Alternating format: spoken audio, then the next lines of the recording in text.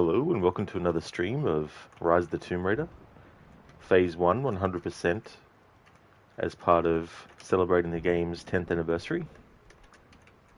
Hey there, Lucas. How's things?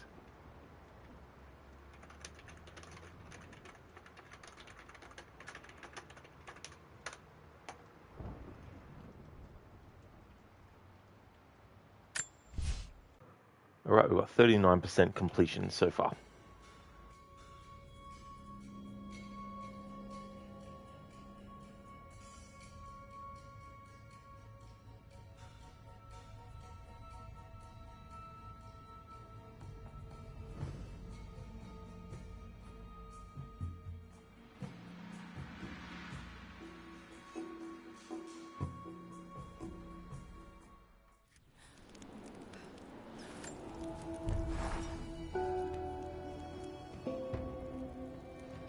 Oh, that's good, Lucas. Glad to hear that things are fine. As for me, things are going well. Having a good Sunday.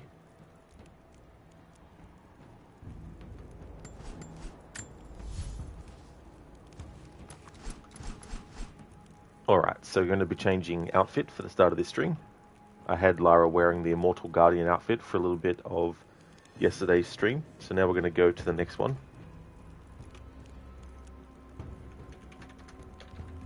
Just open up my document where I'm keeping track of what things I've already interacted with and covered. Alright, so Hope's Bastion. A mix of woven chainmail, a thick blue shirt, and exotic fur cowl. Outfit bonus. Firing arrows sometimes won't reduce the count of available ammo.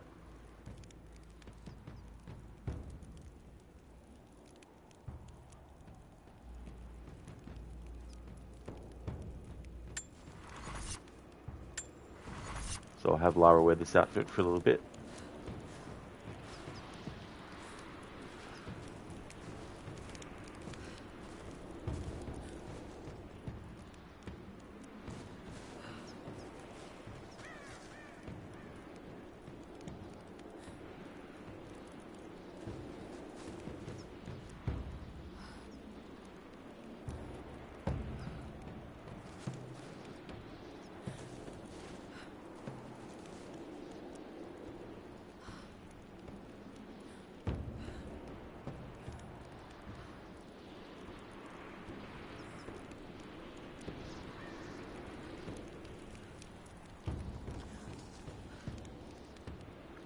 Do you know what that is? I know what that is. That's an espresso machine. No, wait. It's a snow cone maker. Is it a water heater? No, wait. It's the wind. It always is. Wind is always responsible. Thank you for redeeming that, Mr. Gote. How's it going, dude?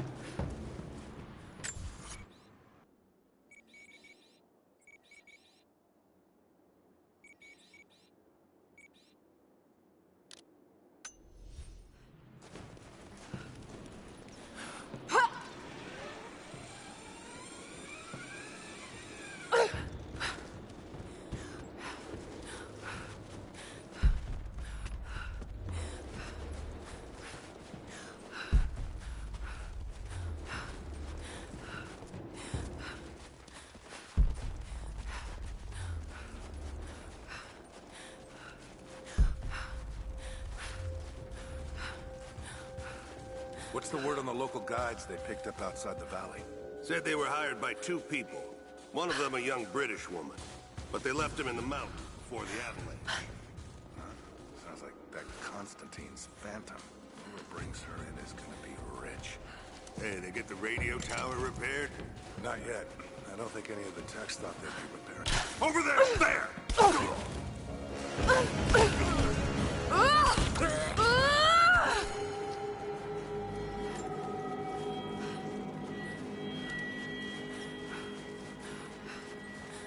Well, that's good, Mr. Gote. Just vibing out, being cruisy, playing some more Resident Evil 4 Remake on hardcore mode. Oh. Hope that's going well. I still haven't done all the scenarios in Resident Evil 2 Remake on hardcore yet. Just Leon's first scenario.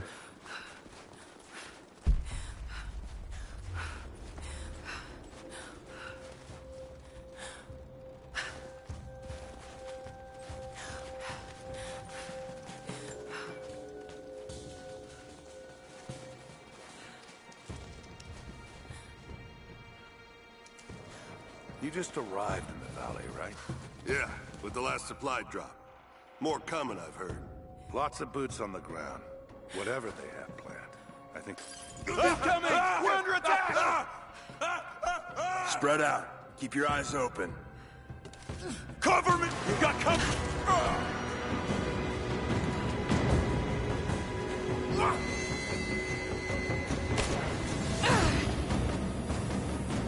You and...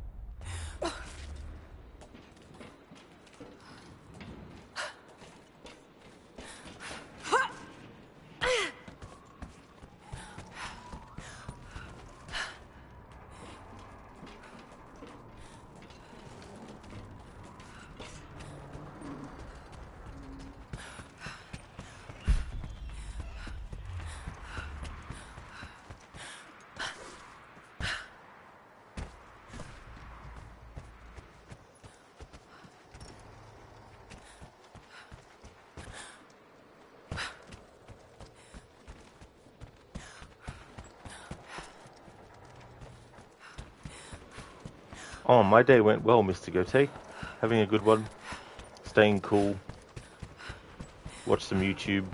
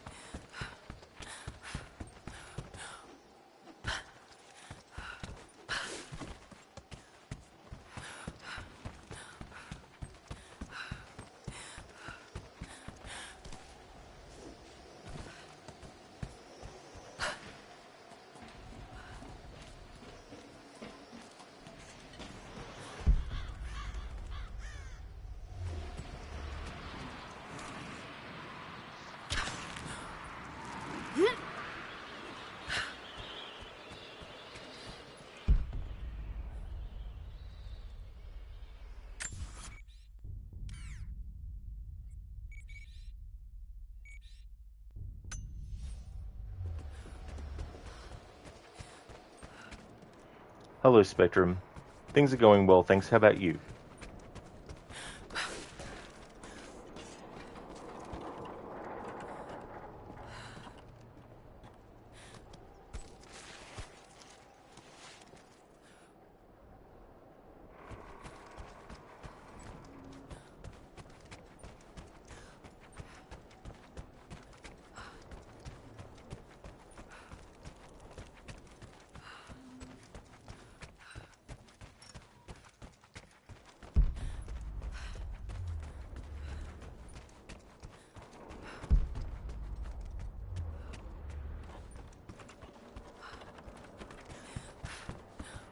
Spectrum, a nice lazy day, but it's almost bedtime. Oh, well that's good though. It's good to have days like that when you can.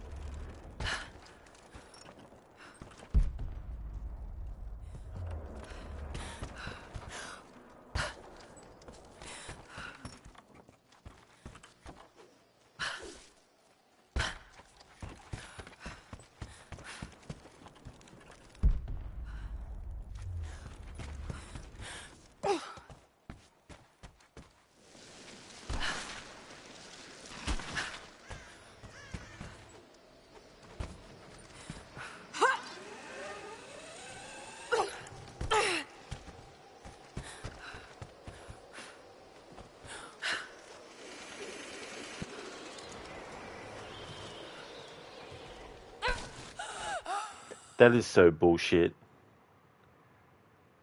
If the ledge below the pole is not grabbable, then don't make the pole position where it is.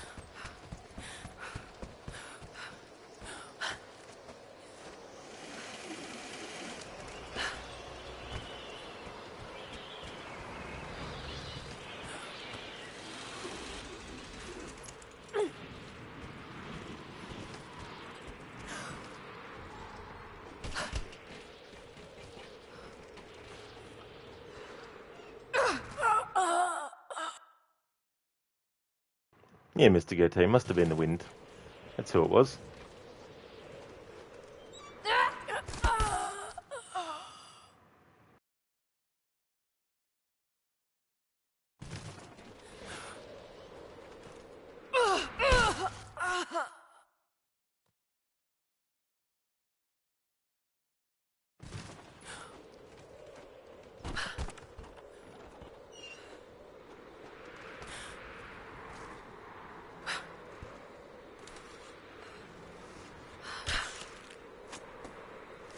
I hate when it does that. Come off it. I'm exactly where I need to be for that.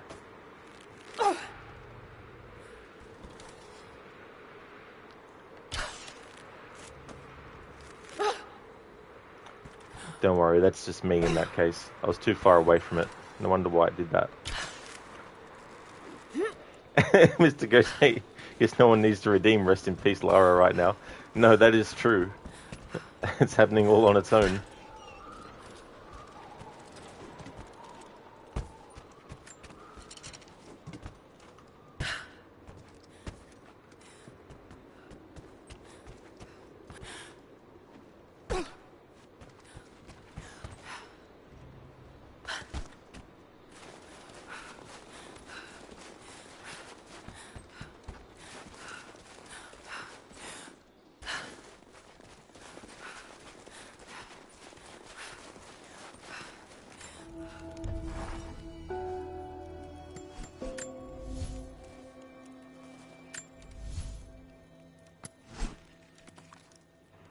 Alright, so I need one more oil.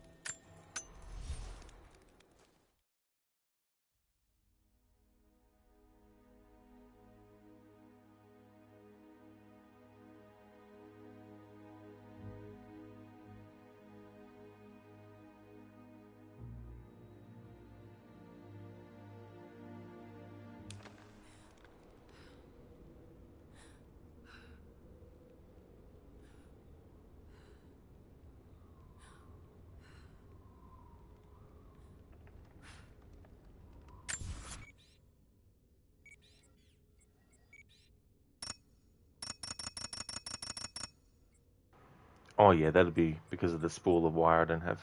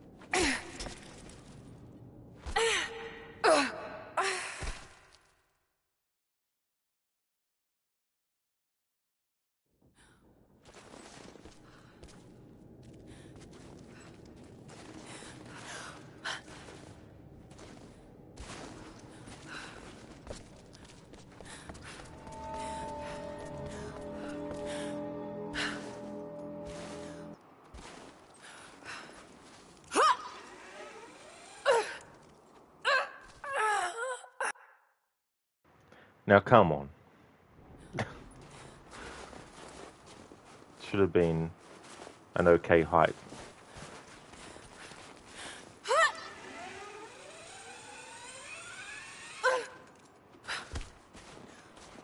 Shadow, now you're going after Jonah? Not yet, no, we haven't reached that point in the story.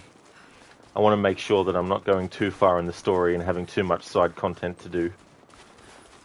I want to keep the balance of less side content and progression through the story so that I can just basically do as little side stuff as possible towards the end of the playthrough.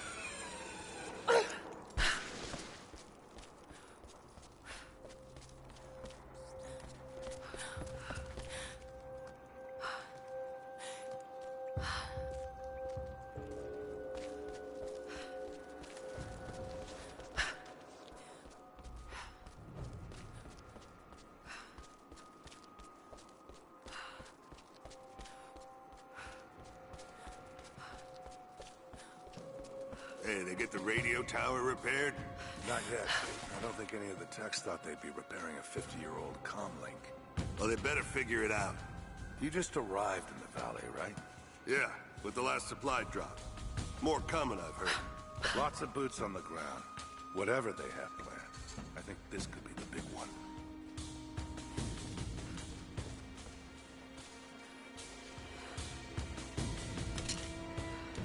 What was this facility anyway? We're under attack! Search the area. I think that was going to be dialogue we hadn't heard yet. Whoops. Hopefully the enemies will still be there. What was this facility anyway? A gulag. Prison work camp for dissidents and other enemies of the state. They called it Freedom Station. Someone had a thing for irony. You just arrived in the valley, right? Yeah, with the last supply drop. More coming, I've heard. Lots of boots on the ground. Whatever they have planned, I think This could bit be the we've big heard. one. Hey, they get the radio But the one tower about repaired? the Freedom Not Station, yet. I think, was I new. don't think any of the techs thought they'd be repairing a 50-year-old comlink. Well, they better figure it out.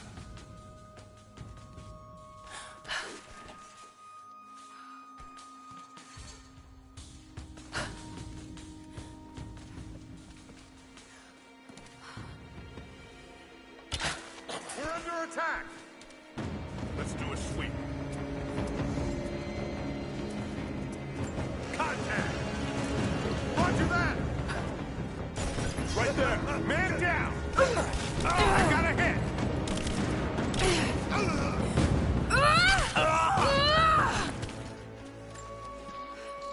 Hey, Amanda Nicole. How's things?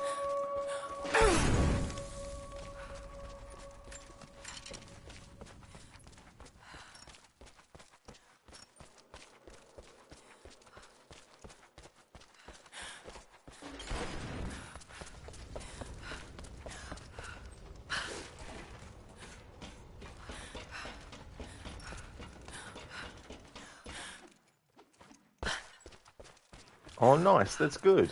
That's good to hear. I'm doing well myself. Things are going good.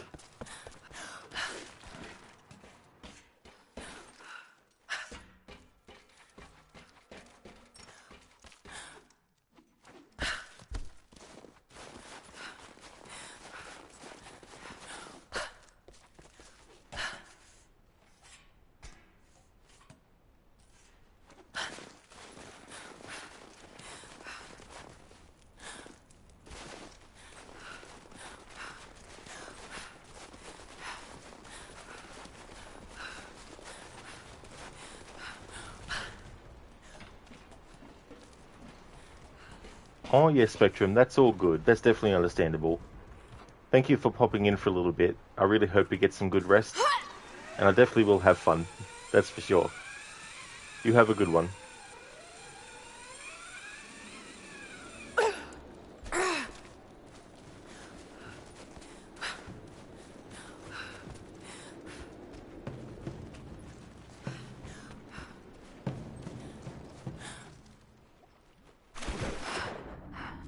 So cold.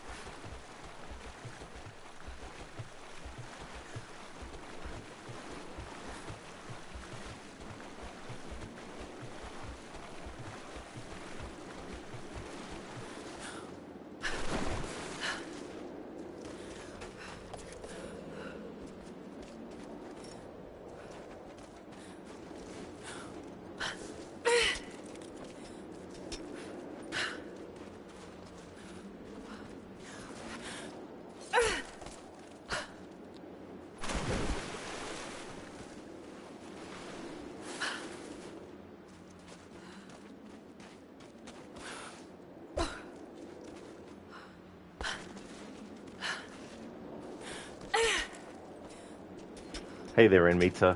How's it going, dude? Hey, Oliver. Welcome. How's things? Greetings, fellow Tomb Raiders. Welcome on in. It's going okay in Meta? Oh, that's good. As for me, I'm doing well. Still doing some side stuff here. Found an area that I was holding off on before because there was some dialogue from the Baba Yaga DLC I was avoiding at a certain point. So now I just need to get something I can use to blow it up.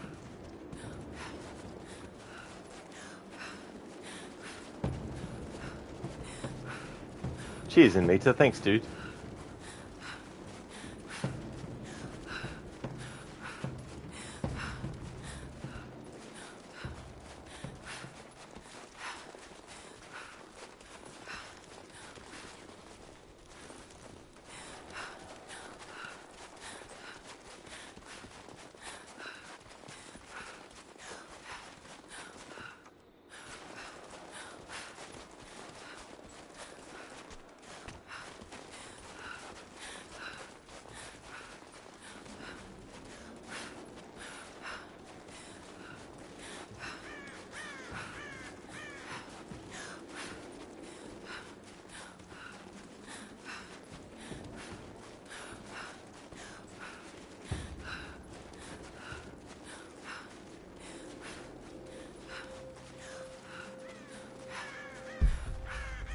You just arrived in the valley, right? Yeah, with the last supply drop. More coming, I've heard. Lots of boots on the ground.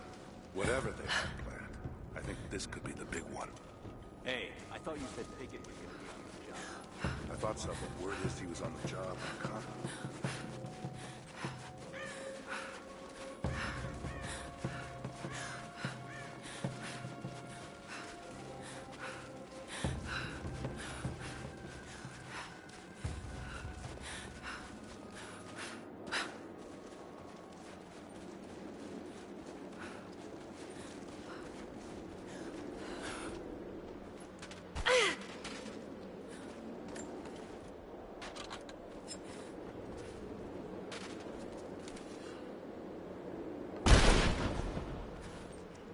Oh, that wasn't enough to blow it up. Fuck off.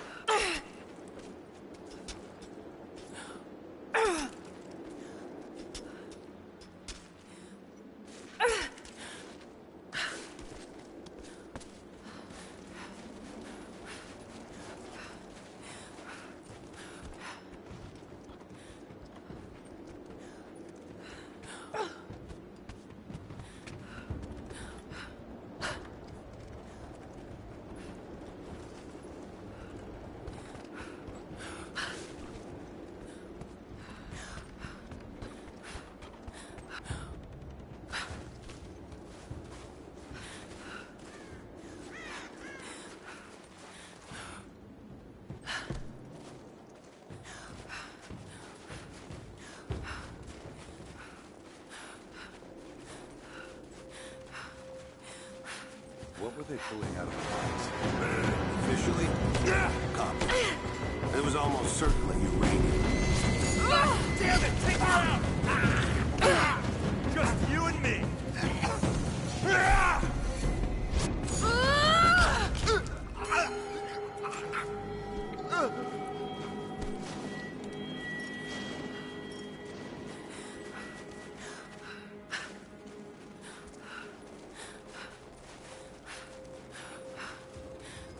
Hey, I thought you said Someone Pickett was there? gonna be on this job. Somebody's fucking with us. Someone's toying with us. There! Open up! Roger that!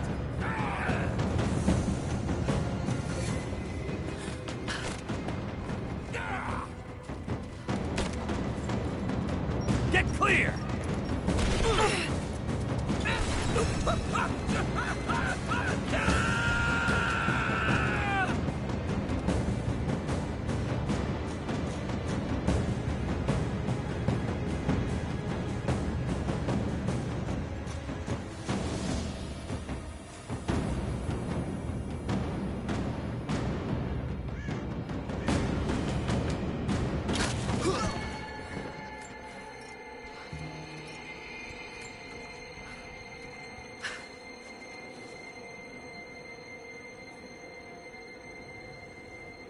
My dad raised me single-handedly. It wasn't easy, being the son of a pirate. I see what you did there. I see what you did there, Dr. Darling. Thanks for redeeming that Bane impression.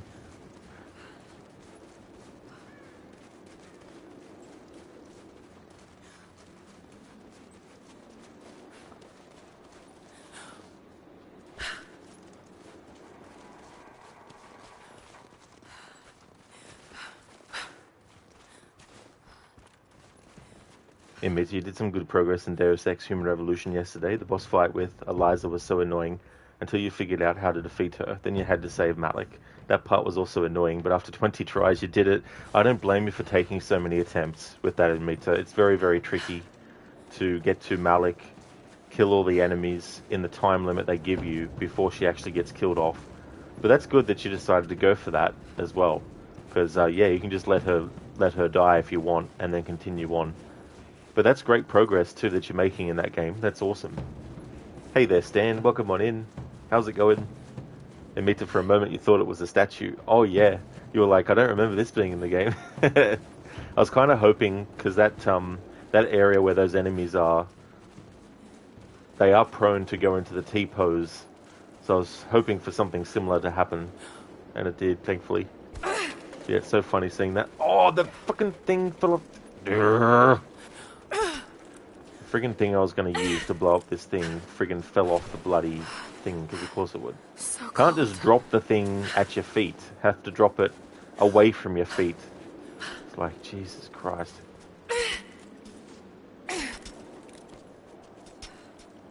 Stand to be watching a racing event that takes place in Bathurst, Australia. It's been 12 hours of Aussie accent. 12 hours of Aussie accent. Damn. That's a lot. Have you been watching? So you've been watching it for the 12 hours? How long do they usually go for, those races? And me too, yeah, you're like, I can save her, I just have to be fast. Exactly, dude. You know, it's one of those things where some players might be put off trying to even save her because they might think it's actually scripted, as in, like, you have no choice. You can't actually save her at all, no matter what you do, no matter how fast you are. So some players might just give up on that account. But it's good that you're stuck with it, and we're like, no, I'm going to save Malik.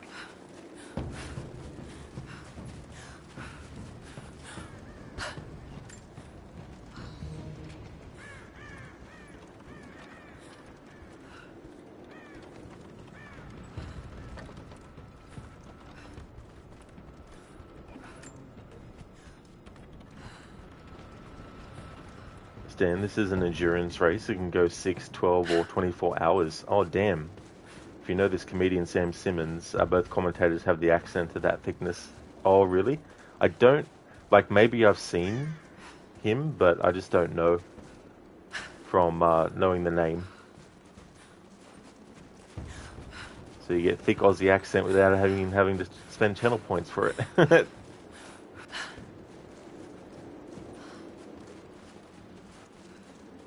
Image, you also thought it was scripted, but then you read about it and decided to save her. Oh, that's fair enough.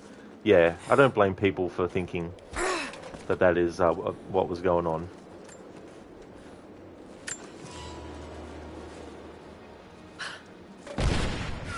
There we go, that's better.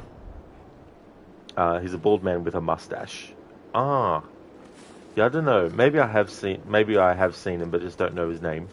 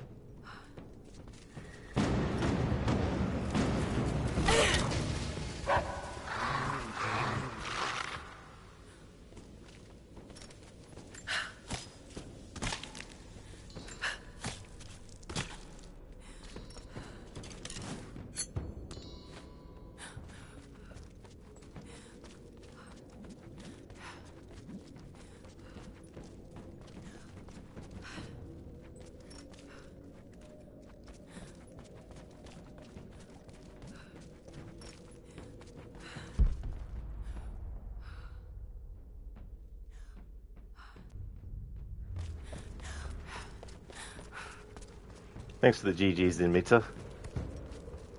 Stand speedrun tactics. Yeah.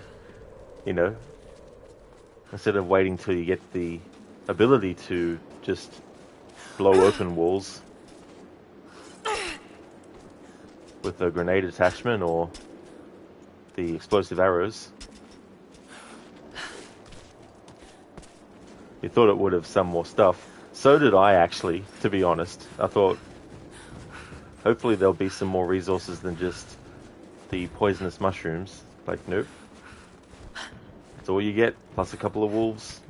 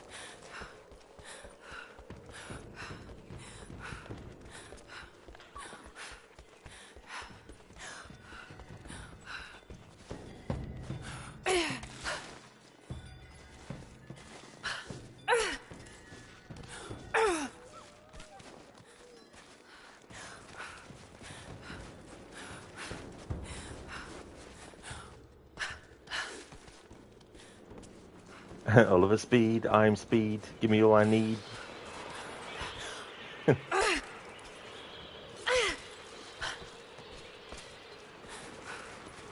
haven't actually watched speedruns of this game, come to think of it.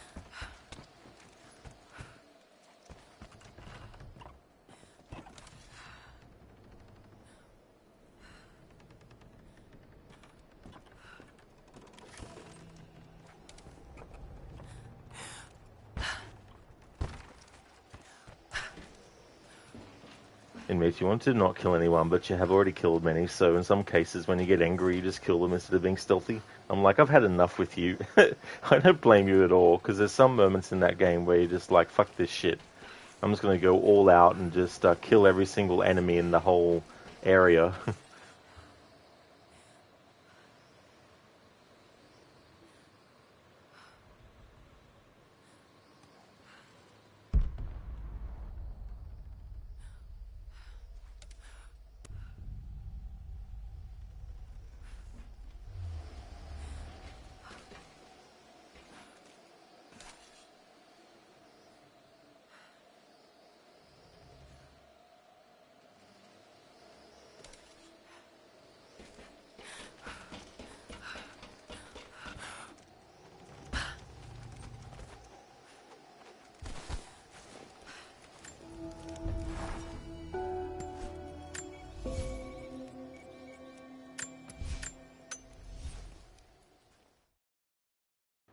Stan, you did a couple. There was a lot of out-of-boundary stuff.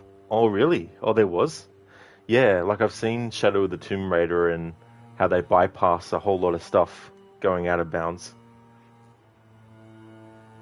The biggest amount of content I've seen being able to be skipped in a game is Alien Isolation.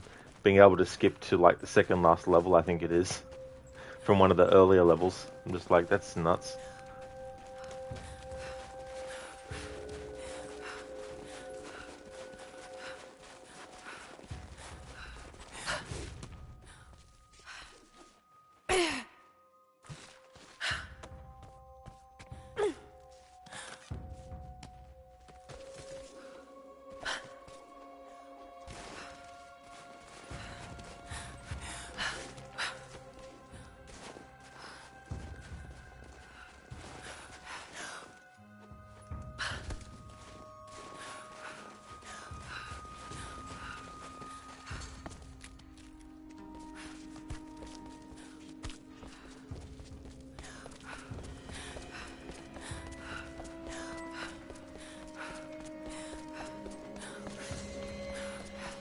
In Mitra, especially that part in China after you save Malik, it's so difficult to be stealthy, and when they detect you, they one-shot you.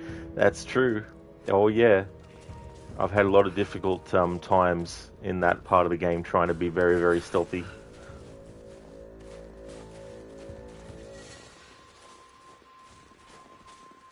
Hey, keep your eyes open out here. Heads up! I saw something.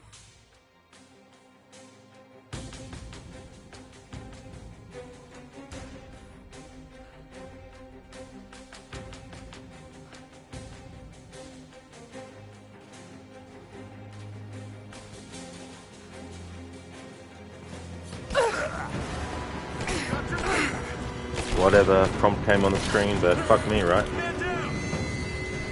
Got a flanking position! I got a hit! Got your back! Let's finish this!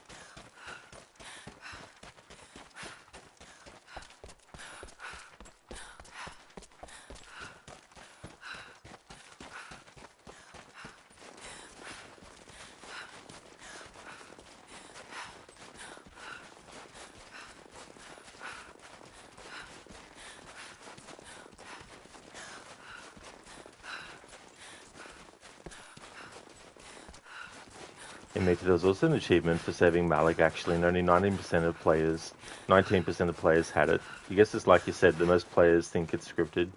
Yeah, that's an interesting percentage. Very, very low. Didn't want to aim at the rabbit. What are you doing?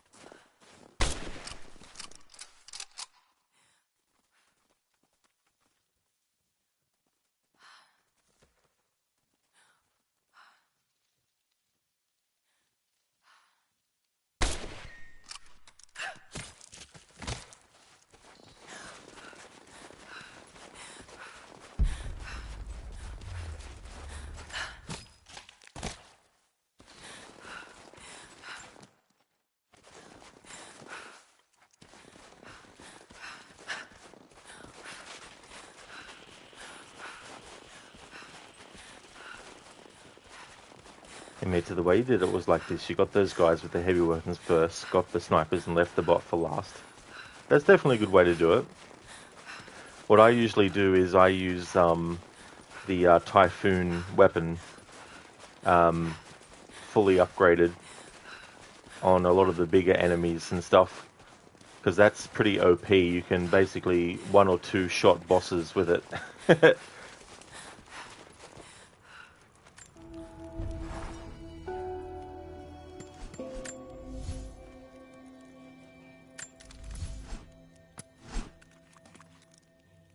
I've been hoping to get the oil resource somewhere for this upgrade, but I'm going to abandon worrying about that now and actually look at other weapon types that I can actually upgrade now.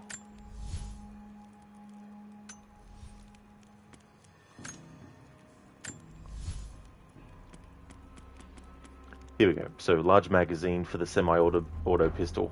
A larger magazine allows more shots to be fired before the need to reload. Applied to all pistols with magazines. Extended magazine. A larger magazine allows more shots to be fired before the need to reload. Applied to all pistols with magazines. Ergonomic grip. Improved grip allows for a more comfortable hold and better recoil compensation. Applied to all semi-auto pistols.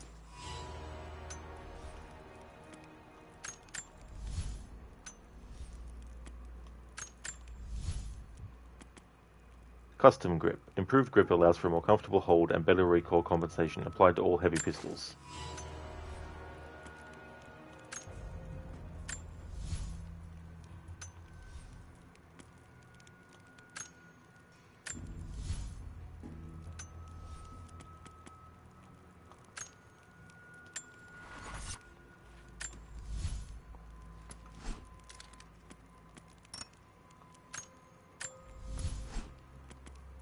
Okay, for the SMG, barrel shroud.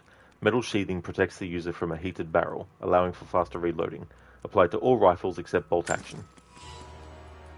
Polished magazine. Reload speed is increased due to smooth loading from a polished magazine. Applied to all SMG rifles.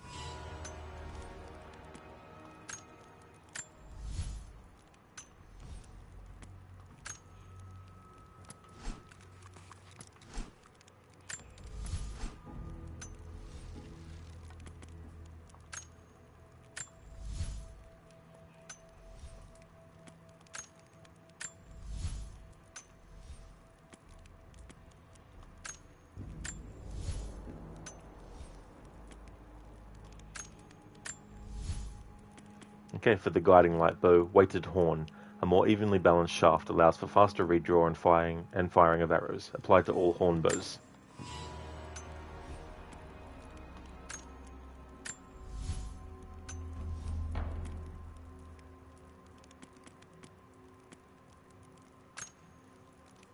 Alright, so that's all the upgrading of weapons that I can do at the moment.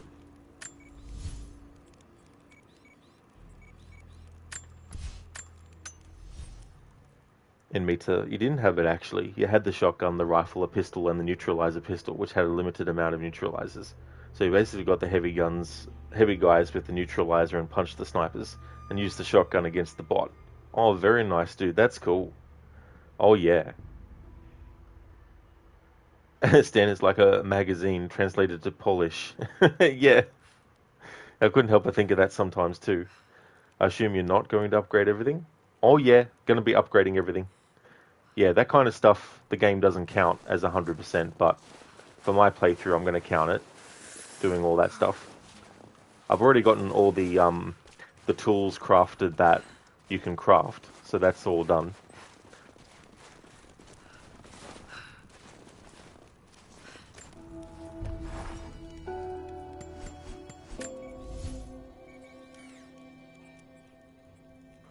Oh yes, that is a lot of gathering.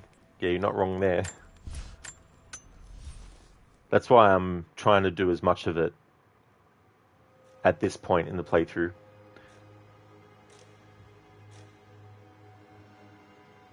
Is the inventory completely upgraded? So I've got like all the pouches and like the satchel and stuff. So I've got all that crafted. Oh, wrong thing.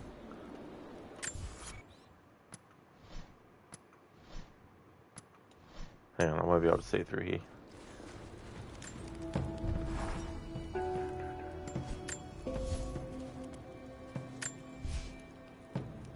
Yeah, so I've got all these crafted.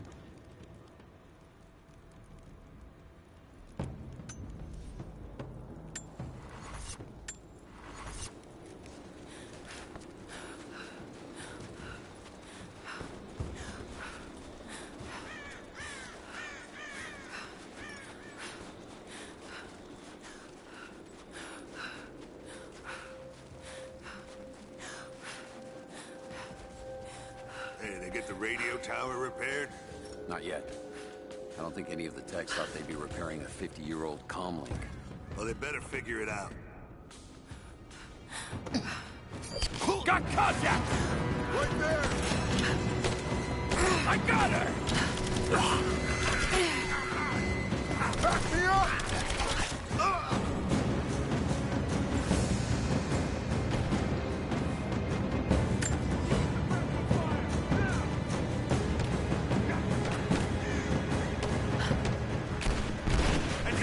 Cover me! Flush her out!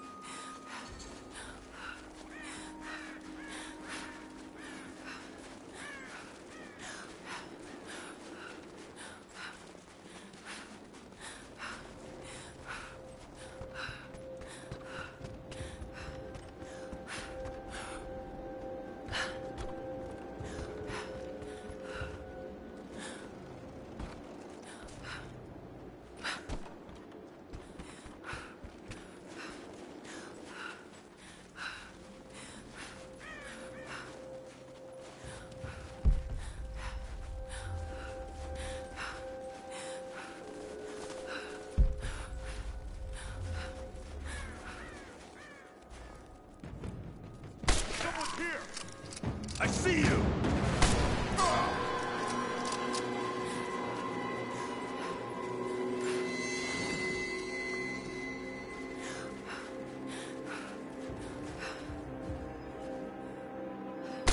We're under attack!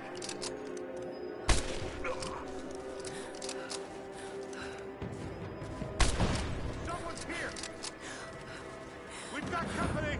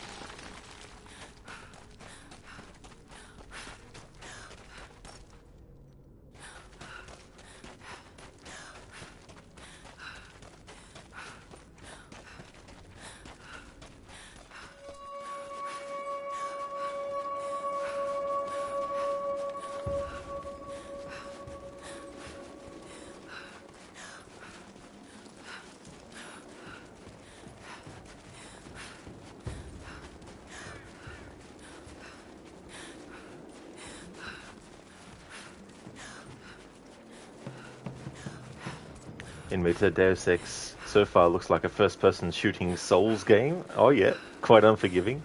The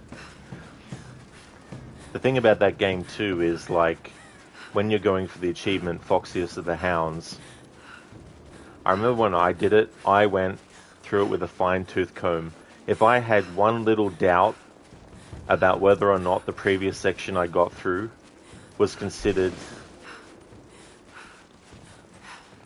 okay, I was like, nah, I need to redo it again, just in case. I was constantly making saves, and multiple saves as well, to help, just in case, you know.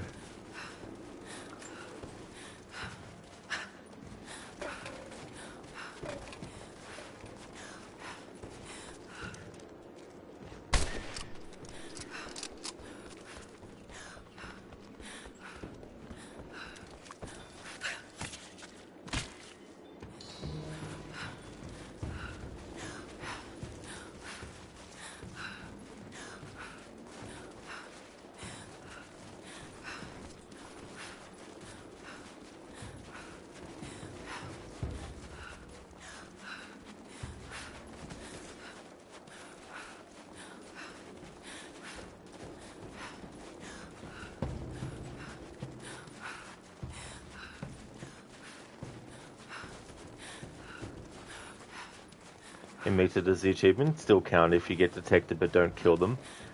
No, it's like, I think from memory, there is a level of alertness that they can have, and it still counts, but I never really trusted it. I sort of was like, if any sort of like, if get noticed at all, I was like, no, reload save.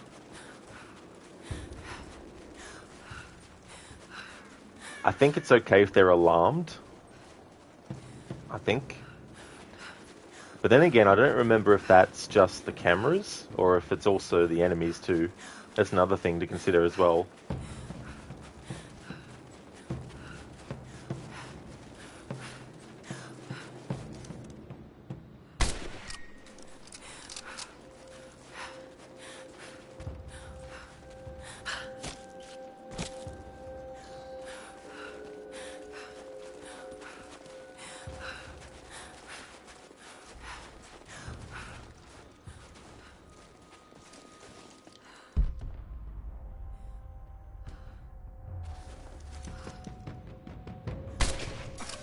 Heads up! Incoming! Spread out. Keep your eyes open.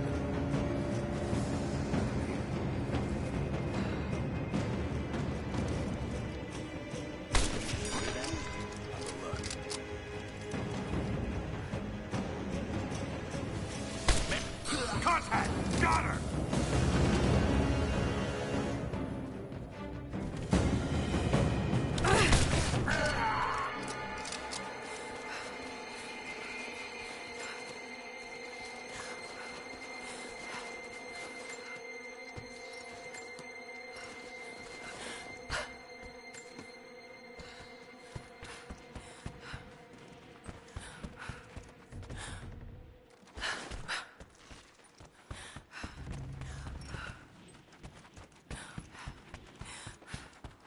Me to usually hack the cameras, but if you can't find the PC to do it, you just shoot them. I know what that's like.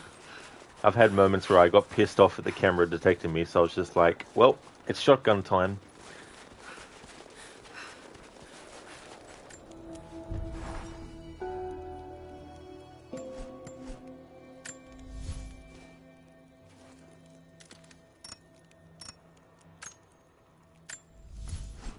Alright, let's upgrade this assault rifle polished receiver. A polished firing mechanism results in less jams for a faster rate of fire, applied to all assault and military rifles.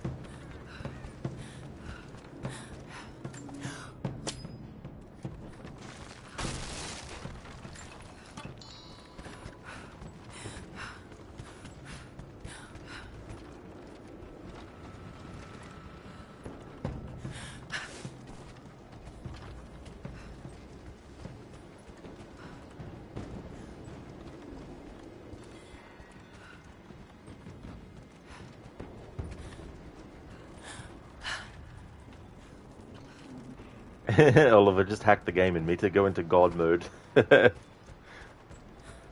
Just get into the guts of it and just be like, I'm in control now.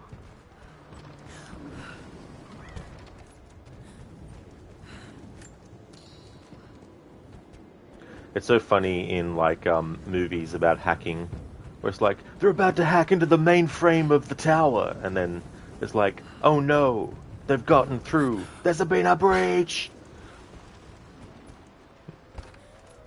And then someone just clicks their fingers and like this big display just appears in front of them. Some like 1990s video game graphics appear on the screen. And people back then are like, whoa, man. Except people who are actually hackers in real life. They'd look at that and laugh, but other people would be like, damn, man, those hackers, they've got high-tech equipment. Which, you know, nowadays isn't something that you'd laugh at, but...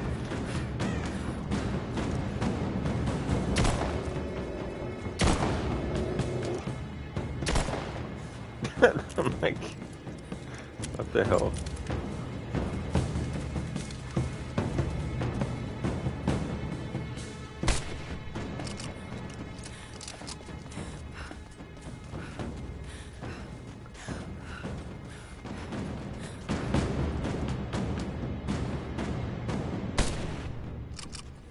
Got him. Lucas, what's your favorite Tomb Raider game? Well, mine is still The Last Revelation, which was the 4th one that ever came out.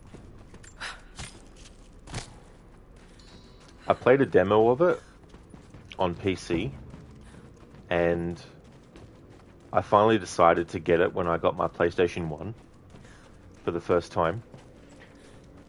And in the same year, one of my favorite adventure movies, action adventure movies, came out, which is The Mummy, the remake, with Brendan Fraser.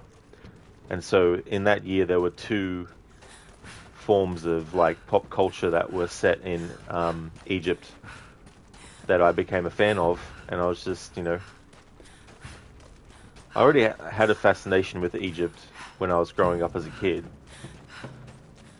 and whenever there'd be like a documentary on television, I definitely would watch it and stuff. I really like the game's story as well, of The Last Revelation. It's Lara unleashing this evil upon the world without realizing that was going to happen, and she has to try and stop it.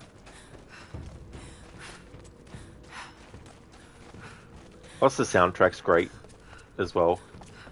A lot of eerie parts of the game too. Hey there, Coffee.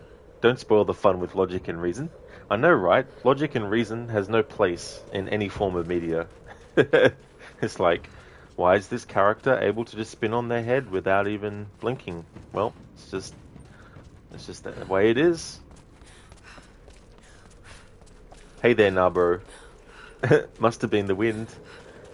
The wind is very dangerous because it can actually hold weapons and shoot with it. How's it going, Narbro? Oh, damn, son got night vision.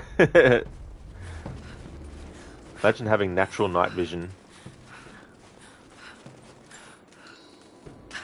Nah, bro, Wolf was just out here grocery shopping. That's all he was. And then Lara came along and was like, bang.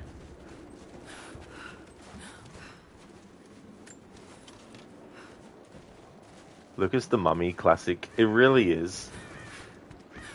Because there was no new Indiana Jones movies at the time, I considered it the next successor, you know, to Indiana Jones. We ended up getting more movies as part of that. The second one I didn't mind. The third one I thought was okay, but the first one is the best one. Nah, bro, I say, bloody good show, chaps. Like, hey, O'Connell, looks to me like I've got all the horses. Hey, Benny, looks to me like you're on the wrong side of the river.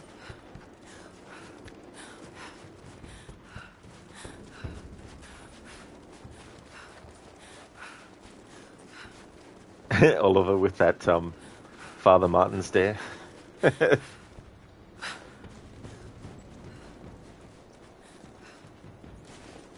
Lucas, you can see that as an indie successor. Yeah, you know, like it was very, very fun. It had like going into dangerous, you know, tombs and stuff like that, and And it's all that kind of stuff which made me a fan naturally of video games of that genre. And like even like you might not think it, but even Jordan Mechner, who created Prince of Persia, was inspired by Indiana Jones. Like you look at Prince of Persia and you think Indiana Jones inspired? What?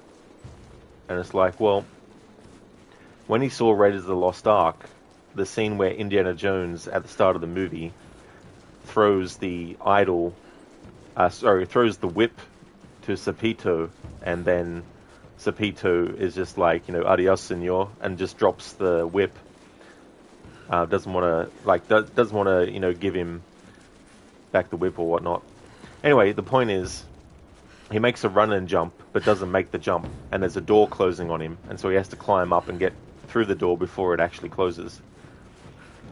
In Prince of Persia, there's a lot of moments where there's a door that you need to get through, and it's closing on you, and you have to get there quickly. You have to jump across gaps and get through the door in time before it actually closes. Otherwise, you have to actually go back and press the plate again, and then do the process all over again. So that was a key moment in that Indiana Jones movie that inspired Jordan Mechner for some of the elements of Prince of Persia. Naturally, there are other ones, of course. But the DNA of, those kinds of things, it's also why I ended up liking Tomb Raider, Uncharted, and naturally Assassin's Creed, of course, which began as a new Prince of Persia that they were working on, but they decided ultimately to make it its own IP, and then we got Assassin's Creed. Nah, bro, yeah, loosen the knot and let me go. It's so funny. I can't remember the actor's name, but the warden in The Mummy plays Yusuf in GTA 4. And when I found that out, I was just like, that is so awesome, because he's so funny. And Yusuf is one of my favorite characters in GTA, The Ballad of Gay Tony. Lucas, did they ever make a Mummy game back in the day? They did, Lucas, yeah, for, like they did for Game Boy Advance. I think they did some for PlayStation 1, PlayStation 2 as well. I know PlayStation 1 got a game based on The Mummy, and then PS2 got The Mummy Returns and adapted that. And I think there was an animated series based on that too, which was short-lived, and I think they might have made a game on that as well, but I'm not too sure though, whether they made a game on that animated show based on it, but they could have done.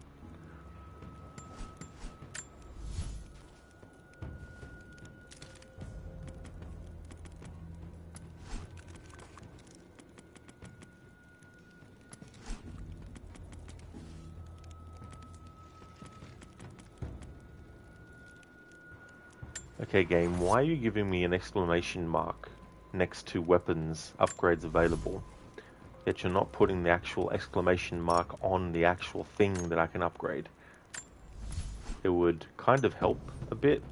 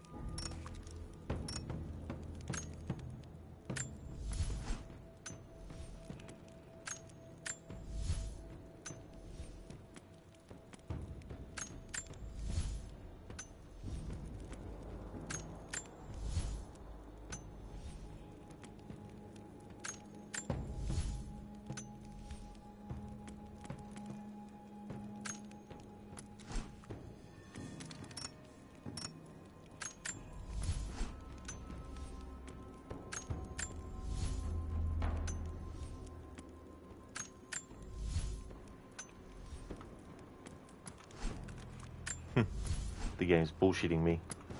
There's no upgrades available.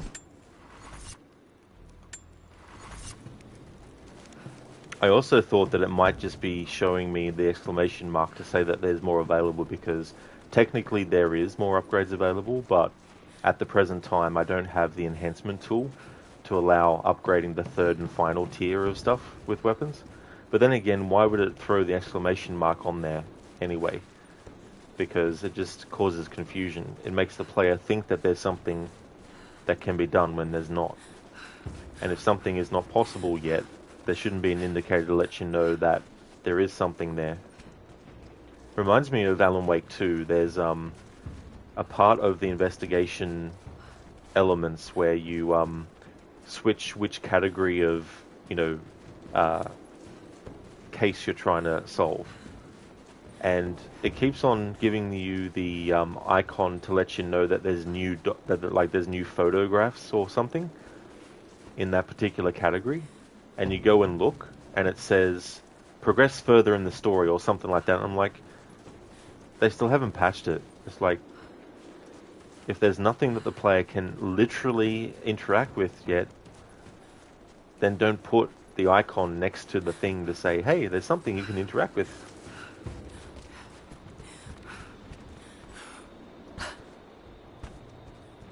It's like when you have a game where you shoot at an enemy, the reticule was on their head, and the indicator was telling you that it was going to be a hit, and you fire, and then nothing happens. It's like, why even make the player think that they're going to make the shot by having the reticule go the color it's supposed to go to let you know that you're going to make the shot? It's like, these sorts of things might seem like really small kind of issues,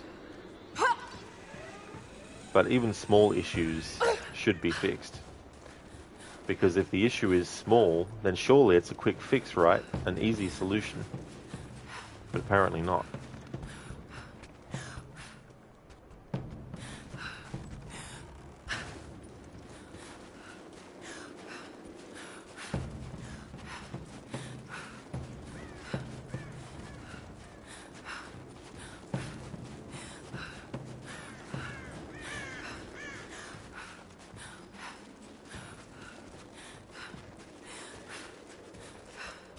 Okay, so I think I'm going to progress the story a bit more soon, because that way it'll give me the ability to explore the geothermal valley without having any main story stuff that is going to automatically happen, whether it's dialogue associated with it or not.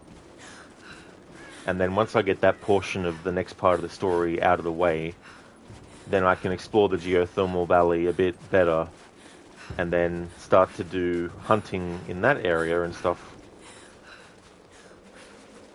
And by then I should have enough ancient coins from the Old Kingdom to actually unlock the enhancer tool from the supply shack. In fact, bugger it, I'll go do the mission now.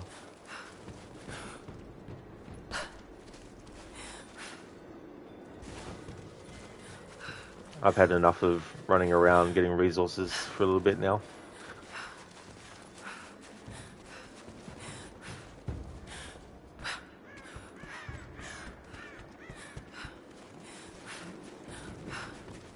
I should actually at some point do a marathon of games based on movies and play some of the games from the PlayStation 1 era, like The Mummy, the first Blade as well.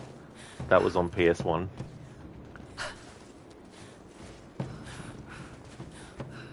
The Die Hard trilogy, I haven't played that for a damn long time. Could also do that. Some of the Indiana Jones games as well, like the Super Nintendo trilogy. All in one. That was cool how they did that. Instead of doing it 3 separate games based on each movie. Hey there, Toby. GoldenEye? Oh, yeah. I actually streamed GoldenEye, not last year, but the year before. It was when the game was made available for Xbox One and all that.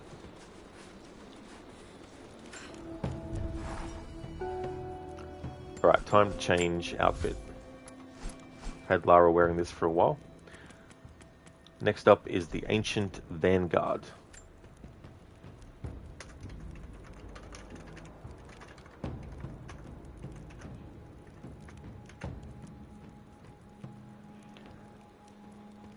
Ancient Vanguard. Woven chainmail and knitted long-sleeve shirt with leather straps. Solid protection for any adventure. Outfit bonus reduces the delay before health begins regenerating when damaged.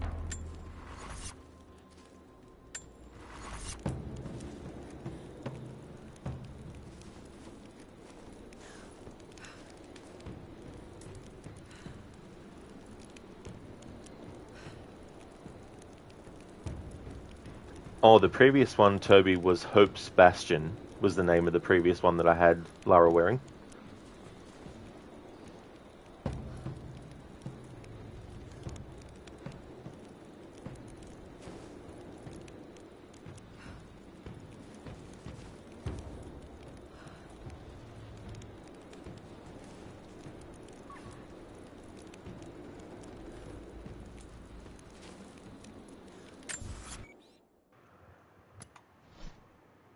Alright, so there's something that I haven't actually played yet that is related to the story. So what I want to do is play this now. I was originally going to play it earlier than this point in the playthrough, but I can't really think of a great spot to actually wedge it in between. It gives you a bit more information about what happened between the previous game and the start of this one. These are actually therapy sessions that were recorded that Lara had after her experiences in the previous game on Yamatai, when she was being interviewed by the therapist. And the therapist, of course, is a member of Trinity. If not a member, then paid off by Trinity to give these recordings over to Anna. So Anna has managed to get her hands on these recordings, and I'm going to play these now in this playthrough. Aftermath. These are transcripts of private sessions I had following the island. How the hell did Anna get these? Okay, let's begin. It's Tuesday, the 25th of July, and I am here with Miss Lara Croft. How are you this afternoon, Miss Croft? Fine, thank you. Miss Croft, there's a bit of a joke about the word fine in psychiatry, that it often stands for feelings inside not expressed. I thought jokes were supposed to be funny. It's possible I oversold its value as a joke. However, if we're going to get anything out of our time together, you need to be honest. Now, can you honestly tell me that you feel fine? No, not for a while. Lara is almost completely closed off, but it's clear that she's in pain. Trinity will undoubtedly want me to use this against her.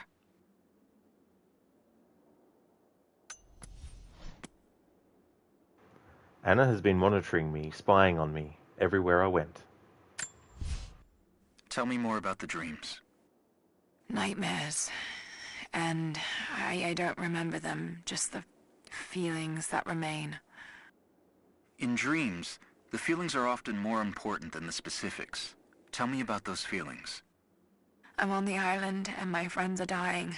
There's nothing I can do and it's all my fault. Lara, from what you've told me, your friends survived the island because of you. Only a few of them. None of them would have survived if you hadn't been there. It's not your fault. None of them would have been there if it wasn't for me. Of course, it's all my fault. Guilt is a common driver in the Croft family. We used it to great effect with her father. Let's see where it takes Lara.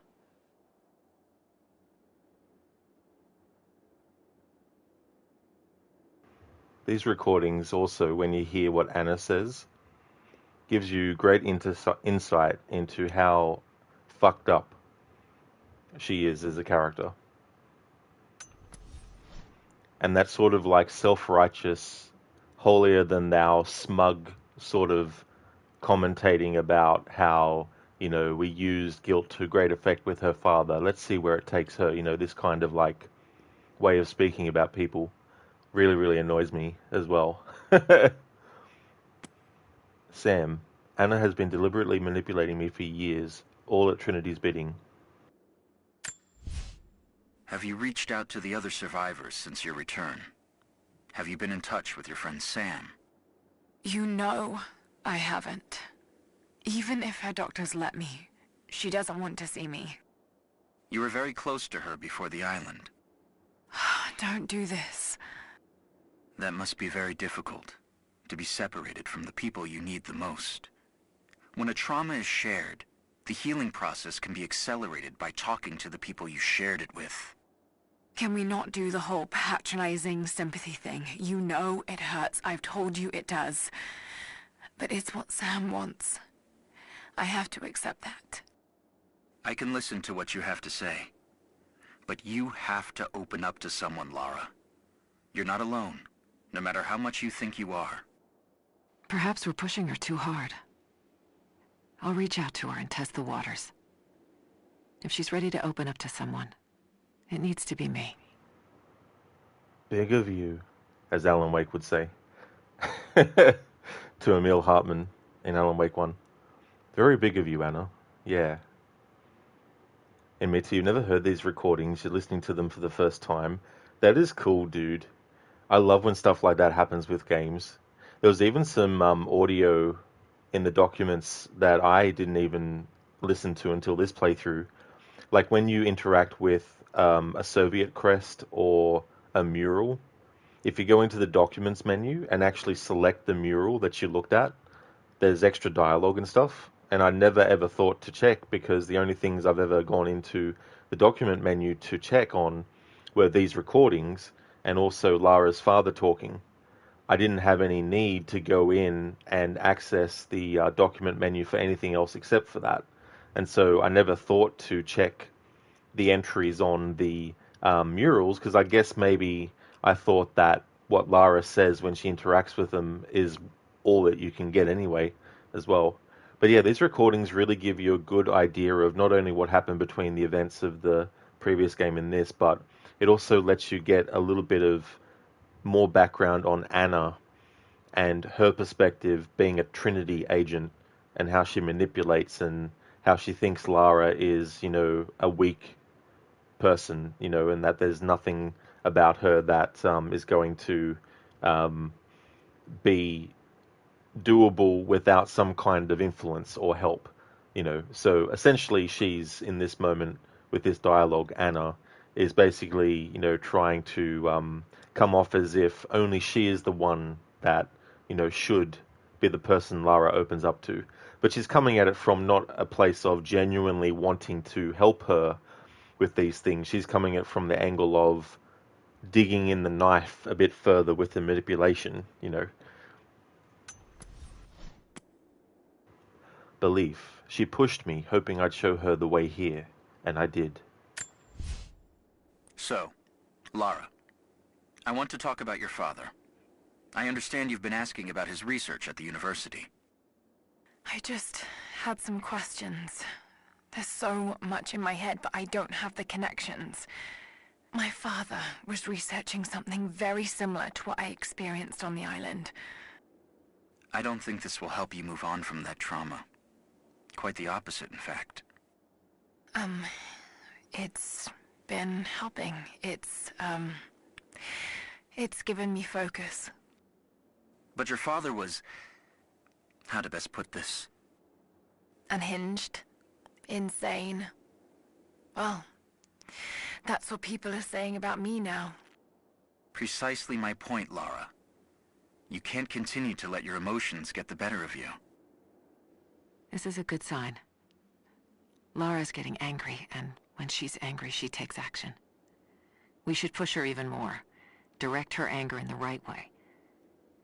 Trinity believes I'm wasting my time, but if there's anyone who can crack her father's research, it's Lara.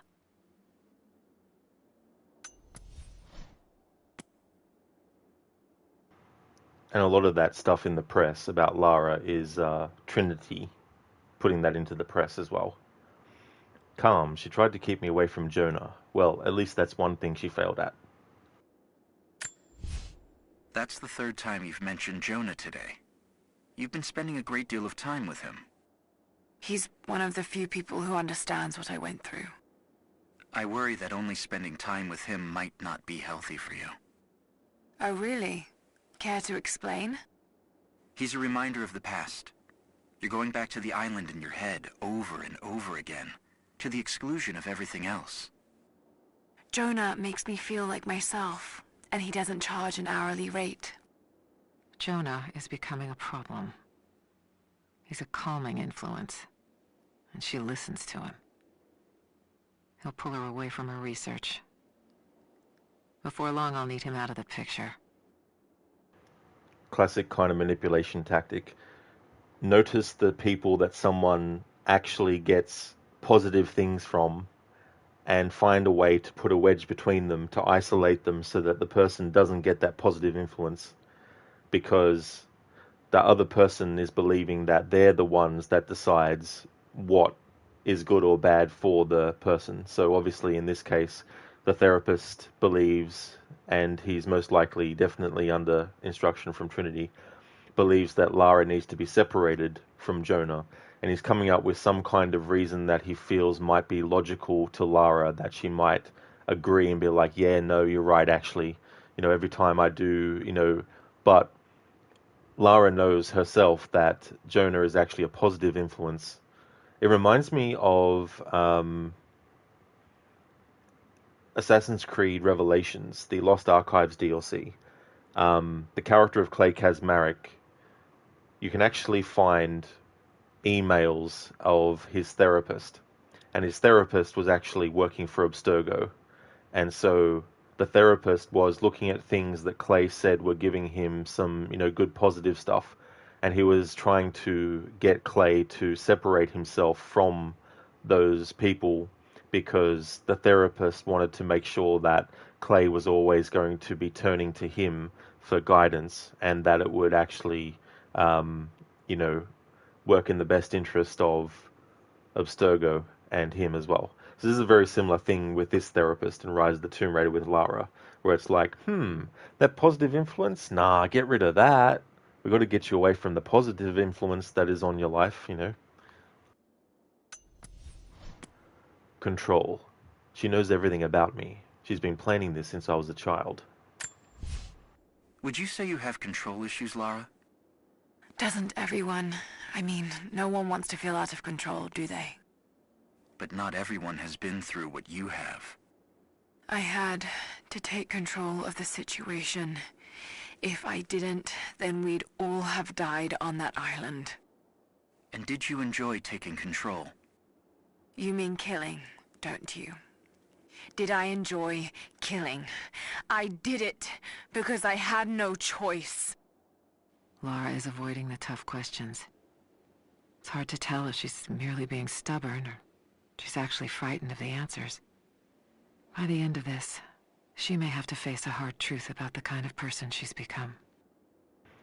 Yeah, Mita, we can't have positive influence here. Of course not, no. It's not allowed. Dr. Darling, she took Redacted. That's true. And also took Orange Peel as well.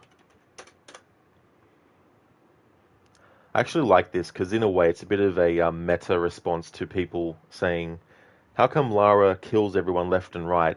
For a few seconds she was all crying over the fact that she killed someone, and then after that she doesn't have any issue with it. Now my issue with that is that, what do you want? Do you want her to break down crying after every combat encounter? Because if so, you would then complain that she's crying too much. You know what I mean? Besides, if you look at narratives in video games especially, there's a lot of stuff that you can't just have the character continually do all the time. Because, number one, it gets in the way of the pacing of the actual story, but number two, it gets in the way of the actual gameplay that has to be done between each part of the story as well, So could they have spent a bit more time with Lara actually lamenting the fact that she's had to kill people? Of course. Maybe in a movie adaptation, or maybe in a series adaptation, sure. You could take the time to have more of an effect on her, But it's a video game, so you need to make sure that the gameplay is able to progress without having to be tied too much to the actual story or what the character's going through. Sometimes that's okay, because you want that character sort of stuff to be happening and all that kind of stuff. So in the previous game, you have that moment where Lara is essentially going to be raped, and she defends herself and kills the guy. For a moment, and for a little bit, she feels, conflicted about having to do that, But what was her other option? Just let it happen? Fuck no. So she took things into her own hands, defended herself, and was able to get out of the situation, But she still felt a bit conflicted about having to kill a human being because obviously she had never done that before up until that point. A few seconds later, she speaks to Roth about what had happened, and she does comment that it's surprising how easy it actually was to do it, But then, from that point on in the game, there's no other moments where Lara is lamenting the fact that she's killing humans, and I think that's okay, So that's all fine. So this dialogue here where she's talking about, you mean killing, don't you? Did I enjoy killing? I did it because I had no choice. And that's essentially what the situation was. It's kind of like this. If someone's about to attack you, you could just stand there and take it. But some people would want to fight back. Whether you survive or not, whether you get through it without being scathed or not, some people are going to be like, right, fuck this, I'm not going to let this person do this to me. And they're going to actually defend themselves. So I always take that approach with this game, with this trilogy in mind, is that, it's okay for Lara to not comment every 5 minutes about how she's killed someone. Oh my god, killed someone. Oh my god, I killed someone. You can't do that every friggin' step through the story. You know what I mean? So yeah, I like this little bit of dialogue here, and I personally don't feel it's a problem for Lara to be going around killing all these, people left and right, because it's not like they're innocent people who are trying to help her or trying to help the other people. They're literally trying to kill her. So what should she do? Just stand there and take it? Fuck no. She's Lara fucking Croft. She's not going to just take that. And then the counter argument always is, oh, but she's too emotional though. It's like, so? What's wrong with that? Terminator 2, you have a character, Sarah Connor. She goes into Terminator mode. She's going to kill this guy who's responsible for creating the computer chip that ends up being put into Skynet. She has this one goal in mind, which is to kill Miles Bennett Dyson, to make sure that the thing she knows is going to happen doesn't happen. But what happens before she can actually kill the guy? She breaks down and cries. Does that make the character weak? No. It doesn't make the character weak. She realizes that she was about to become the thing that she hated, which was becoming like a Terminator, an uncaring, unfeeling killing machine, and all that kind of stuff. So there's nothing wrong with a character having some emotional reaction to something, A lot of these criticisms too used to always get leveled at male characters as like, oh, why is the male character crying for? Why is he having this emotional reaction to this thing?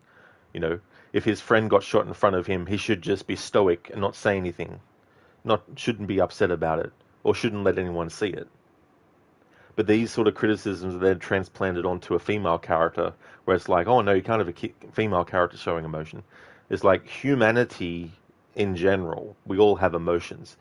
Some emotions we show to other people, some that we don't.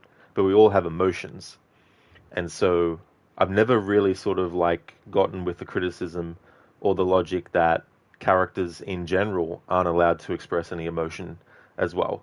And the thing about Lara Croft especially is because the classic version of Lara never shows those emotions, which is understandable because the way of storytelling and characterization that they were going with back then wasn't based on how do we create a three-dimensional emotional roadmap, like thing around the character,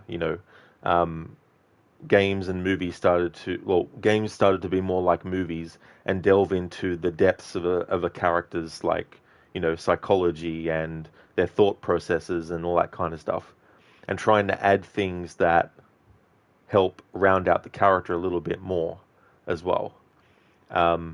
Don't get me wrong, I love classic Lara. I think she's great, and I think there is a place for characters who are no nonsense and they don't break down and cry and all that kind of stuff. But then again, we never saw Lara when she actually was first becoming able to survive harsh conditions. We don't know. She could have broken down emotionally without anyone being there about a situation. That would be fine if that happened, you know. So I don't care either way. Like, I don't mind the Lara that is stoic and doesn't show much emotion and doesn't get upset. And also don't mind the one that does, you know, with the reboot trilogy as well. And then there's like the issue of, you know, this Lara's too short and the other character's too tall. And it's like, well, I can understand if you want to be 100% making the character the same as the other version, but what does Lara's height really have to do in the face of her determination as a character, her unwavering tenacity to just get in there and get shit done? Even the reboot Lara has that. It's just that some people like to ignore that or say it doesn't exist because of the emotional side of things. But you can be still someone that is very sort of like tenacious and wanting to, you know, just go get their hands dirty and get in there. But you can also have someone who, you know, is emotional as well. I don't think the emotional element of a character should be seen as something that makes them weak, because it's just something that can be a natural thing to experience. A lot of people would put on a brave face in front of other people and brush things off as not being as bad as they actually were for them. But then later on, they might speak to someone they trust, someone who's actually a friend, you know, someone who they can feel like, yeah, I can tell this person what I was really feeling. You know, I was really feeling upset, I was really feeling sad, or I was feeling angry, you know, but I didn't want to show it that I was that angry or that sad, you know, that kind of stuff as well. But yeah, that's just the differences between the two Laras, and also this thing with, you know, Lara killing someone, being upset about it for a few moments, and then for the rest of the story is not caring that she's killed someone. And I just feel like it's not something that really, you know, ruins anything at all. I think it's fine. It even happens in Uncharted. Like, Nathan Drake doesn't contemplate the fact that he's just killed someone every 5 minutes. You know what I mean? Like, and it's not like he's killing innocent people either. It's not like he just walks down the street, sees someone doing their own thing, and boom, I'm going to kill them. You know, doesn't do anything like that. You know, same with Lara. Like, these people that are trying to kill her, it's not like they're just wanting to have a conversation with her or be friends. They literally want her dead. So what's she gonna do? Fight back, understandably so. You know. Sorry about that long tangent rant that I went off on. But just a fan that likes both versions as well. Hey Ifriat, how's it going? Welcome on in. Yeah, and Mita, that's it. You know, there's so many different layers of characters as well. And we've got the characters that on the surface might not seem like there's more going on, but there is, you know. Toby, what's your favorite Lara, the reboot Lara or the original Lara? I'd probably have to go with classic Lara, but in saying that doesn't mean I don't think that the reboot Lara is a good version or anything like that. Like, I understand people's criticisms of certain aspects of Lara's character. It doesn't mean I have to agree with them, but I don't mind them having that opinion. It's just that I feel like there's more to this version of Lara than might be than she might get given, you know, credit for as well. Hey Godfather Al, have you seen the animated TV series Tomb Raider, The Legend of Lara Croft? If so, is it worth watching? I haven't, Godfather Al, no. There's been a lot of Netflix animated series based on video games I haven't actually seen, like the Castlevania ones. There's a Devil May Cry one, I think. I think recently I just saw that on the Netflix YouTube channel, they showed the opening titles of the Devil May Cry animated series. There were some elements that were interesting, but there's some things where I'm like, this kind of retroactively changes how things were for Lara as a character in the trilogy. Because the animated series is a sequel to Shadow of the Tomb Raider as well. And it's cool that they had a lot of references. I saw that there's a lot of references to the different outfits. Even one of the outfits that Lara wears in the first movie, when Angelina Jolie's version of Lara Croft in the first movie goes to a monastery. She's wearing this I don't know what the technical name is for the style of dress, but it was an orange sort of outfit that she wore when she was actually staying there at the monastery in that movie. I think even that is in the animated series. Or maybe I'm mixing that up with another similar looking outfit. I might be actually, because I've only seen previews and some little reviews here and there. From what you've read, people are mixed or very low on the Tomb Raider show. That's why you're asking. Oh, that's fair enough, Godfather Al. Yeah, yeah. I don't know. It's tricky too because you're taking a character that different writers in the trilogy covered, and then you're getting new people to write and come up with stuff. And yeah, I don't know. Sona, welcome on in. It must have been the wind. This is true. How's it going, Sona? Godfather Al, most are good, but this one was not reviewed well. Yeah, I definitely saw that there was some negative reviews and stuff for it as well. I mean, there's things that I would have liked a follow-up to Shadow of the Tomb Raider to actually do. I would have liked there to be, like in the animated series, she gets her dual pistols finally. But I was hoping that they would do that in a new game, because I felt like doing a sequel to Shadow of the Tomb Raider and having the player feel the moment when Lara actually has the dual pistols and keeps it, you know. And I thought that the best way to do that would be to have a situation where once Lara actually equips them, that it's more like an interactive cinematic moment in a way. Kind of a bit like what happens when you're fighting Matthias at the end of the previous game to this one, where there's that moment where it's sort of like a cutscene and there's shit going on and you move Lara and you shoot at the same time, but you can choose not to if you want to. And after that sequence is finished, she, kills him and he falls anyway. But I would have liked that to be in a video game where Lara gets the dual pistols and you as the player, in the moment in which she pulls them out, actually gets to feel at the same time that you're pulling them out and then being able to shoot with them, and then go into gameplay and then be able to shoot with them as well. Because I feel like the dual pistols, if you look at the original games, you had unlimited ammo, which isn't realistic, which flies in the face of the realism that they've been trying to do with the reboot Tomb Raider games. But I would argue that it doesn't matter, because we're still playing a video game at the end of the day, so having a weak weapon, because that'd be the thing. It's not like the dual pistols would be the most powerful weapons in the game, and you're getting unlimited ammo with them. They would be the weakest overall in the grand scheme of all the weapons that the game would give you. But having unlimited ammo for it would still be cool, So I think they could have done that, but they've already done that in that animated show. So there's no reason now in a follow-up game to actually have a moment like that.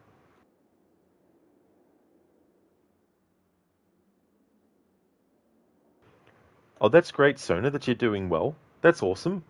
Sorry to interrupt. Oh, no, not at all. Definitely haven't been interrupting, that's for sure. I hope you're having a good day. We're going through these therapy sessions that Lara had with a therapist that were recorded, and then Anna got her hands on them. So we've got one more left now, which is... Oh, no, that was the last one. Whoops. There we go. I've gone through them all. So if you want to access them, you go into this menu, and then you go to the Documents menu, and they'll be under the category of Sessions.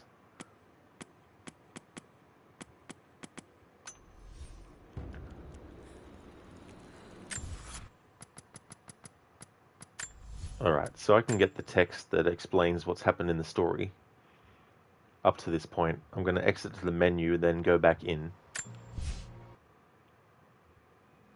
Preparing for war. Jacob's alive, only a little worse for wear, and we've reached his village. Jacob's daughter Sophia nearly killed me. If I want to find the lost city, I'm going to have to earn their trust. But there's an army headed this way, and it might be my fault. I'll have to stand with them when the fight begins. So that's where we're up to now in the story. I'm going to do a bit of the main story until we get the ability to explore the geothermal valley without any main story dialogue and stuff like that coming into play.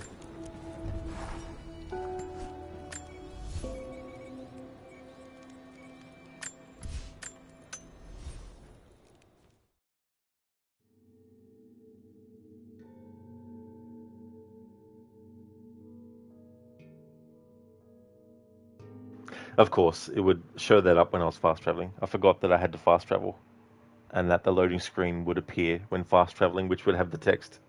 So I didn't have to exit the menu after all. Don't you love when this stuff happens? In Meta, well, even in Resident Evil games, damn, that was loud.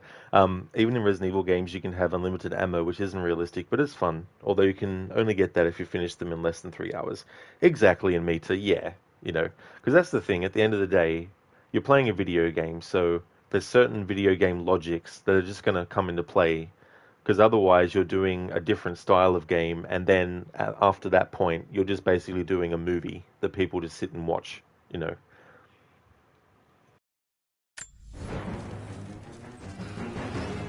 Hello there. It's been a long time since Jacob brought an outsider here. There was a flood during the storm, knocked down some of the guard towers. Those things buzzing around the valley frightened many of the birds. There are still gulls down by the water.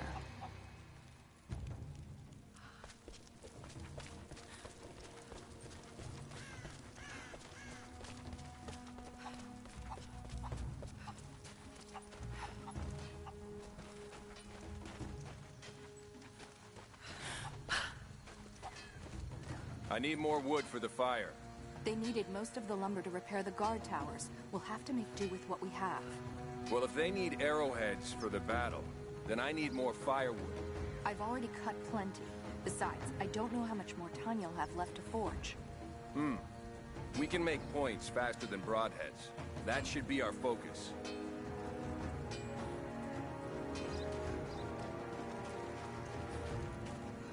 Greetings. You're Jacob's guest. If you're looking for a way to help, they're repairing the guard towers just down the path. I mean no offense, but you don't look like you're ready for a turn on the anvil. Hello. Jacob said you rescued him from the prison. It was a joint effort. Well, whatever you did, we're grateful. We won't turn away another pair of hands if you can help, but we're not accustomed to visitors. Not much fuel left in the torch. I think I can get 4, maybe 5 more sheets cut for the barricades. And then we'll have to find more. That's gonna be a problem. I dragged the last of those cylinders out of the Soviet prison a few summers back. After that, you're back to using a hammer and chisel. There's gotta be more. The Soviets left everything behind. We spent 2 full days combing the old buildings. That's the last of the fuel. Don't worry, you'll like the chisel. It never runs dry.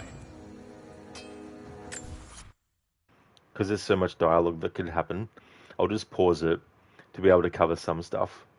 It's pretty tricky because sometimes a game will have silence for a long time, and that makes you think that there's nothing else that will happen, and then you start to talk, and then boom, dialogue happens as well. So I don't know how much dialogue there actually is between these two characters, but we're going to sit and just listen to all that play out. And I'm going to hold off on interact with them because I don't want to override dialogue that might have happened naturally without me interacting with either of them, because I've interacted with them and then the dialogue that they're saying overrides the other dialogue that they could have said and all that kind of stuff. Hey there, Afro. Welcome on in. How's it going? Is that a gold-plated sniper? That's the Golden Fang, which is my favorite rifle in this game. It's not an automatic one, so, you know, it's a bolt action, but I do like it a lot. It's very powerful. And I love how enemies' bodies just fly through the air when you shoot them. And you make them do flips and shit. Like if you shoot them in the foot or in like the ankle or the shin, you know, places like that, sometimes you can get them to do these like somersaults and flips when they get killed.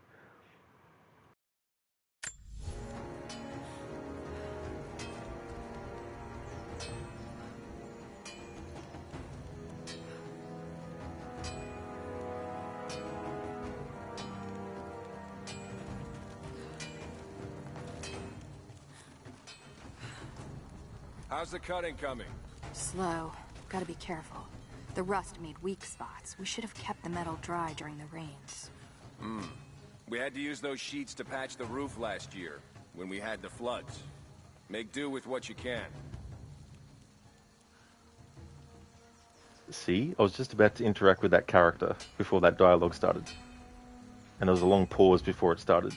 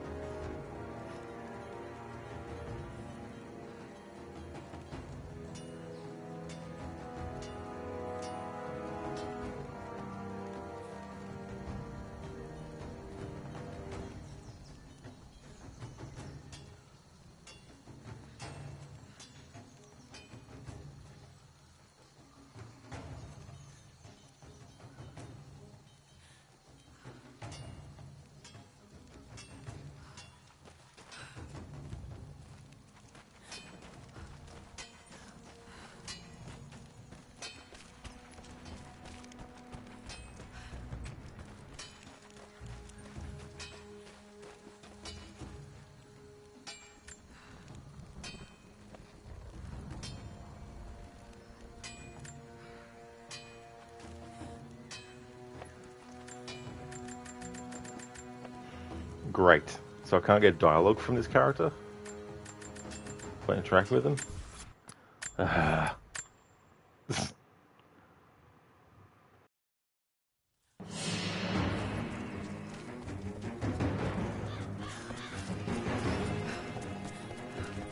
Hello there.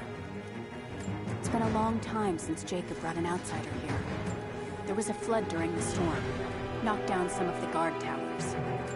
There's things buzzing around the valley frightened many of the ruins, but there are still gulls down by the water.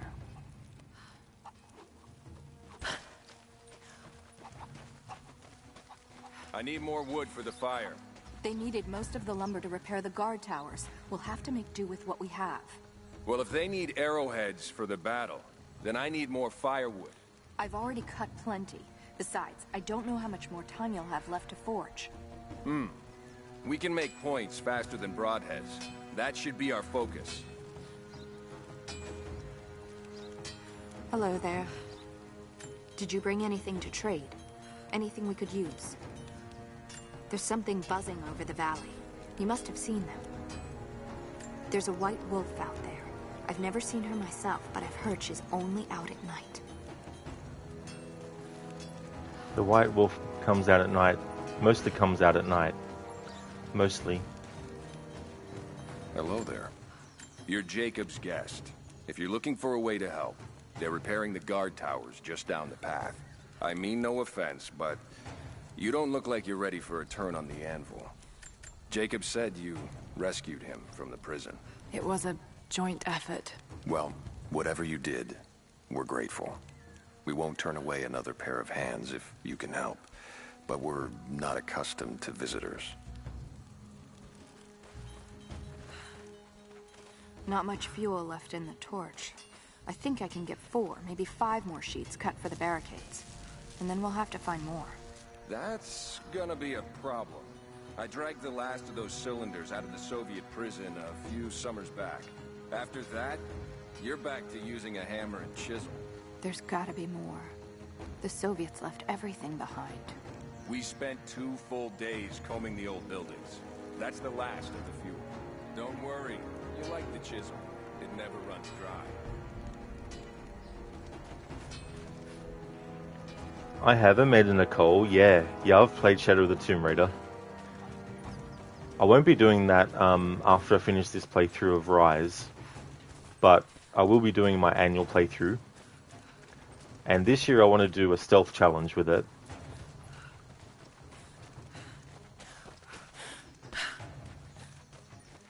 How's the cutting coming? Slow. Gotta be careful. The rust made weak spots. We should have kept the metal dry during the rains. We had to use those sheets to patch the roof last year, when we had the floods. Make do with what you can.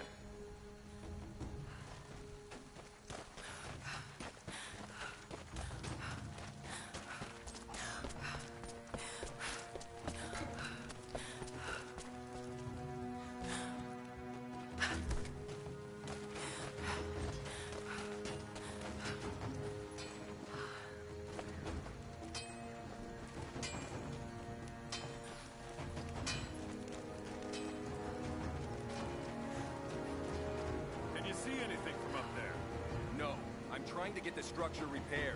You want the whole thing to fall when the wind picks up? Just keep your eyes out. This is the other tricky thing in games trying to get dialogue, is knowing the activation points for one set of characters versus another, and making sure that if you want to hear them in isolation, you don't go too far and then trigger the other dialogue on top.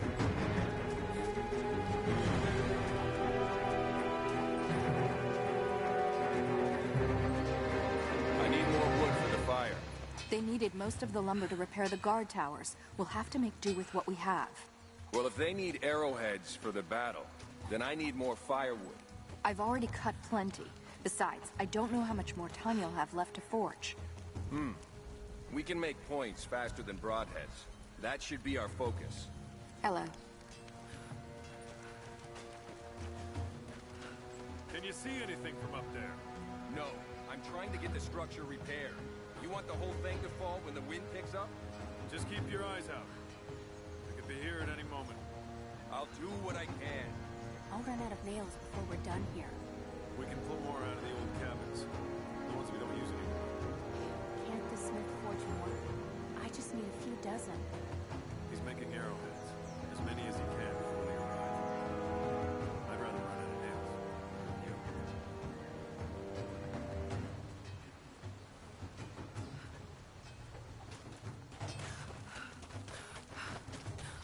Not much fuel left in the torch. I think I can get through it. That's gonna be a problem. I dragged the last of those cylinders out of the Soviet prison a few summers back. After that, you're back to using a hammer and chisel. There's gotta be more. The Soviets left everything behind. We spent 2 full days combing the old buildings. That's the last of the fuel. Don't worry, you'll like the chisel. It never runs dry.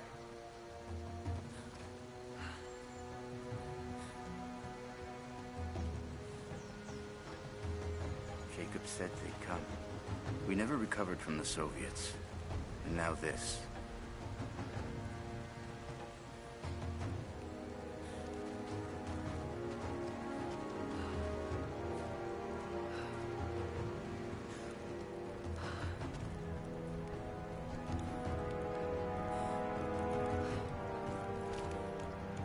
If you want to help, you should head down to the lower village. I know you want to help, but I have to finish here. Armies need food as much as weapons. I'll leave you to it then.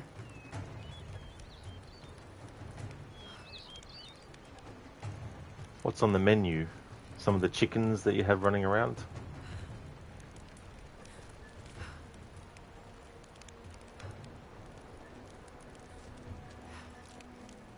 I promised to keep them safe. What have I done? We should have been ready for this. We knew better, damn it.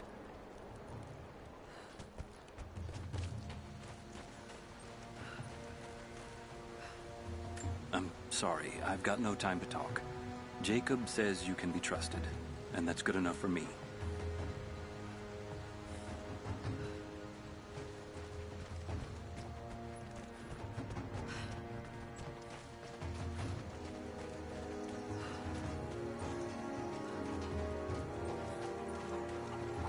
How's the cutting coming?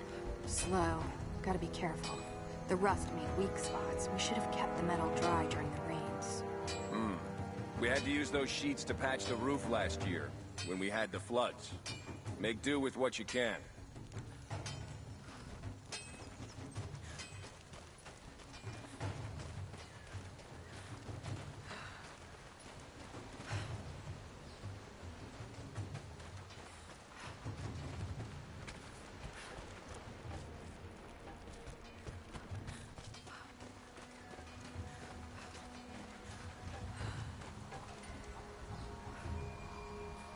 That's not right. Where could...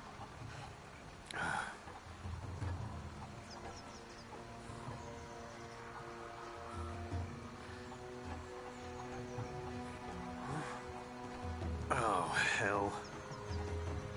That chicken doing a little dance.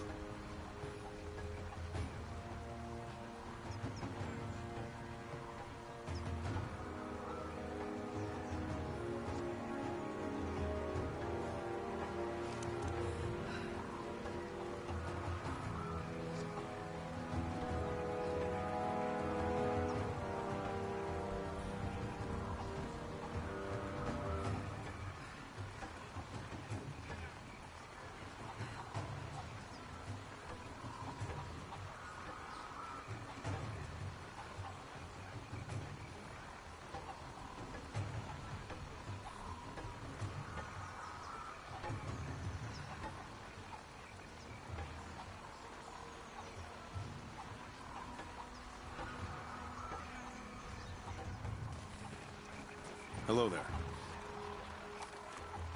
I'm sorry I can't help you right now. I need to get this generator fixed so we can send a message to the other settlements. I'll see if I can help elsewhere. Please be careful here. This is the last of the old transmitters that will work, or used to work.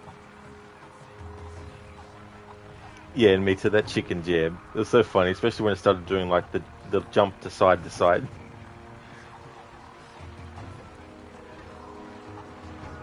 Hello there. We know what to do here. We've been waiting for this. You're not with the invaders. What brought you to this valley?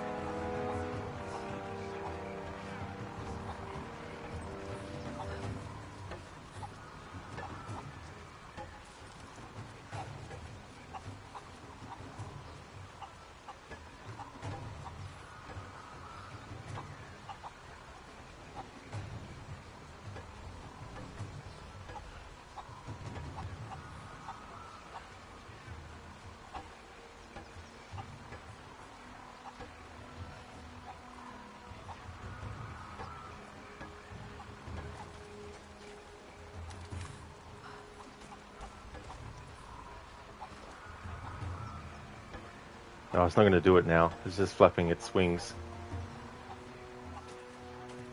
I was hoping I could get closer to it and watch it do the dance.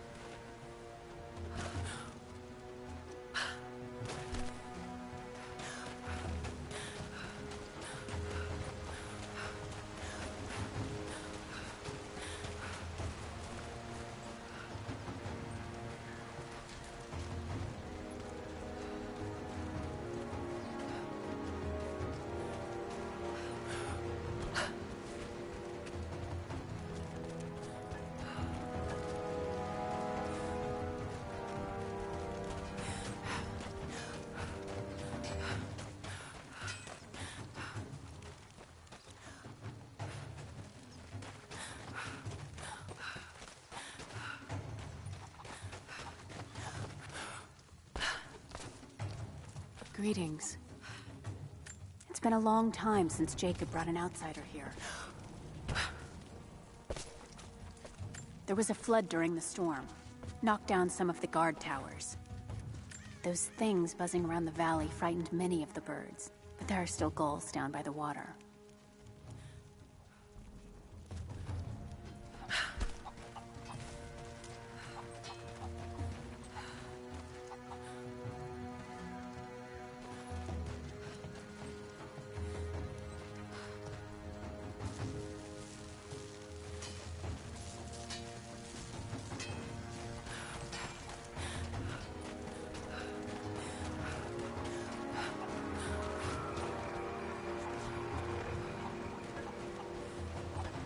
There's not enough. We have to make do.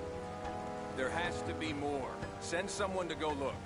Send who, exactly? Everyone's heading down to the lower village to prepare. I'm telling you, you have to improvise for now.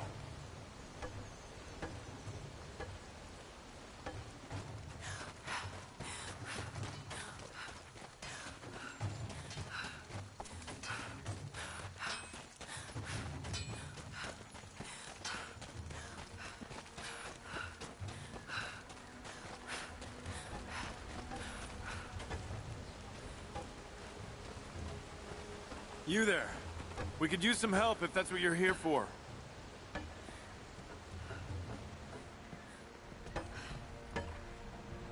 You want to earn our trust? Stay here and fight with us. You want to survive in this valley, you need to learn to track and hunt. Animals stick near food and water, just like people do. We knew someone would come eventually.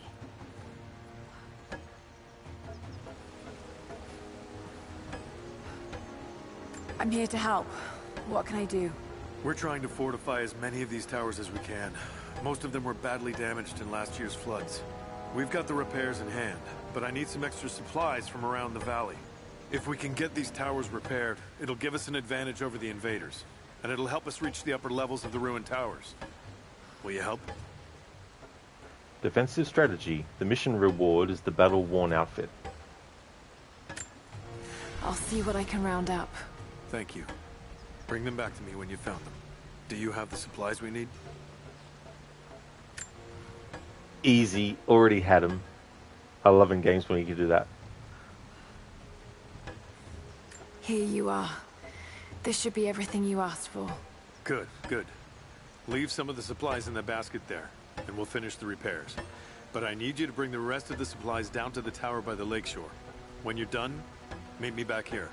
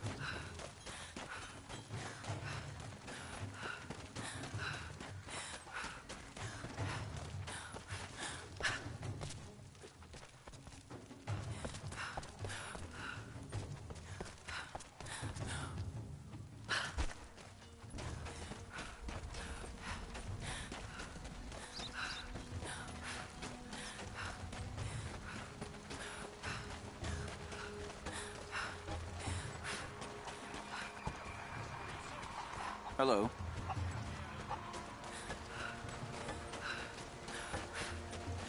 Have you visited the lower tower yet? Not yet, but I will. Yeah, dude, hold your horses. Jesus Christ, bloody hell. She was only there a few seconds ago.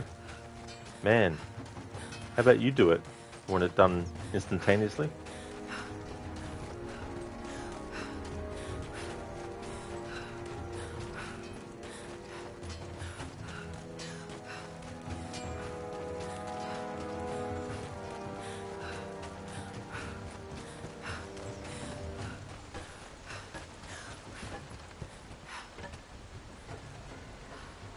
Aren't you going to ask me if I've already done the second tower thing? Huh? No?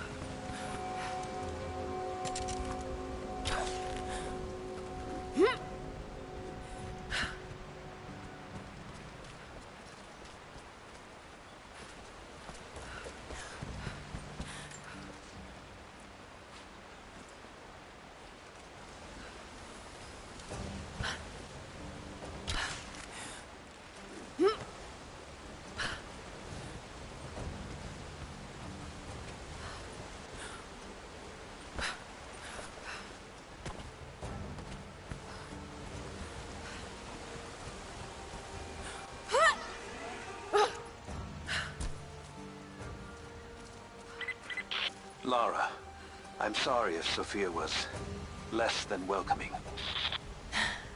I understand. I'm just glad you were there to vouch for me. My people have spent decades fighting outsiders. It's not an easy habit to break.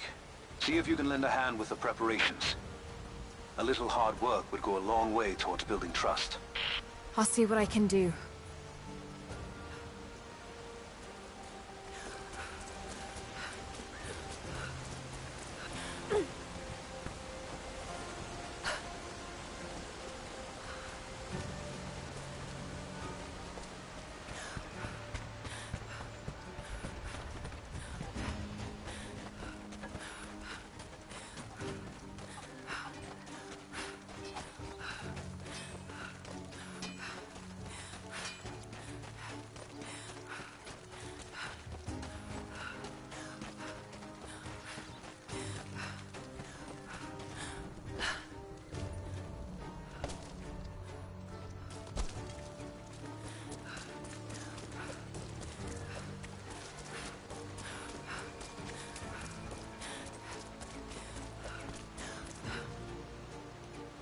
There's a pretty cool sort of like reference to The Empire Strikes Back when Leia is giving the instructions on what's going to go down when they're trying to escape the planet Hoth. And Sophia is going to be giving a speech in an area soon that we're going to go into, which is very reminiscent of that speech that Leia does.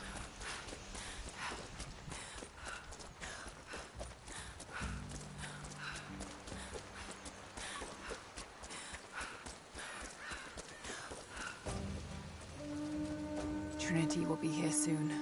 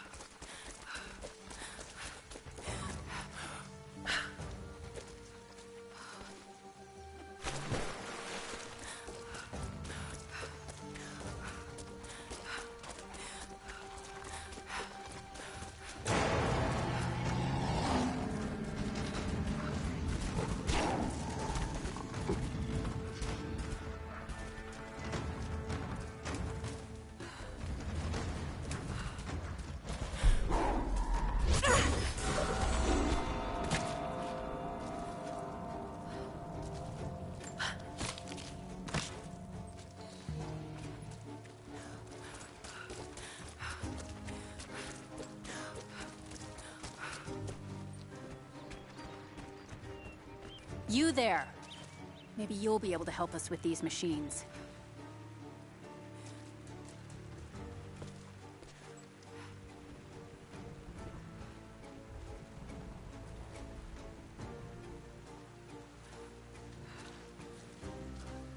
What can I do? These invaders have a new tool to threaten us with. Small helicopters piloted by machine. Drones, they tell me.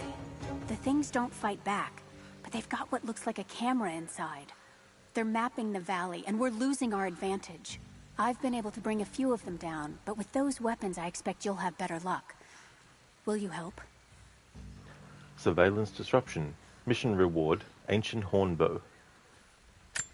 I'll bet I can take a few of them down. The more the better. Come see me again when they're dealt with.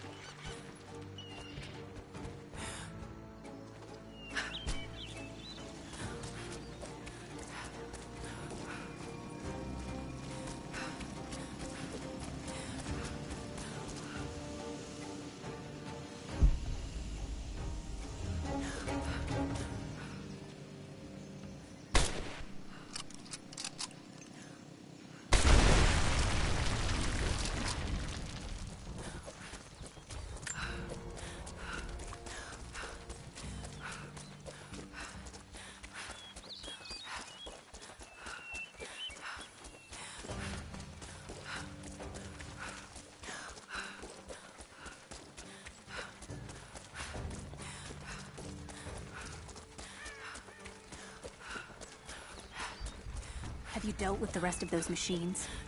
I think I got the last of them. That you did. They may send more, but at least we can make it hard on the bastards. We're grateful for your help.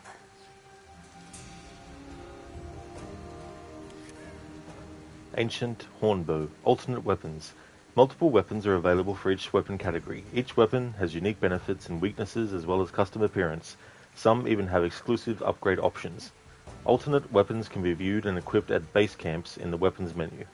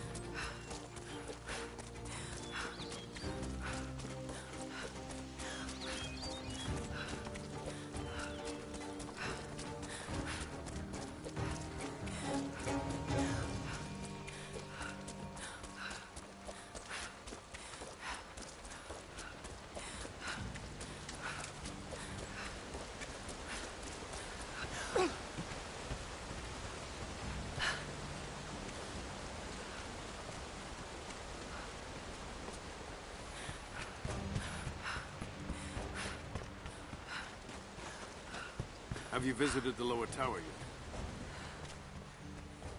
I left the supplies by the other tower. Looks like you finished this one. That we have, thanks to you. This will give us an edge over the invaders. We need all we can get.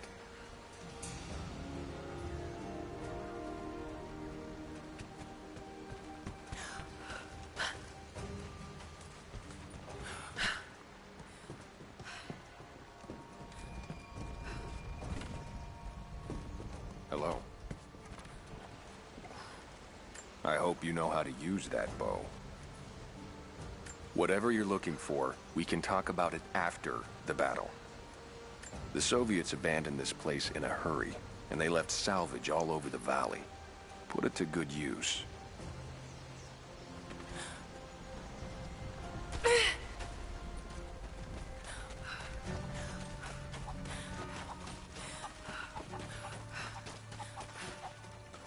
So now that Honor is just spawned in, I was going to say, now that that siren thing went off, it's changed where people are, but then that guy just appeared out of thin air. Although these dudes left. Hello. If you're going to stay here, lend a hand. Be careful around the old ruins. The Founders built them strong, and we've done all we can. But they're falling apart now. It's been a while since we've seen anyone from outside the valley.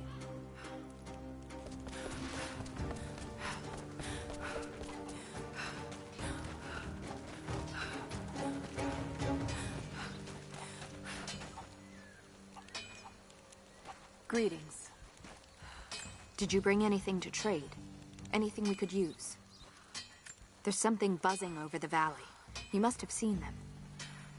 There's a white wolf out there. I've never seen her myself, but I've heard she's only out at night.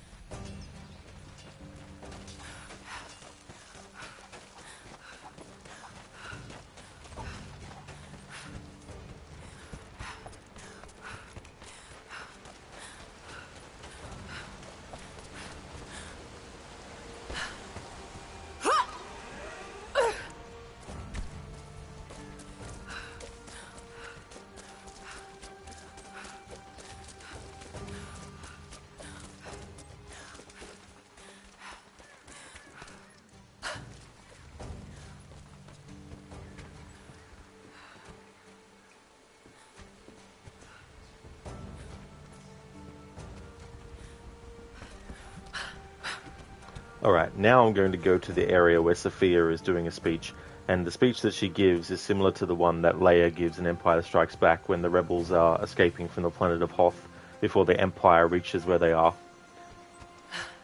But, not before. They already have reached.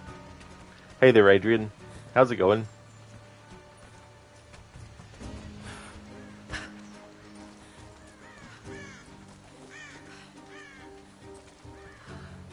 Adrian, this area in particular reminds you of The Witcher 2. Oh, I could definitely... Yeah, I could see that. Yeah.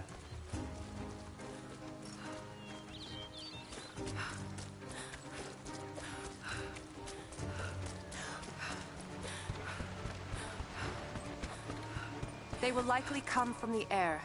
Jacob is assembling fighters in the upper village to draw their attention there. The children and those too old to fight will be safely hidden in the Acropolis catacombs. I will go there once things are in hand here. You said they were heavily armed. How can we expect to beat them? The fight will not be won in open combat. They will hit us hard and fast, and we will take losses. They hope to crush us in their initial assault, but we will turn their eagerness into our advantage. This will be a long engagement. If we hope to survive, we must wear them down slowly, strategically. We will bleed them from 100 cuts until they have nothing left. Only then will we be victorious. For now, we light the fires, warn the others in the valley. Today, we win by surviving. Gather as much ammunition and supplies as you can. Hide them in the caves and ruins. When you've completed your duties, rendezvous in the upper village. Understood? Yes! Understood! Good. Now go. The Prophet be with you.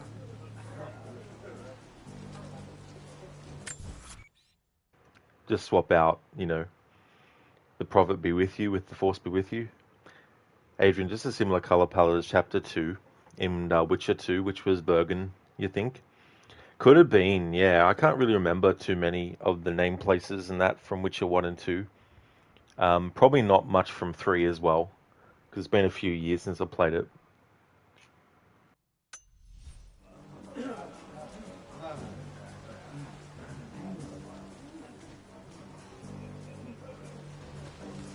These new arrowheads seem blunt. A blunt arrow. Greetings. We don't know what armor these invaders wear. I'm not sure these will be enough to cut through. At least we have a few rifles this time.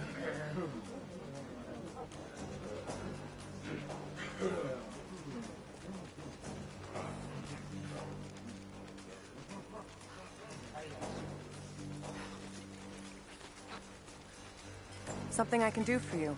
I know you're busy. Trinity is going to be here soon. There's much to do. But I want to help. Let me show you that I'm on your side. I'm sorry. This is not an easy time for us. I can see you mean well, but good intentions won't keep you alive out here.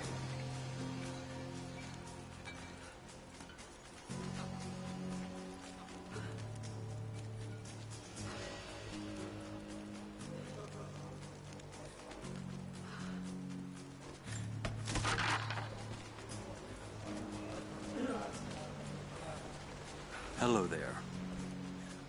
Jacob trusts you, so that will do. Don't worry about us. We've been planning for this.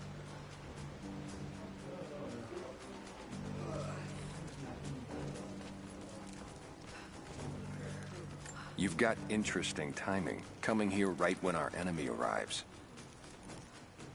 Jacob says you're no thief, and his word is law. If you're hunting, you should try using the blinds. You'll find them all over the valley. Hello. You're the one who came with Jacob. You came here on foot. Impressive. You've seen the mine by the old Soviet facility? Many of our people died there.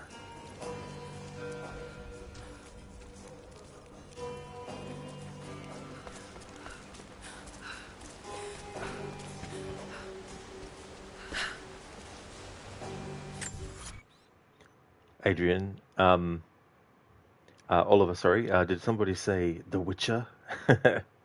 They sure did. Adrian say these descendants of Greeks living in Russia sound very American. They do, don't they? Yeah. Same with Jacob as well. It's like Assassin's Creed Unity when you have all the people in France with English accents. Hey there, Cider. Welcome on in. Henry Cavill's wig enters chat. Nicely done. Yeah, his wig is Geralt. How's it going, Cider? Nice, Oliver. You got some Witcher Netflix Henry Cavill version emote there. Oh, nice.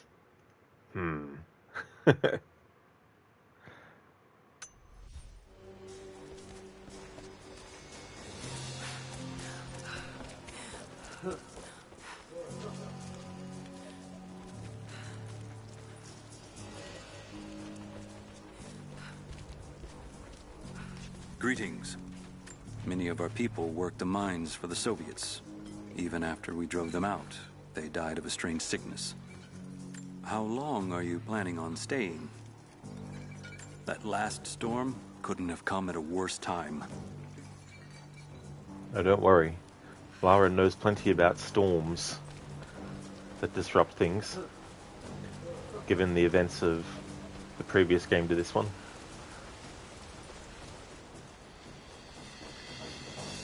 Oh, nice, Cider. That's good.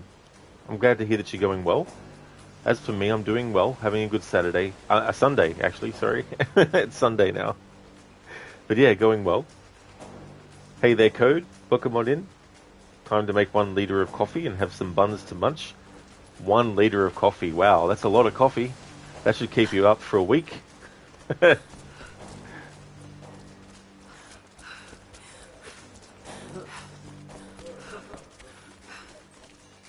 Greetings. You want to earn our trust? Stay and fight here with us. You want to survive in this valley? You'll need to learn to track and hunt. Animals stick near food and water, just like people do. We knew someone would come, eventually.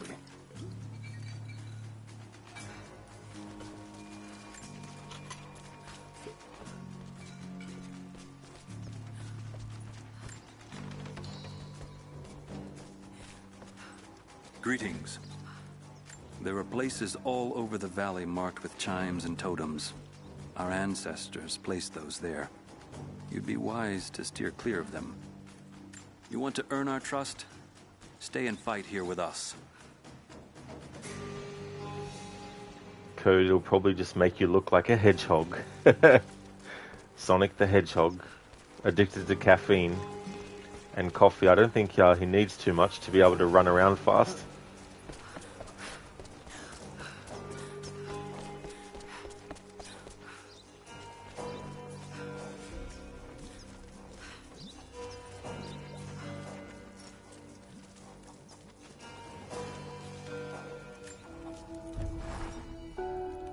Trinity being here, the people they're hurting, that's down to me. I led them here. God, it's happening again, isn't it? People are suffering because of my actions. No, you can't think like this, Lara, or you really will drive yourself crazy. Trinity would have found this place sooner or later. At least I have the chance to help stop them, of getting to the divine source first and using it to benefit the world, rather than cause more pain and suffering. Just need to focus. For everyone who's gone before. For everyone I've lost. Just keep moving.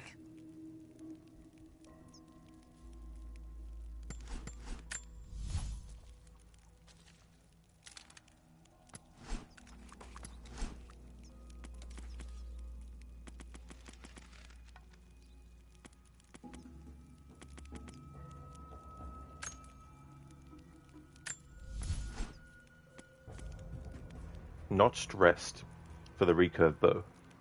An arrow rest on the shaft makes loading arrows easier and faster.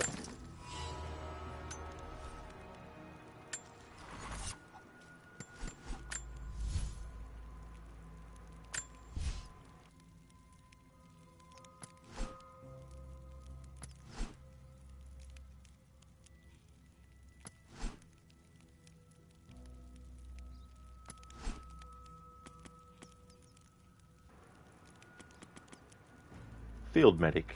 Bandage wounds more quickly. Effect is cumulative with the Fast Healer skill. Oliver, 1 liter of coffee must be caffeine-free or extra mild. Code, nah, Sonic is more addicted to meth, probably. You think you put enough to make it medium-strength cups? Well, that's definitely a lot.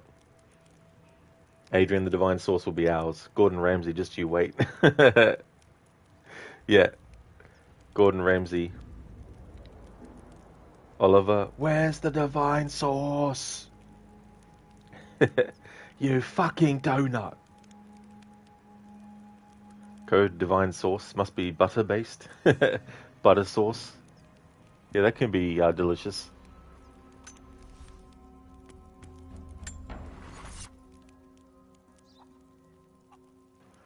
Alright, so I'm going to change Lara's outfit again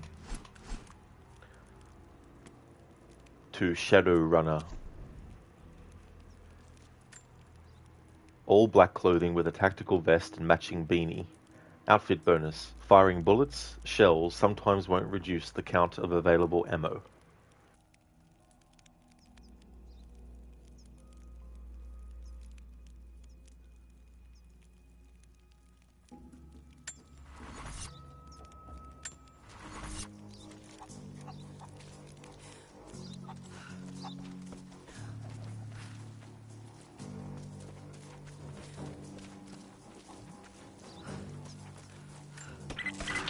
Lara, I could use your help. Our people are spread thin across the valley. If you light the signal tower, they'll know that the danger is imminent. I'll do what I can. Once the fire is lit, they'll know what to do.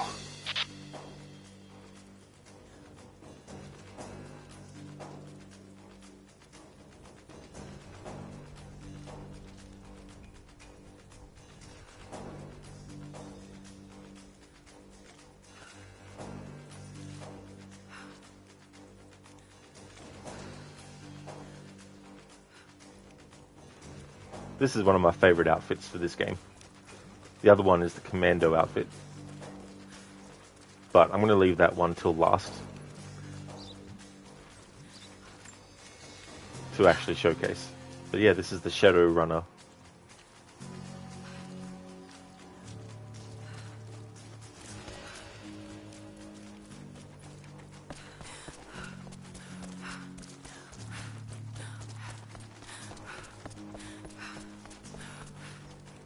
So Oliver, this is the PS4 version, but I'm playing it on my PS5 though. They haven't actually updated it for PS5 stuff. Oh yeah, Lucas. Definitely yum. Hello. The storm came in from the north and brought floods. Bad luck this early in the season. You look like you're prepared for what's coming. This is our valley. We fought off the Mongols, and years later the Soviets as well. We will not roll over and let Trinity take it.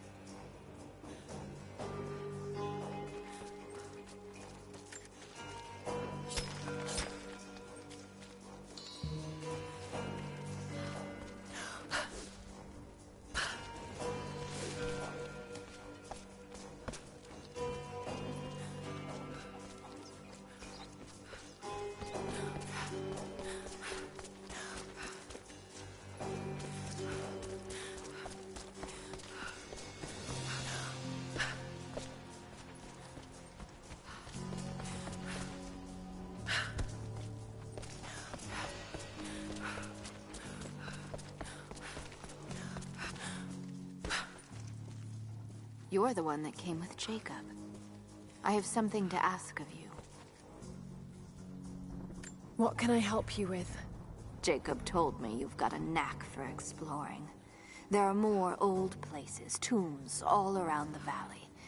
You may have seen the wards placed there to frighten children. It's not superstition. Those places are dangerous, but they also hold relics of our former glory. Not just trinkets, but knowledge. I believe we need that wisdom now more than ever. A decade ago, I'd have gone myself, but now, I could use your skills. Ancient Secrets, mission reward, Byzantine coins for each tomb / Sacra Umbra outfit to get all tombs. The scouts tell me you've already been inside one of the old tombs. Would you share what you've learned with us? Of course. They belong to your people. We don't have much, but I have these old coins. If gold has value to you, I can give you some for every secret you find.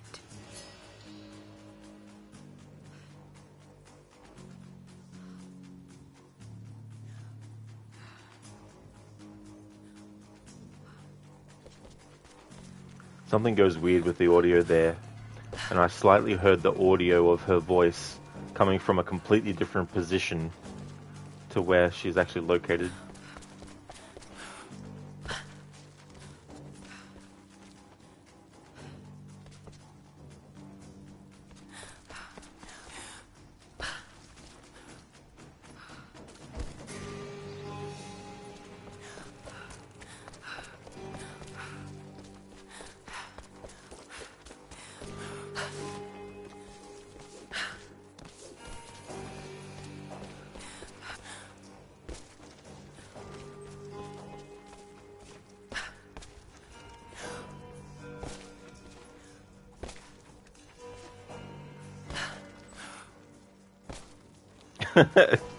Jumping on people.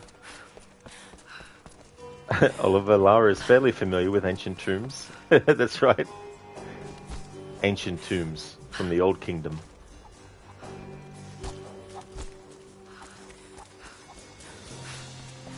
She's a natural emitter, yeah. Natural Tomb Raider.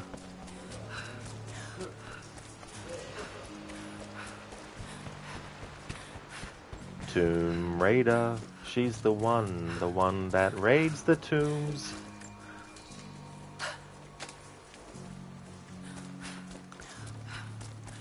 A little bit of a play there on the Goldfinger song.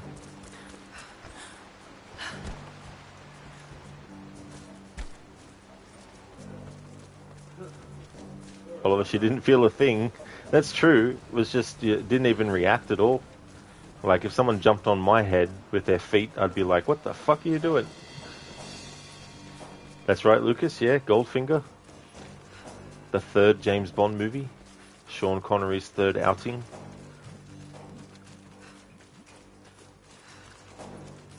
Do you expect me to talk? No, Mr. Bond, I expect you to die.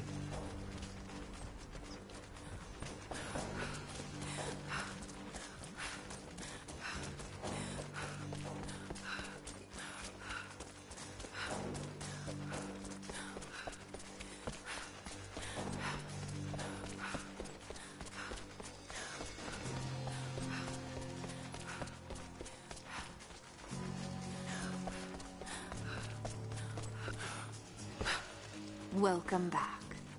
So, you've been inside some of the tombs. I have, but I don't think I found all of them yet.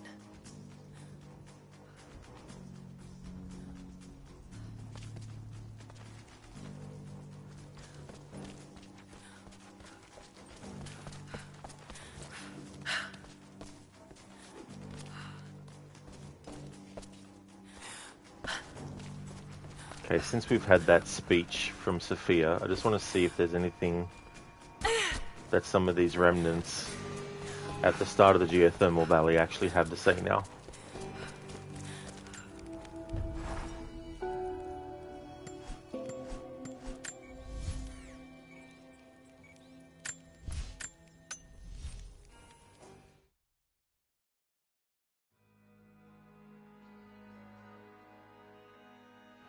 I like how in Goldfinger as well, there's a bomb that's about to blow up, and it gets diffused with 007 left on the timer.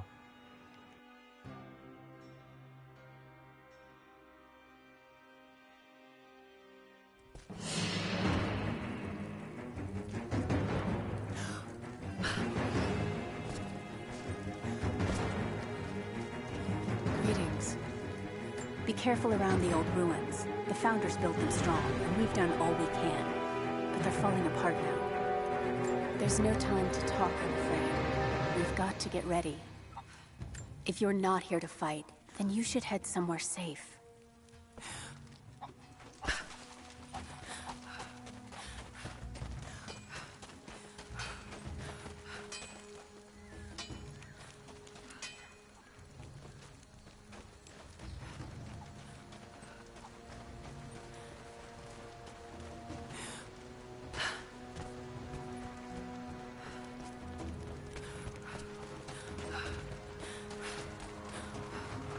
Hello there. Hello there.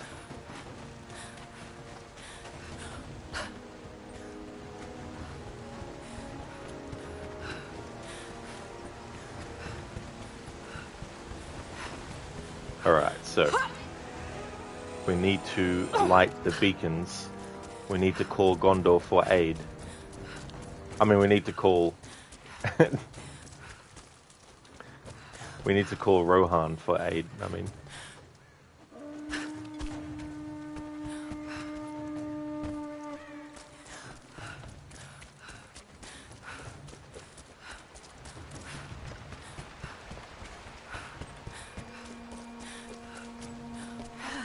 Are we sure this pine resin will burn?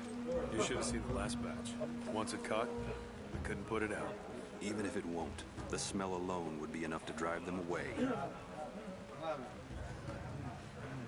That's all good, Oliver. No worries at all, dude. I hope that it all goes well. I'll definitely still be streaming by the time you get back. Hope it goes well. Have a good one.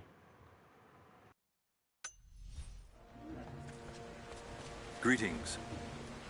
You want to survive in this valley, you'll need to learn to track and hunt. Animals stick near food and water just like people do. We knew someone would come. Oliver Rodnor calls for aid. And Rohan will answer.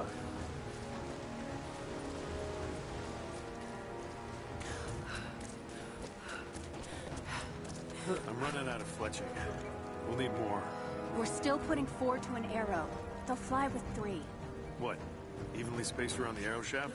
That doesn't look right. Just like that. Trust me, it works. We need more arrows, not prettier ones. As many as you can. Oliver and Rodan will answer. Makes me think of the giant monster Rodan.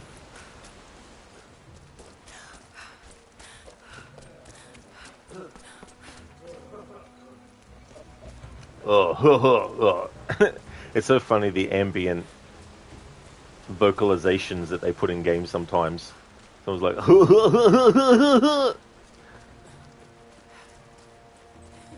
or they do the whole thing like where it's like,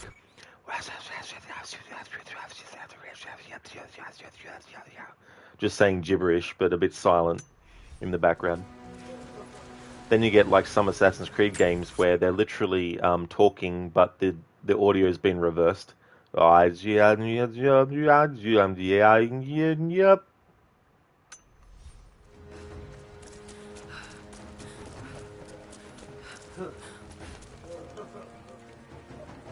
It sounds like Beavis and Butthead.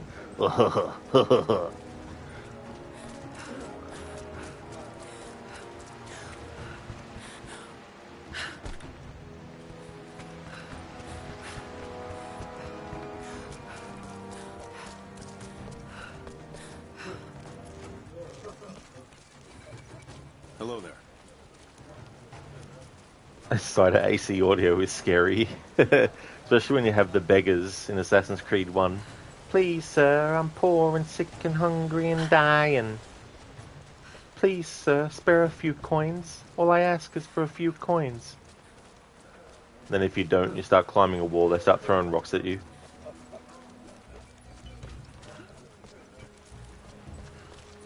So no reverse speech is a thing.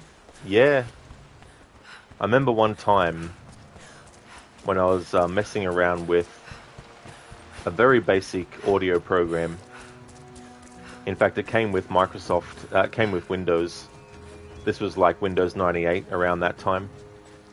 And I remember recording something and then reversing it and then listening to it back. And then trying to emulate how it sounded and record that and then reverse that back again to make it actually sound like I'm saying the original audio.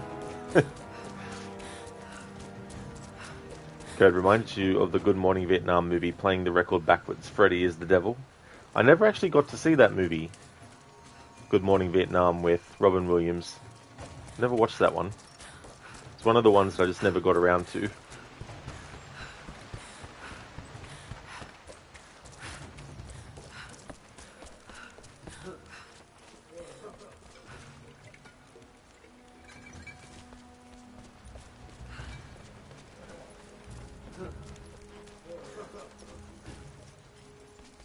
Hello there. If you're gonna stay here, lend a hand. I wonder why it says we can't speak to Sophia. I could swear that after she stopped talking before, that this icon wasn't above her head. But maybe, now that she has nothing else to say, we'll just put that up above her head anyway. So you'll have to watch it now just for that bit. Oh yeah, that's a great thing too about, like, you know, YouTube, where you can just think of a scene from a movie and then just go to YouTube and search for it and put it in and then watch it. Hello there. We heard you coming in the mines. Made quite a noise. Our guard towers were damaged during the rains.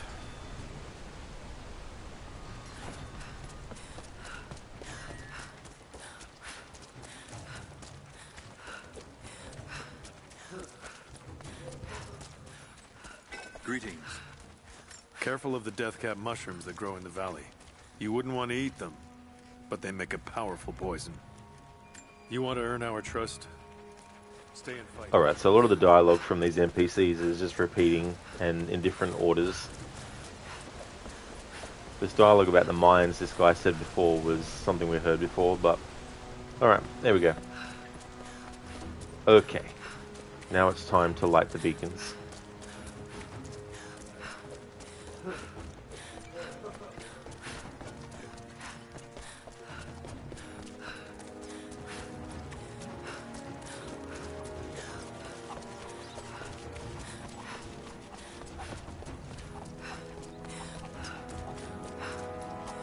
Greetings. You've seen those totems around some of the caves? Be careful around those places. I heard Sophia nearly shot you. You were lucky. Usually she doesn't miss. That was new dialogue.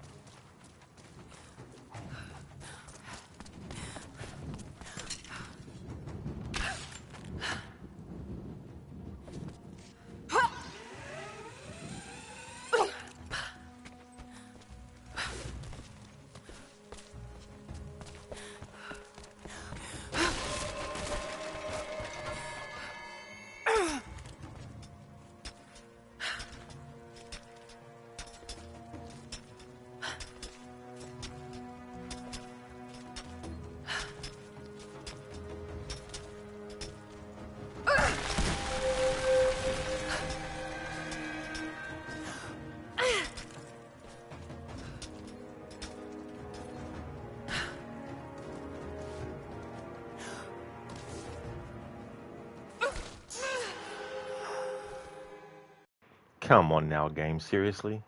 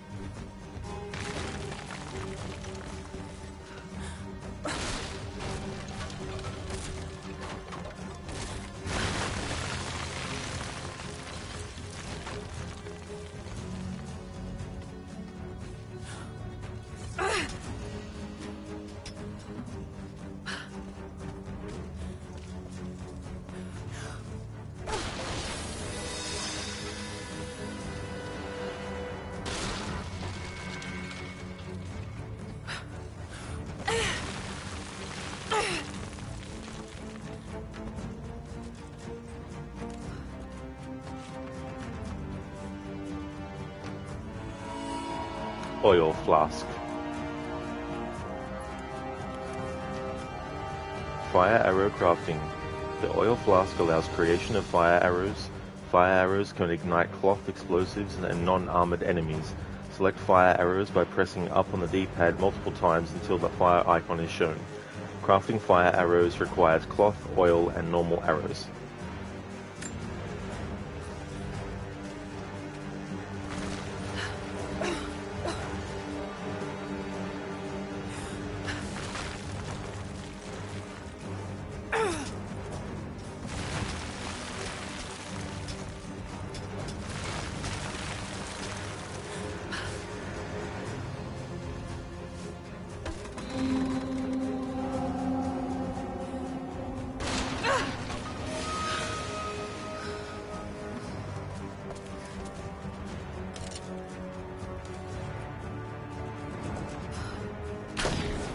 The beacons are lit. Thank you, Lara. Our people have been warned. That should give them time to evacuate.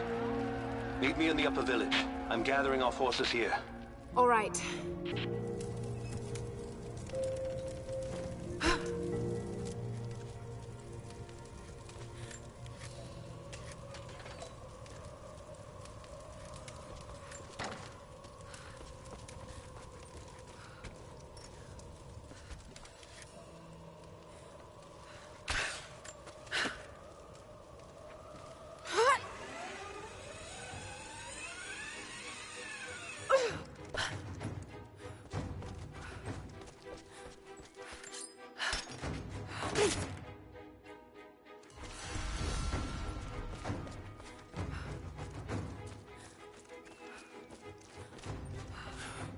Welcome back.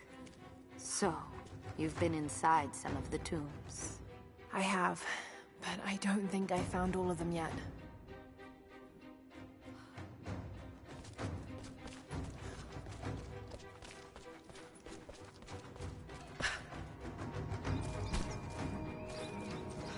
Hello there. Have you brought anything from outside the valley? We depend on the deer for much of our meals, and it's a delicate balance not to thin the herds too much.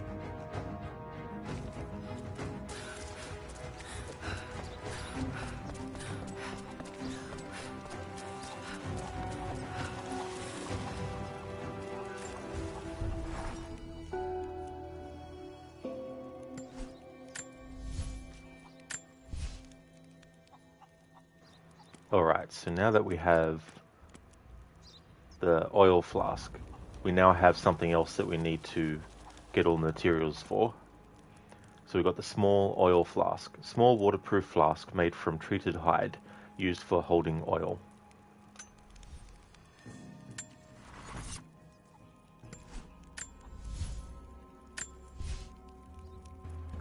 Actually, I might hold off on using skill points for a little bit.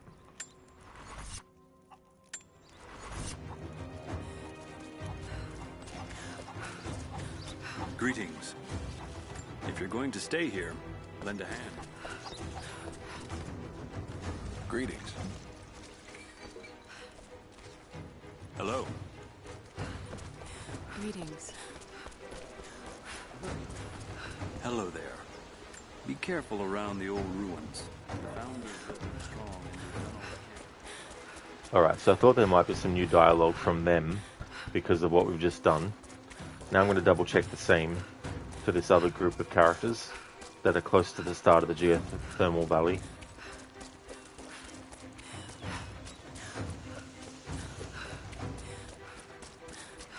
Because you never know with some games, even doing one small portion or the next step of the game's story will actually unlock new dialogues. Code, and now some more Odyssey. Started the Legacy of First Blade in 92 hours mark. Oh yeah, the Legacy of the First Blade.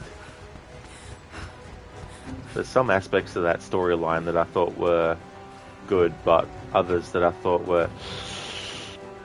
no, that's not how things should have been.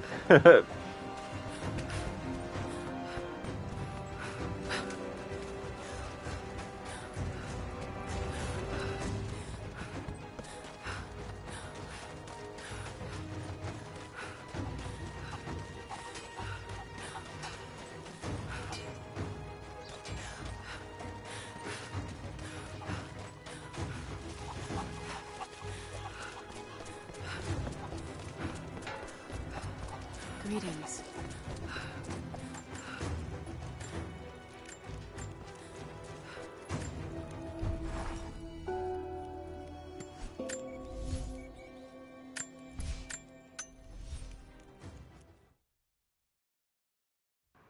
Hey there, Shaky. Can't sleep. Depression is really hard when it starts hitting physically too. Oh yeah, dude. That would definitely be something you don't want to be added on top of something you don't want at all in the first place as well. I hope that you can get some kind of, relief, at least. That'd be really tough. Greetings. Greetings. Oh, that's all good, Shaky, for streaming. There's no trouble at all.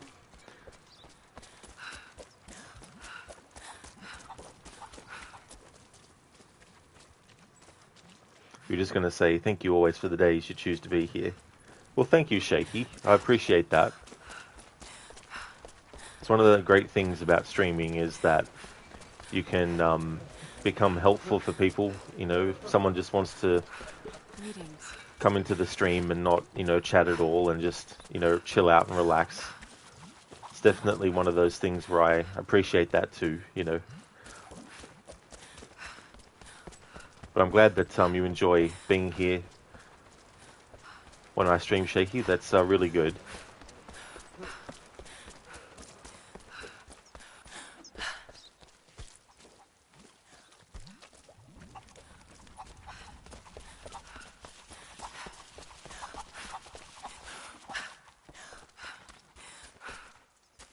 Hello there.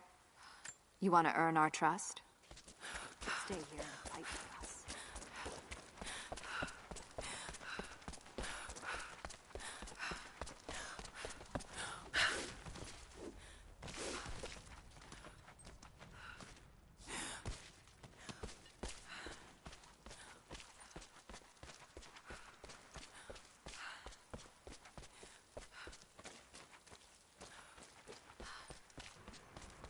There's a lot of stuff that I'm going to be getting in this area soon. A lot of stuff I'm just leaving. So in your case, loving the background noise and lurking. Oh, that is great too as well, Sona. Yeah, it's good to have something like that going on in the background when you're doing other things. I like to do that too as well.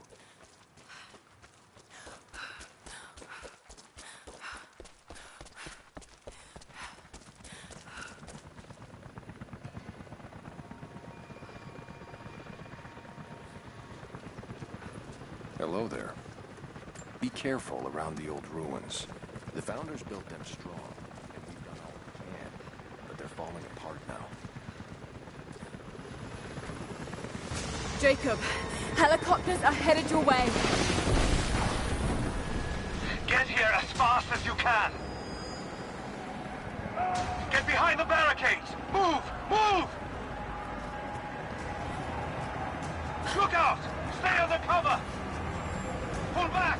Stay together!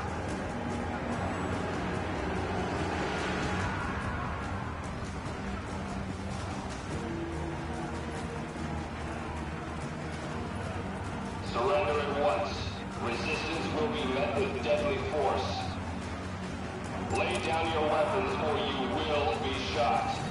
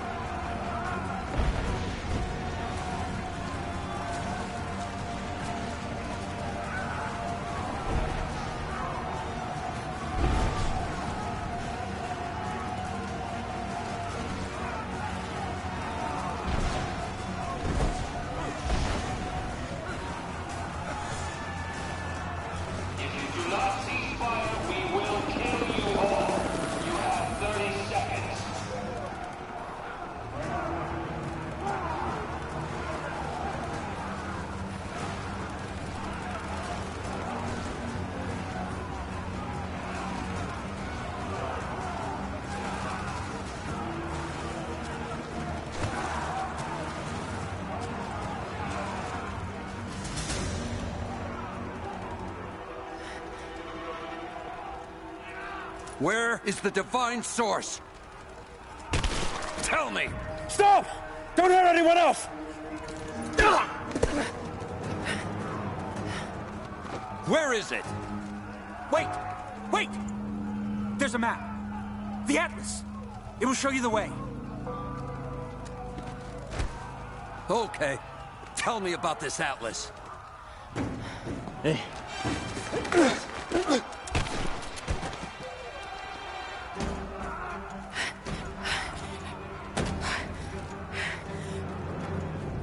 Give me covering fire! Just you and me.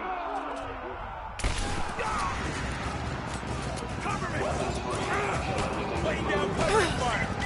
We're on the fire at the edge of the village. If you can hear me, we need your help.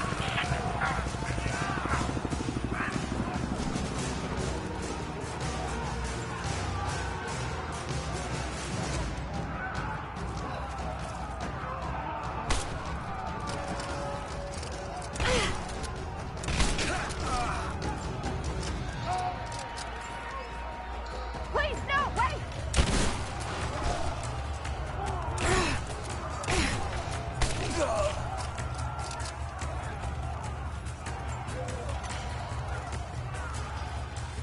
Hostiles in that structure. Stand back. We've got this.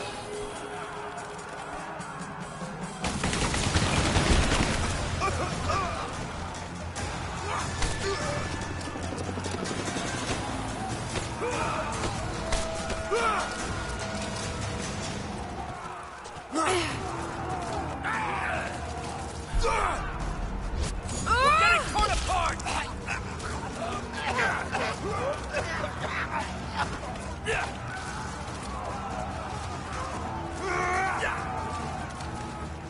I am gonna kill you! Got a flanking position! Taking casualties! Got her! Keep firing! Let's finish now! He's dead!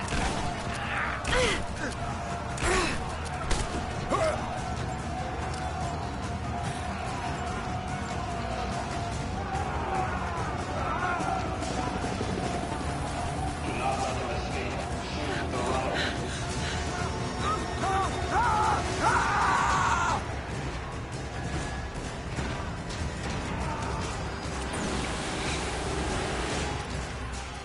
Stand back! This is mine! It's not gonna keep you safe!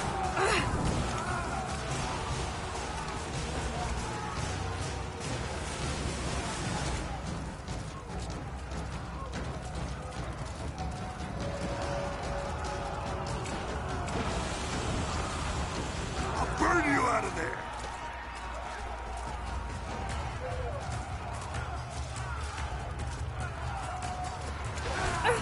You're not gonna get another chance at that! I will burn this whole place down!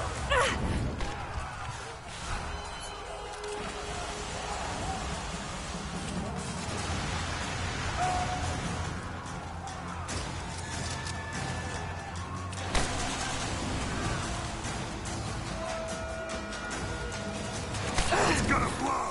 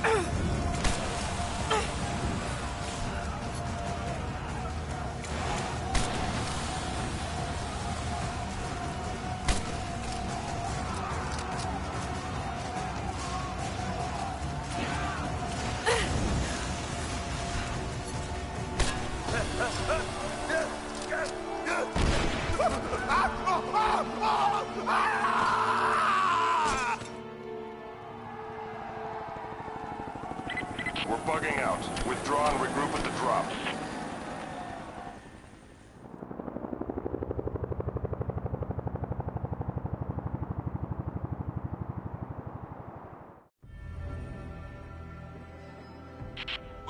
on by the natives. Croft is with them. Several casualties. Men are dead and scattered.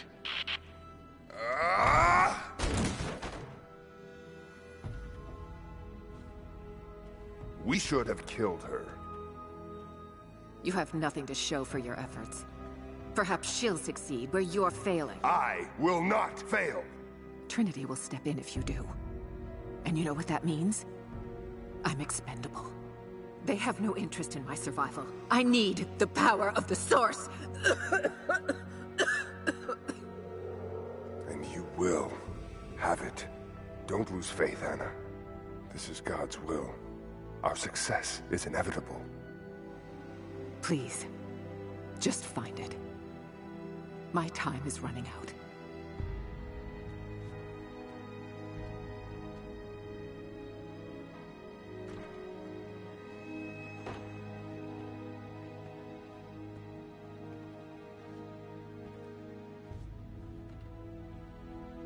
I've come so far. I've endured so much. These final barriers you have set before me. These sins you have forced me to commit, they must have a purpose. Only you can show me the way. Grant me strength to continue for her, for you, for Trinity. Please. Show me the way.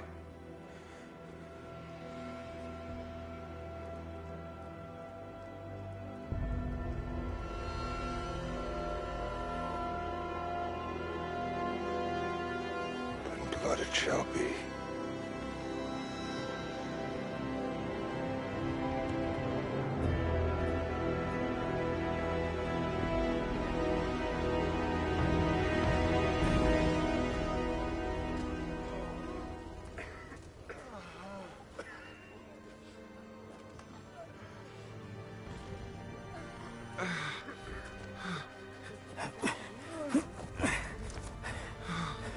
Stay with me. Stay with me.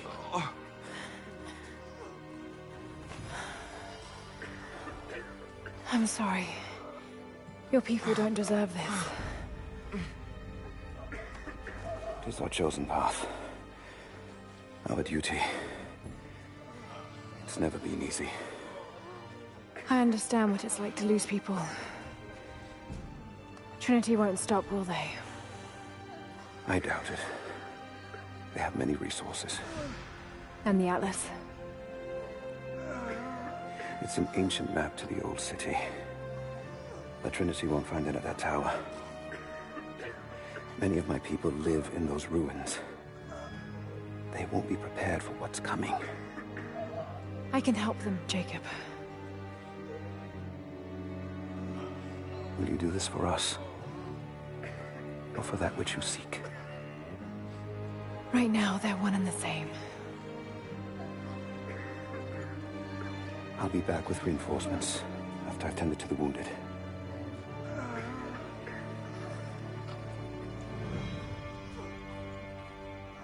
Yes? What is it? We're in bad shape, Jacob. The attack left us in shambles, and we have no one to send to the Acropolis. I know. I'll see to the wounded here. We have to get them to someplace safe. When that's done, we'll gather anyone still able to fight. Sophia will hold them off until we can arrive. I hope to God you're right. I'll send a runner when we're ready. Take the shoe. We can use those boots. I need to get some air. Stay here. And don't close your eyes. Maybe. But we don't have the time. Just take How do you feel? Like a deer on a spit. It hurts to breathe. The bleeding has stopped. We'll get you medicine soon. Are you comfortable? As much as I can be. Be strong. You're going to live. Thank you. I'll just stop it there for a moment. There's also some dialogue that is coming from multiple different NPCs at once, without any subtitles and everything, so there's no way for me to isolate each NPC's dialogue and just hear it all in one and then stop them and then listen to the other set as well. So I'm just going to let all the audio play while I have Lara just stay here, and I'll have the camera focused on Jacob and what he's doing, because he does a few different things if you just wait here and watch him do what he's doing. So I'll cover it that way. But yeah, there's no way I can be like, right, you shut up, Jacob, while I go and listen to these other people, and then, okay, you people, you shut up, and then I'll go over here. I can't do it that way, so I'll just have to let it slide that I can't get the dialogue isolated, and it's all just going to have to play over each other. But hopefully there's some dialogue from these different individual sets of NPCs that I can actually get from them on their own once I can get close to them individually. So I'll cover that as well. Shaky, you think your favorite female Ubisoft protagonist is Jade from Beyond Good and Evil? Now there's a game from the golden age of Ubi. Great story, very touching. She needs the power of the Source. Clancy Brown? But actually, you're not the first person to comment that the actor for Constantine sounds like Clancy Brown. It's a good guess. It's not him, but he definitely has a very similar sound to Clancy Brown's voice. So I don't blame you for thinking it might be him. But yeah, everyone needs the power of the Source. Even if you don't like Source, you need the power of it still. I never actually played Beyond Good and Evil before. Did that get a remaster in recent years? And isn't there like a sequel that they've wanted to do that has been in development for a long time now as well? But that's cool. I can't really think of one female protagonist in the Ubisoft game that I really like, or that I would say is my favorite above all. Because I think there's some really good female characters that they got in their franchises, like Assassin's Creed alone. You've got Aya from Origins, you've got Aveline from Assassin's Creed Liberation, Xiao Jun as well from Chronicles. I like Evie as well. I like Cassandra to a certain extent. There's some issues with that game and all that kind of stuff. But then you have like Claudia Auditore as well. I think she's a great character that had potential to have her own game at some point. And then you've got like Anna Grimsdottir in Splinter Cell. Probably the way that she's written in the earlier games, I would say. I wasn't a big fan of her as portrayed in the last game in the series that they did as well. But you got Clara as well in Watch Dogs. I think she is a great character too. Shaky, Lara's cooking journey all over the island. Slow roast with open fire. That is true. Everyone's getting toasted. Toasty! Shaky just says past you believe, and yeah. Yeah. I should look into playing that game in the future, because I never have before. I don't think I've even seen what it looks like gameplay-wise either.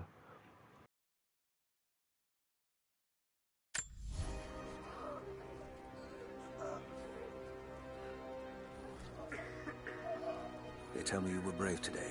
We had no choice, did we? You could have run. You chose to stay and fight. That is no choice at all. We are not cowards. Can you move your feet? Good. Stay warm. Someone will see you soon. I can wait. If there are others that need that medicine more. Let us be the judge of that.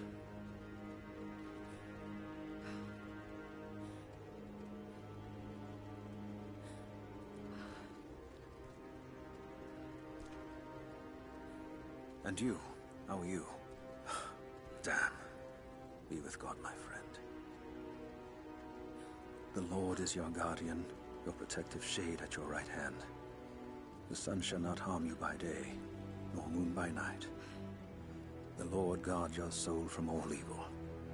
The Lord guard your going and coming, from now to all time.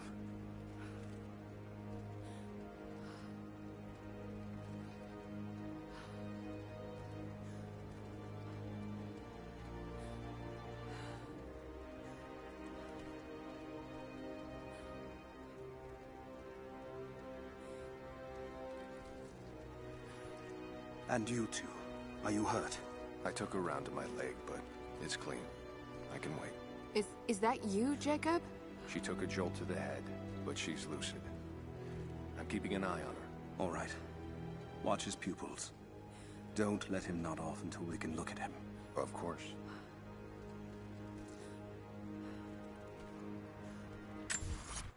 That was interesting there.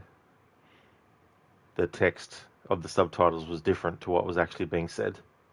Oh well, it happens a lot in games and stuff. Which makes me wonder what came first, the subtitles or the actual dialogue? Or the recording version of it, you know.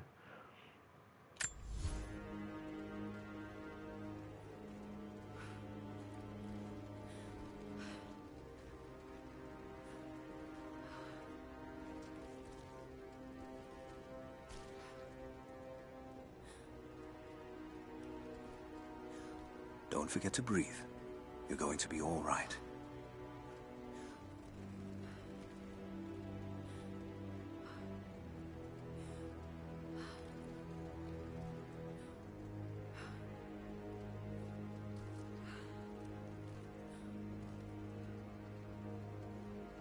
Don't forget to breathe. You're going to be all right.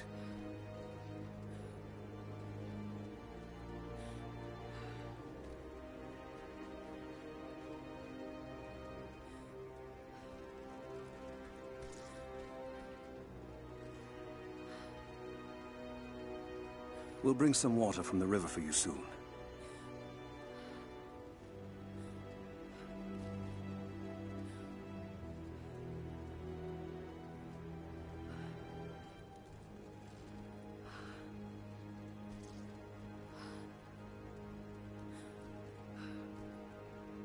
Almost your turn now.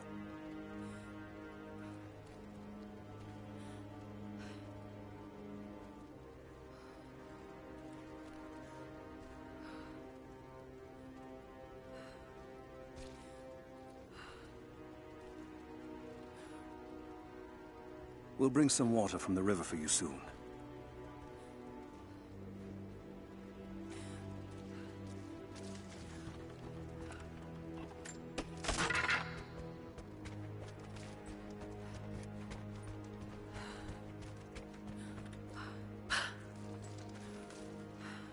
Patience. They'll get to you soon. Looks like you've got things under control here. I saw you in the battle. I'm glad you're with us. Here, we pulled these off the corpses. They won't be needing them.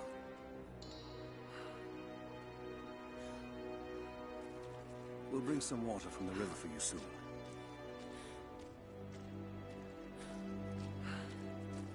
Is there anything I can do? No, not now.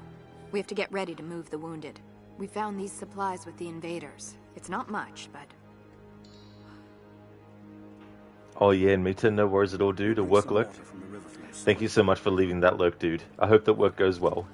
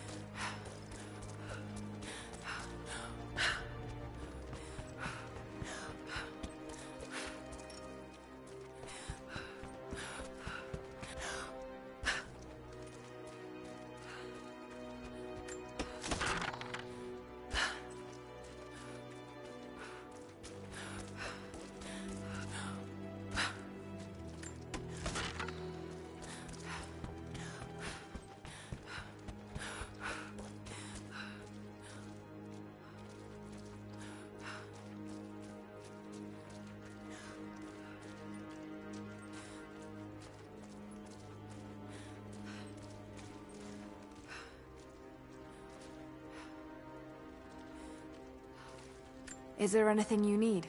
We'll live.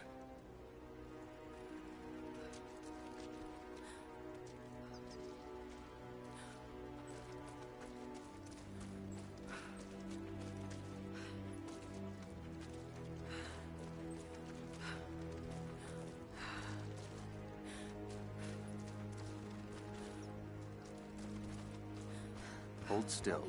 I'm trying, but... God, it They won't hurts. stop. I'll try and find something to numb the wound, The last of us but I is can't dead. promise. Whichever comes We first. lost so much in the attack. They'll be to the Acropolis Tower by now. It's all up to Sophia then. Jacob sent her ahead.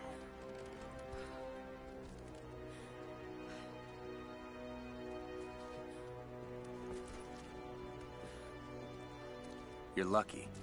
If they'd gone through all the way, you would have bled out. Lucky? Ah, damn you, that hurts. It's going to hurt no matter what I do. You were shot. Now, hold still. Where is your father? Why is his apprentice pulling bullets out of me? He was at the Acropolis Tower, before the fight. I don't know now. I'm sorry. Sophia is with them. They'll be safe. Nothing we can do from here. It's up to them now.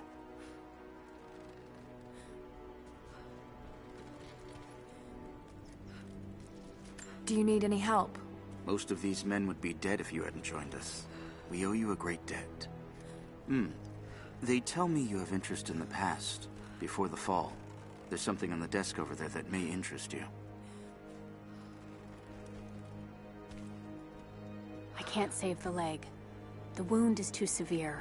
What are you saying? I have to cut it off. I'm sorry. No! No, you can't! You're not taking my leg! You will not! I'm no help if I can't fight! Then you will die, do you hear me? Your leg will rot and it will kill you. Do you want that? Don't take my leg. Please. I won't let you. I'd rather die. I can't, you know that. The Prophet has a plan for all of us. Rest.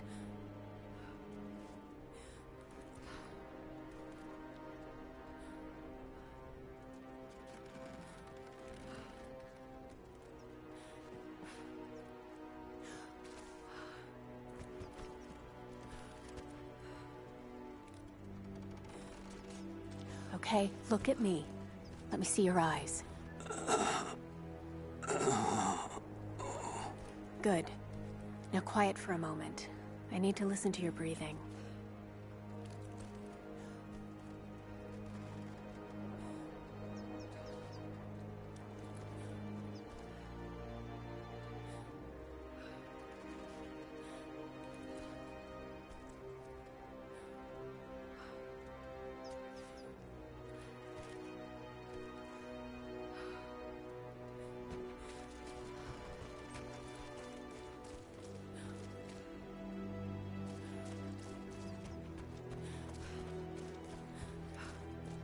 Can I help? You already have. If it wasn't for you, more of us would be dead.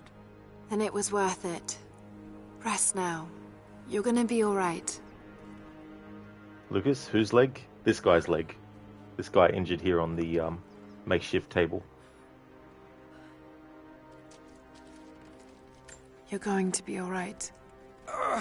God, it hurts. They're doing everything they can.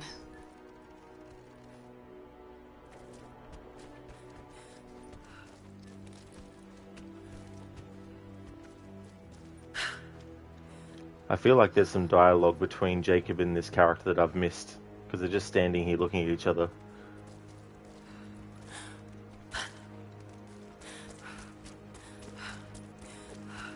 So I'm going to reload the checkpoint to see where it puts me.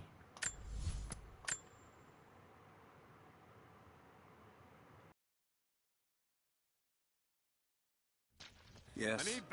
What is it? We're in bad shape, Jacob. The attack left us in shambles, and we have no one to send to the Acropolis. I know. I'll see to the wounded here. We have to get them to someplace safe. When that's done, we'll gather anyone still able to fight. Sophia will hold them off until we can arrive. I hope to God you're right. I'll send a runner when we're ready. Take the shoes. We can use those boots. We should strip them down and burn the corpses. They deserve no better. Maybe, but we don't have the time. Just take what we can use. We're heading out? As soon as we can move the wounded. We should leave them a message, like the Athanatoi. put their heads on stakes. We'll send them a message by surviving. Make sure you take those rifles. We'll need them.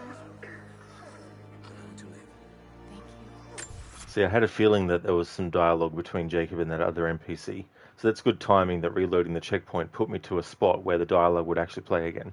But now the dialogue that was talking about the shoes started to play as well, which I heard it before when Jacob was going around and helping other people. And now I hear that there's different dialogue with one of the people that Jacob is tending to as well. So I'm going to reload the checkpoint for as many times as I can get these bits of conversation on their own.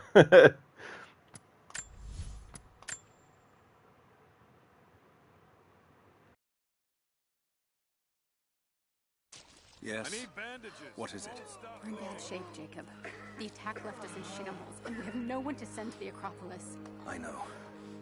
I'll see to the wounded here. We have to get them to someplace safe.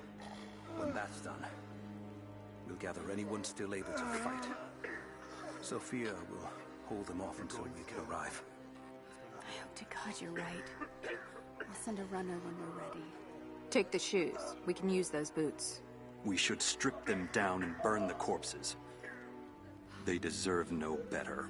Maybe, but we don't have the time. Just take what we can use. We're heading out? As soon as we can move the wounded. We should leave them a message, like the Athanatoi. Put their heads on stakes. We'll send them a message by surviving. Make sure you take those rifles. We'll need them.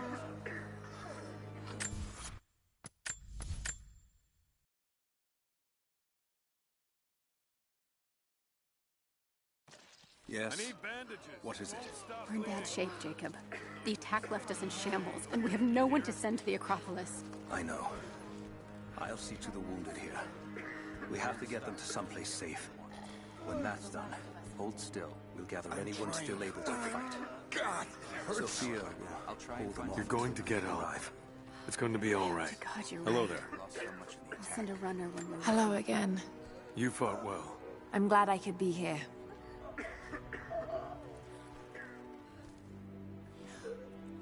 I still can't see straight. Everything's blurry.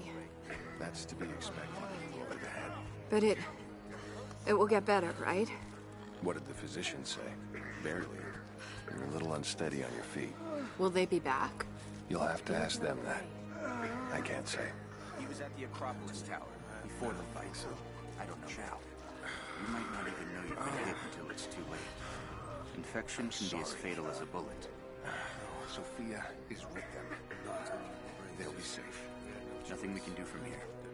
It's up to them now. I know. It's not a thing you can be ready for. And it's not something you'll forget. At least it's over. No, it's not over. Not yet. God help us. If there are others that need that medicine. It's just so tricky. This is the joys of trying to get dialogue in a playthrough of a game. Each game is different in how things are organized. We're in bad shape, Jacob. The attack left us in shambles, and we have no one to send to the Acropolis. I know. I'll see to the wounded here. We have to get them to someplace safe. When that's done, we'll gather anyone still able to fight. Sophia will hold them off until we can arrive. I hope to God you're right. I'll send a runner when we're ready. Take the shoes. We can use those boots. I need... Are you sure you won't come with me? I could use your help. We lost too many here. I need to get the wounded to safety. But when we're ready, we'll be right behind you. Your people are lucky to have you. How do you feel? Like a deer on a spit. It hurts to breathe. The bleeding has stopped. We'll get you medicine soon. Are you comfortable? As much as I can be. Be strong. You're going to live. Thank you. What am I gonna find up there, Jacob? It was once a fortress. But like everything, it's fallen into ruin. Many of my people live up there. And they have no idea what's coming. They tell me you were brave today. We had no choice, did we? You could have run. You chose to stay and fight. That is no choice at all. We are not cowards.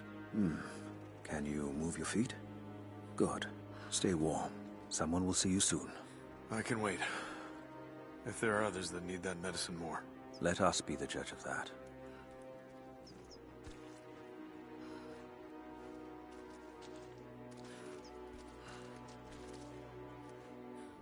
You're looking better. I'll live. Of course. You're welcome.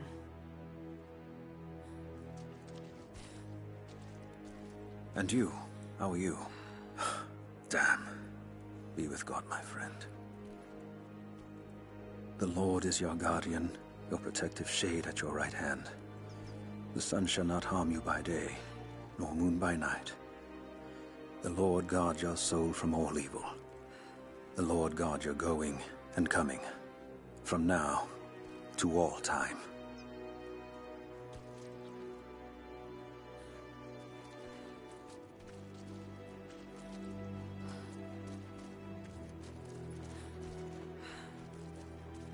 Is there anything you need? We'll live.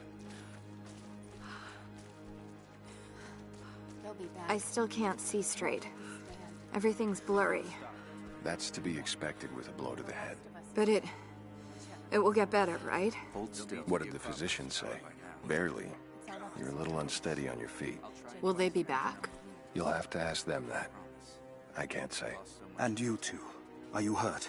I took her round to my leg, but it's clean. I can wait. Is that you, Jacob? She took a jolt to the head, but she's lucid. I'm keeping an eye on her. All right. Watch his pupils. Don't let him nod off until we can look at him. Of course. I guess I should be going then. Be careful up there. You've been a great help to us, and I don't want to lose you. I will.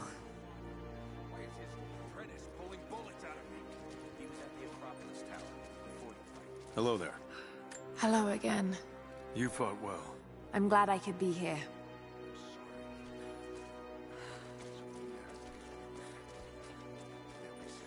Patience. They'll get to you soon. Can I bring you anything? Who is that? Is that you, Anya? No, I'm not on... Rest. She'll be here soon. Do you need any help? Most of these men would be dead if you hadn't joined us. We owe you a great debt. They tell me you have interest in the past, before the fall. There's something on the desk over there that may interest you. I can't save the leg. The wound is too severe. What do you... You're going to be all right. What are you saying? God! Cut it off. Hurts. They're doing everything they can. No, you can't! You're not taking my leg! You will not! I'm no help if I can't fight! Then you will die, do you hear me? Your leg will rot and it will kill you. Do you want that? Don't take my leg. Please. I won't let you. I'd rather die. I can't, you know that. Almost your turn now. There's a plan for all of us. Rest. How are you feeling? Is there anything I can do? No. We're just waiting to see the physicians. Who is that? I don't recognize... Just let me do Okay, the talking. look at me. Let me see your eyes. Patience. Good. Get to you soon. Now quiet for a moment. I need to listen to your breathing.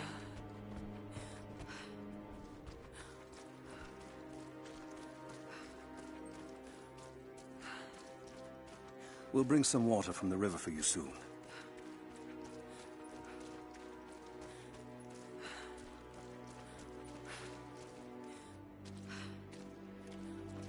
Hello. You fought like the devil out there. You've done this before. I guess I have. Here. I think these rounds will do more good in your hands. Hello. Looks like we were wrong to doubt you. We're honored to have you fight alongside us. Take these shells if you're going after them. Put them where it will hurt.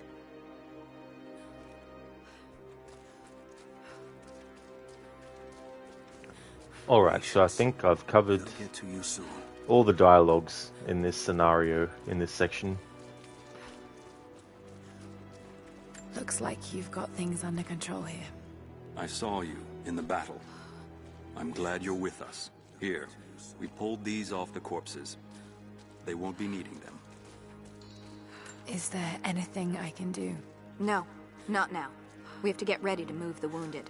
We found these supplies with the invaders. It's not much, but...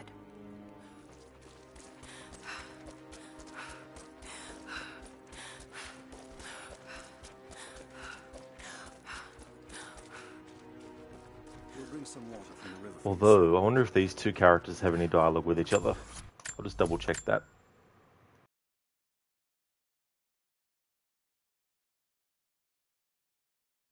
Yes? What is it? We're in bad shape, Jacob. The attack left us in shambles, and we have no one to send to the Acropolis. I still can't see straight. I won't let this Everything is stand. blurry. They won't stop until they get what they want. Or the last of us is dead. Whichever comes first. They'll be to the Acropolis Tower by now. It's all up to Sophia then. Jacob sent her ahead. I can't say.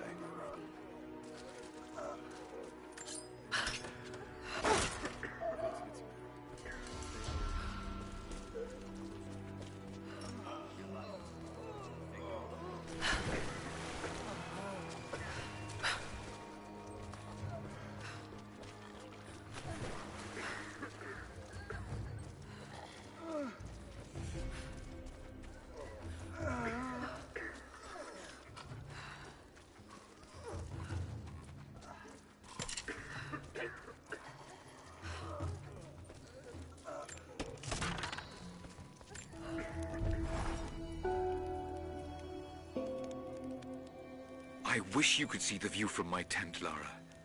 The dig looks so beautiful in the early evening, when the last embers of the sunlight dying upon a good day's work. Then, one by one, the fires are lit, and the smell of roasting meat wafts across the camp. They tell me that it's guinea pig. I declined it. Roth ate too. Maybe next time I'll bring you out here too. How did your history test go? Those were my happiest memories, Dad. Being out on the digs with you. Especially when you gave me my own little plot to excavate. I liked that. Feeling that I was part of something important. I aced that test, by the way.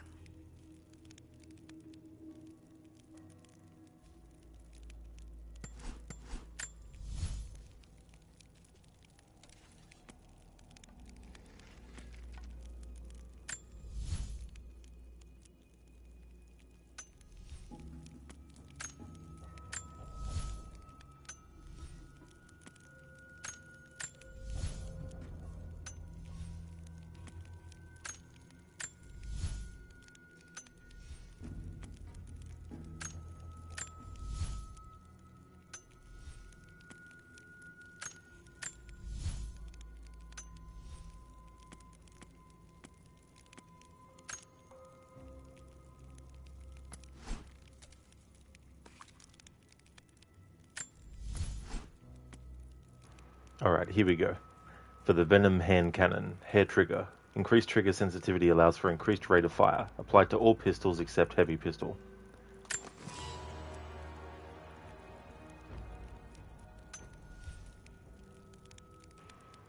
Hey troll, welcome on in. Oh no, actually it must have been the wind. Or did the wind come first, and then you came in? How's it going, troll? And thank you for redeeming the Rest in Peace Lara as well. So, would you like Lara to jump from a great height and fall? Would you like Lara to get killed by a wild animal? Drowned? Would you like Lara to catch on fire? Dealer's choice? Alright, cool. Lucas, thanks for redeeming the Arnie movie scene impression as well. What I might do is, we'll have Lara, we'll have her drown. There we go, we'll do that. So we'll go back to a place that has water. And the thing about it is, because someone redeemed it in this playthrough, and I tried to just have Lara stay underwater and then she actually automatically went to the surface again. So I'll just show that that's what happens if you do that. So if you just have Lara in water where she can actually come back up on the surface, if you hold down the button to go underwater, she will actually go up to the top of the surface again automatically.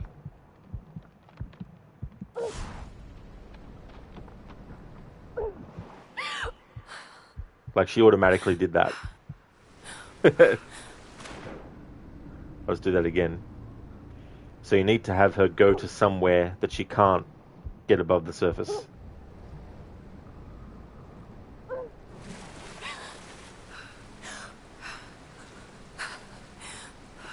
So we'll go over this way.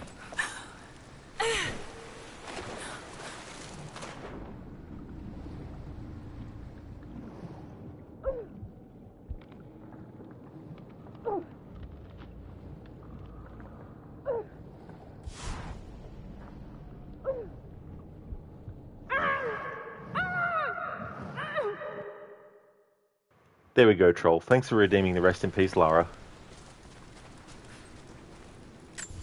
That's right. D-E-D. Dead.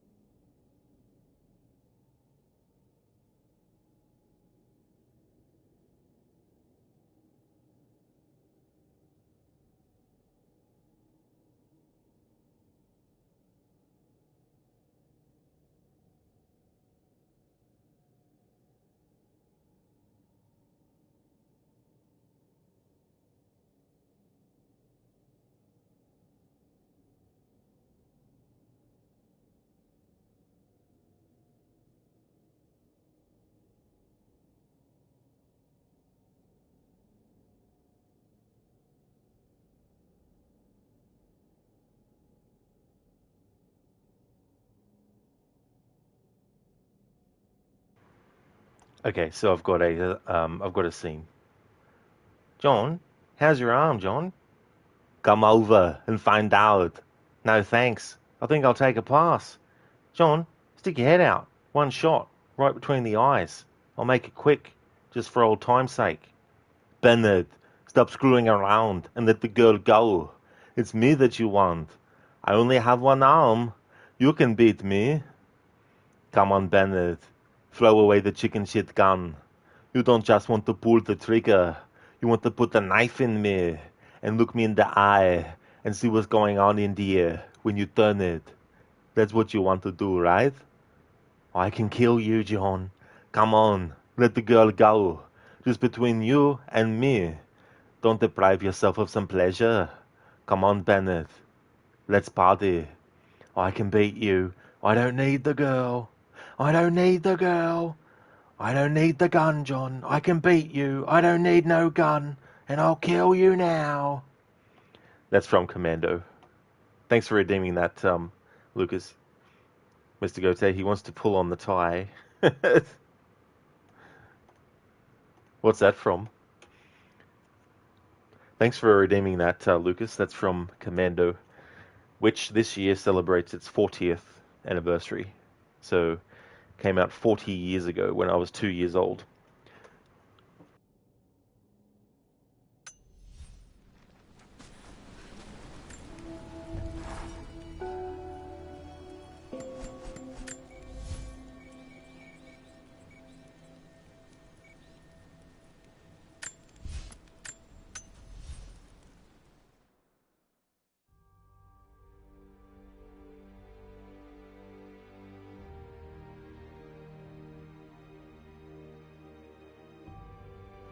Troll, about the same age? Oh, cool.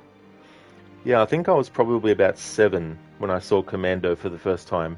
But keep in mind, that was the version that was recorded off of television, so there were some things that weren't in it that were edited for television, but it was definitely one of the early Arnie movies that I watched growing up. That and The Running Man as well.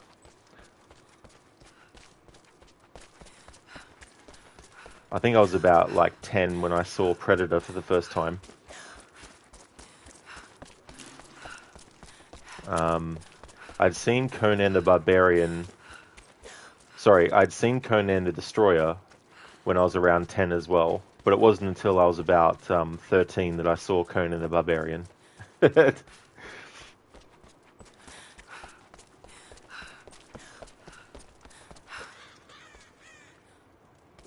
Mr. Gote, welcome to LAX, sir. Are you coming or going or visiting or holidaying? No, invading. Is that all from True Lies? Lucas, when you were saying John, you were kind of thinking Kindergarten Cop since that character is John as well. That's true, yeah. Yeah, Arnie's character in that is Detective John Kimball.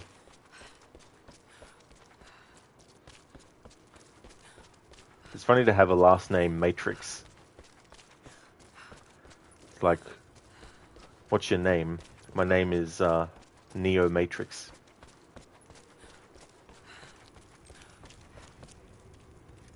Trill, put down that cookie. Jingle all the way. I didn't mind that movie. It's definitely better than Junior. And Meet a Barbarians, Random Nilfgaardian Soldier. Oh yeah. Lucas is staying for 2 weeks. That is true.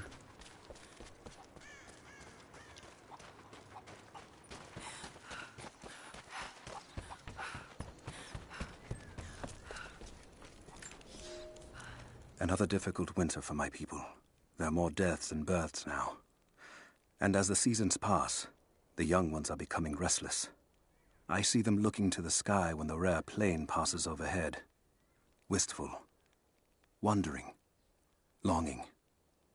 I know they are still deeply committed to the cause, but I also sense a change coming. An end to our way of life is on the horizon. The most recent invaders are fading from memory, but as the technology of men advances, more are bound to find our valley again, and we are bound with the fate of this place, for better or worse. Winter, pages of the ledger. Jacob takes great pride and responsibility in his position amongst his people.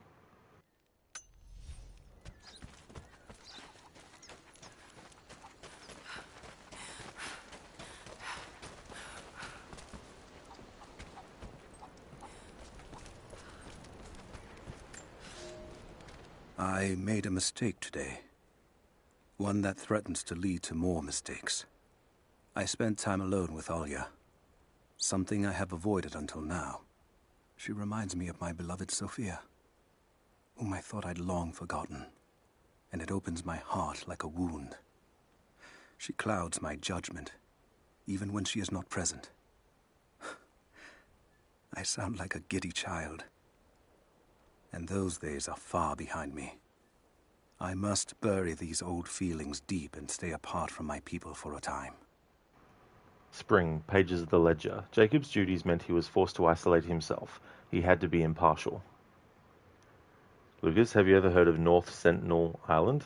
I haven't, no.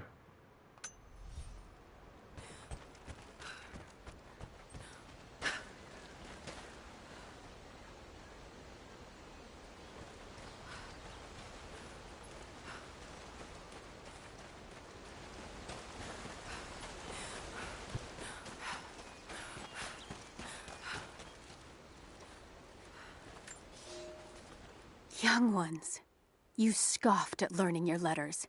Said it had nothing to do with hunting. But that's your first lesson. Everything is connected, and I am always right. You clever students who saw the folly and stubbornness and can read this, here's your first assignment. Track, hunt, and bring me back the pelt of one of the small creatures of the valley. Hares you can find anywhere, night or day. Both the little brown ones in our valley and the snow hares in the peaks. The squirrels stick to the trees, and rain will drive them into their burrows. And if you see fit to seek the rats, look inside the ruins, or anywhere the dead still lie. Please, do not bring me a rat. On the smallest prey, ways of the valley. Teachings from the master huntswoman of the remnant people.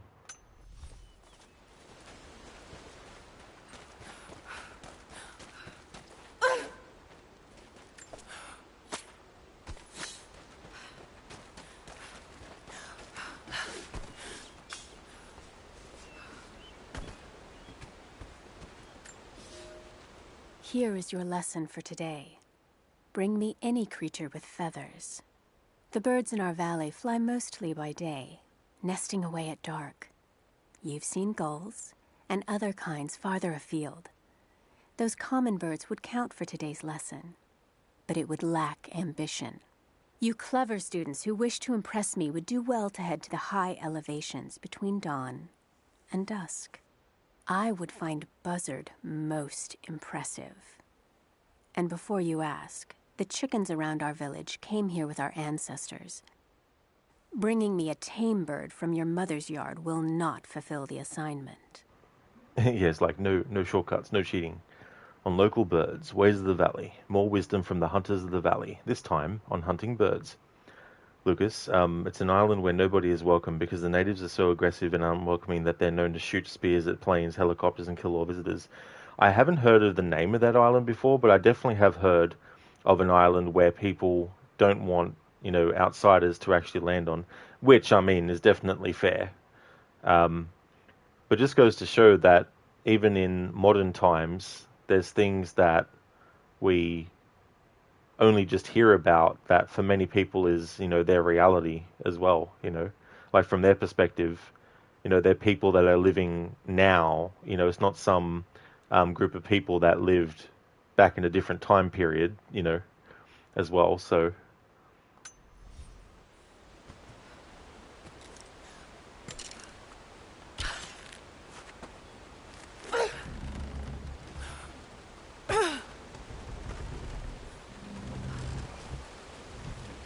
I don't have the grapple, so I don't think I'll be able to make this jump yet. The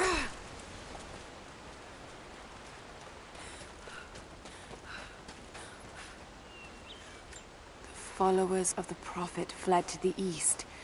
The journey was difficult.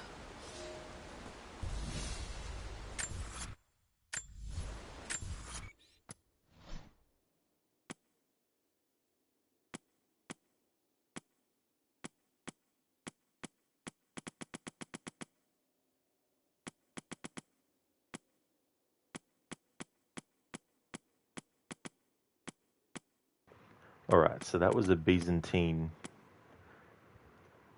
inscription. Let me see. So I've already covered the lessons of loyalty and the prophet's arrival. So the long exodus would be the one that we just uncovered. The long exodus. The followers of the prophet fled to the east. The journey was difficult.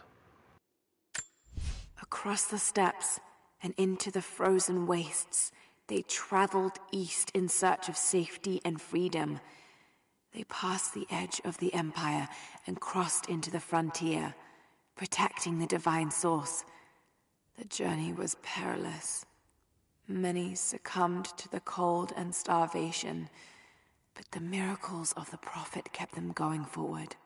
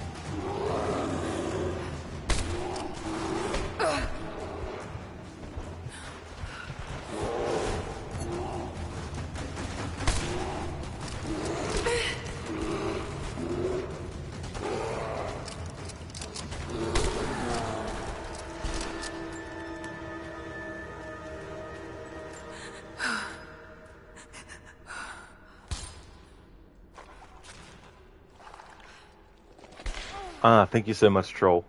I definitely will. Thank you for being here. I hope that you have a good rest of your day. Don't get mauled. Watch out for these bears. Hope you have a good one. Catch you next time.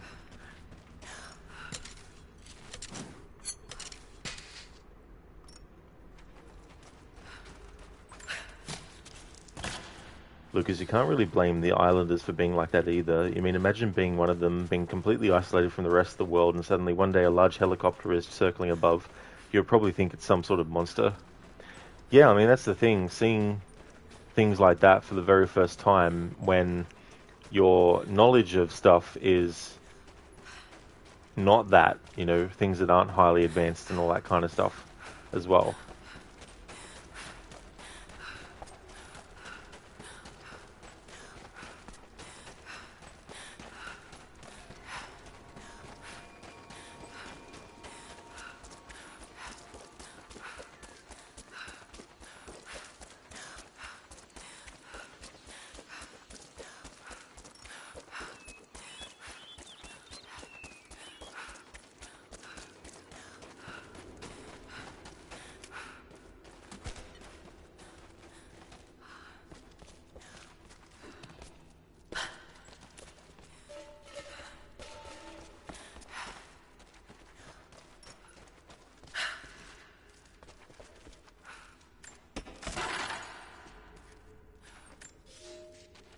You're making great strides, young ones. I almost believe some of you might be passable hunters someday. But here is where we begin to separate the wheat from the chaff. Today, while the sun is up, we stalk deer. Their meat, their skin, antlers, even their bones are what keep us all alive. Respect the deer, for it is as close to God as we are. Find them by their bedding, where the grass is pressed flat, or near berry bushes where they feed. Strike true. Don't let it feel a moment of fear or pain. Remember, I will be judging you, and whoever brings me a stag will be judged most favorably. On deer and stags, ways of the valley. Much of their food comes from the deer of the valley.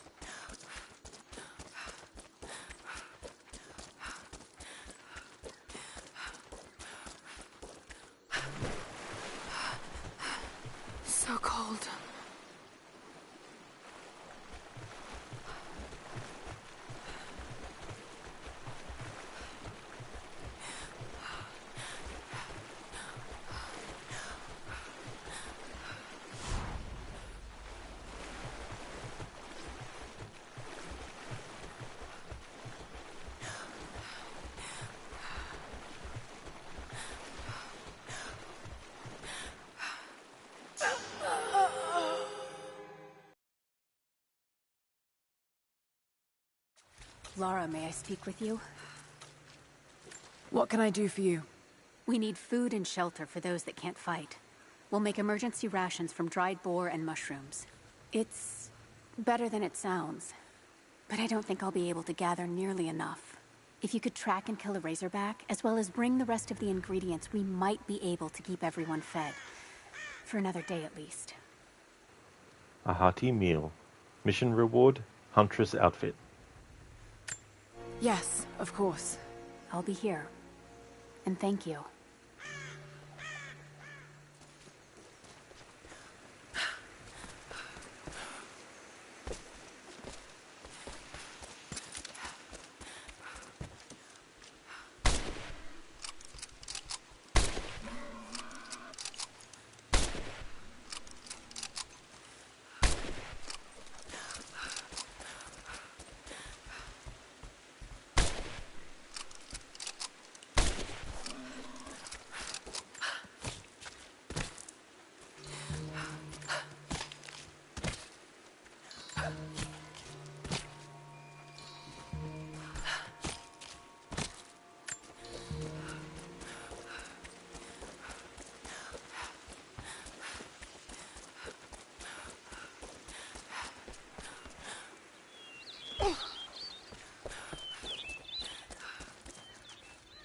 Will these do? Yes. Yes. I'll start drying the meat, but this should be enough for now. Thank you again, Lara. Glad I could help.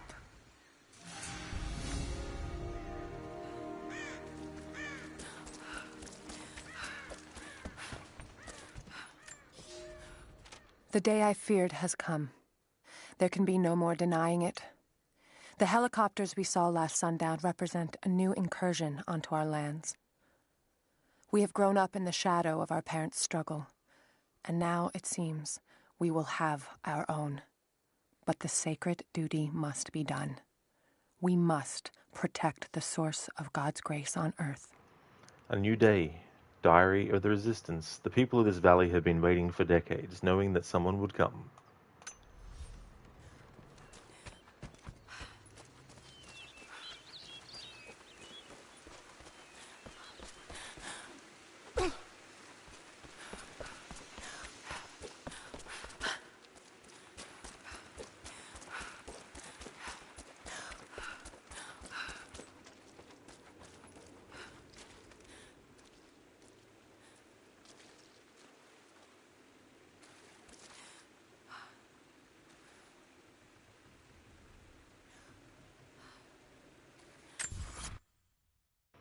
Alright, I'm going to go and take a break for 10 minutes, and then I'll be back.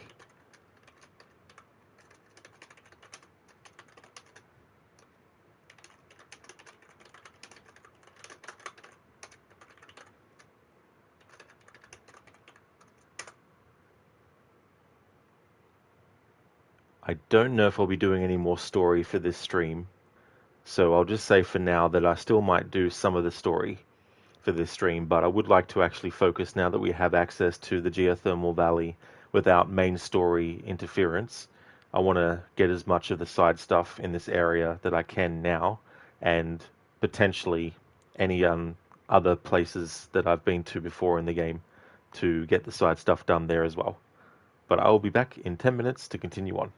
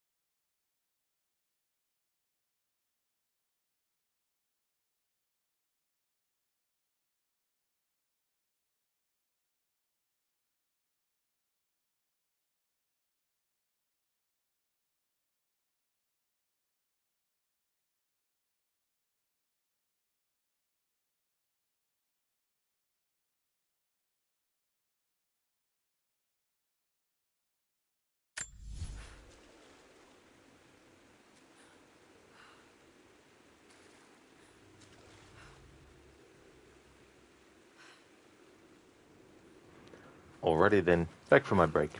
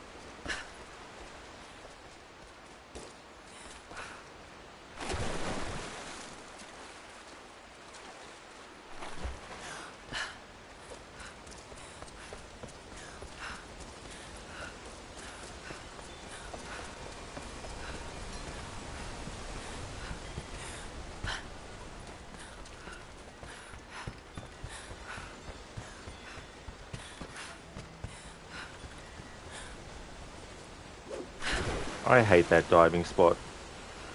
You do the same thing you do for the other dive spots, but that one likes to not accept that you've done it properly. It's the same with one of the other ones too. There's a really high one. Thanks for the welcome back in, Mita. Welcome back to you as well, dude.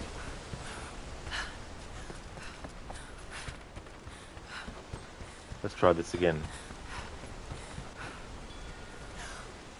Now it worked. There we go.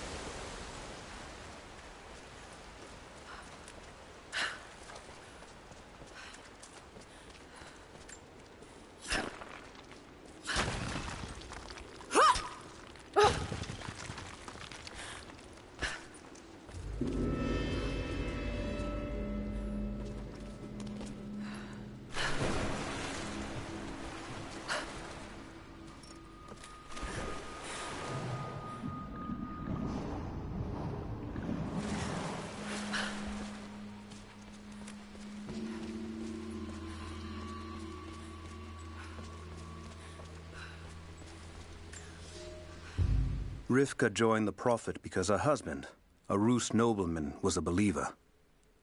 When he died on the journey north, she stayed with the Prophet, pondering what her place was amongst the believers. When she saw the valley, she knew she had found her purpose. She dreamed what Katesh could be. She laid those dreams out to be built. It is because of Rivka that Katesh became not just beautiful, but livable. Rivka, the architect. Crypts of the founders. A great city needs a great architect, and the Prophet found his among the Rus.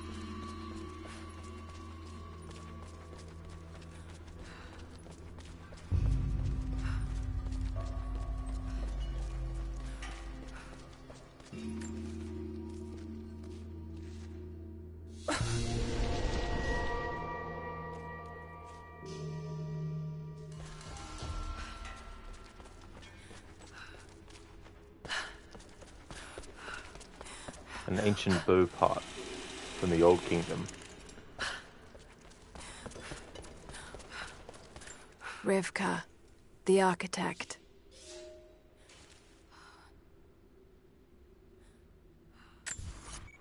Alright, so this would be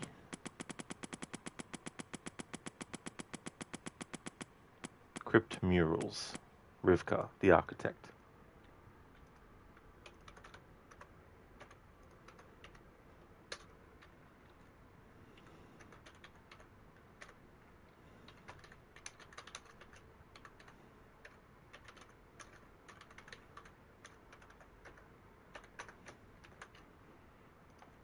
Rivka, the architect. I will tell our prophet's story in the design of this great city. Rivka, in her old age, stares upon the city her designs gave birth to, and she smiles.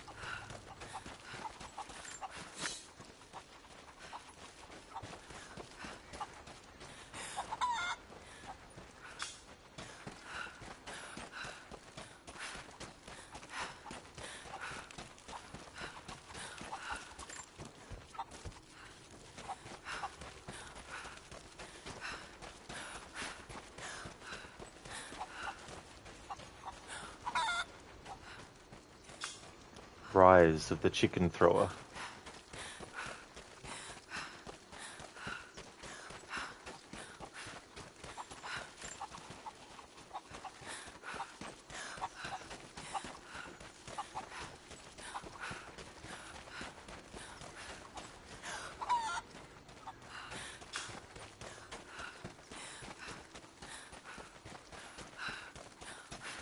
This is the foulest side mission challenge thing you need to do in this game.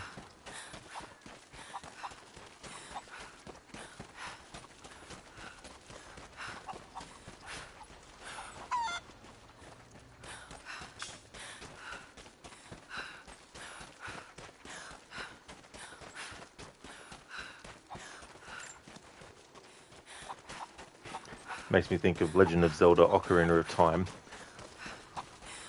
Catching the chickens and putting them in the pen.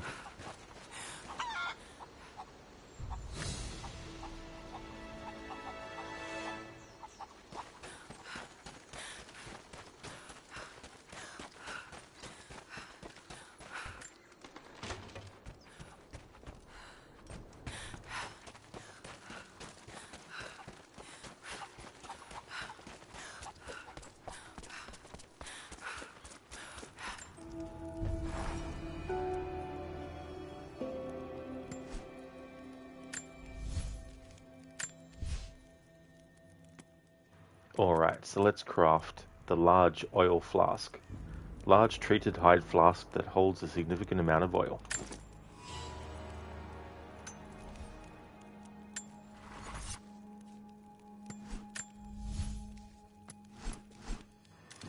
Alright, new rifle. The assault rifle. Wrapped magazine. Hide wrapping increases grip while changing mags for increased reload speed. Applied to all assault rifles.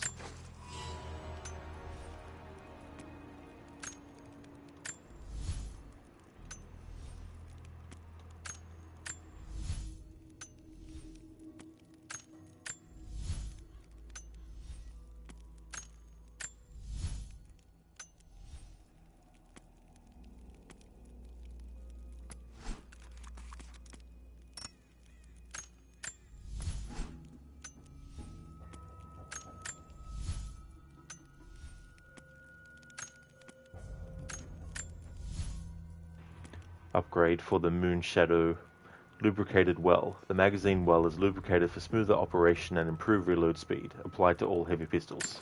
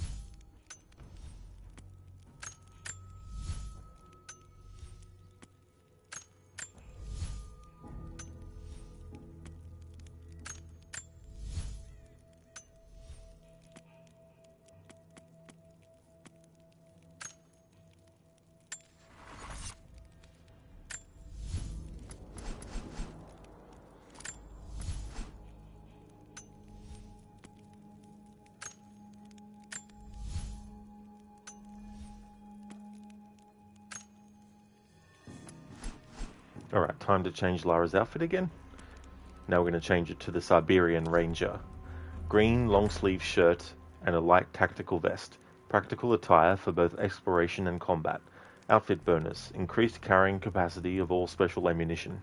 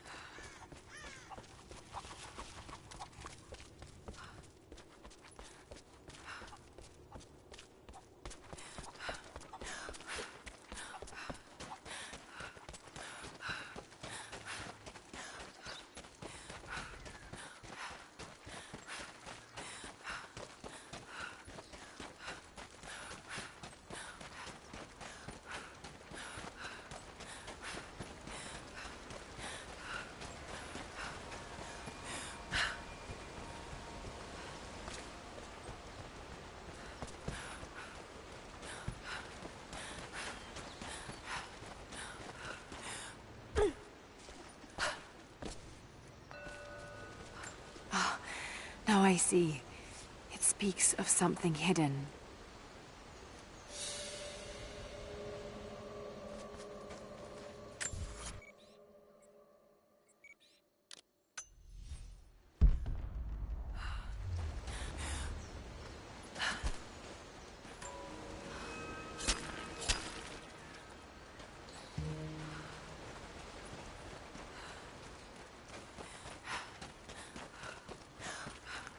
I think I should have enough of the ancient coins from the Old Kingdom to get the enhancement tool, which will allow me to upgrade all the weapons at the tier 3 and 4 levels.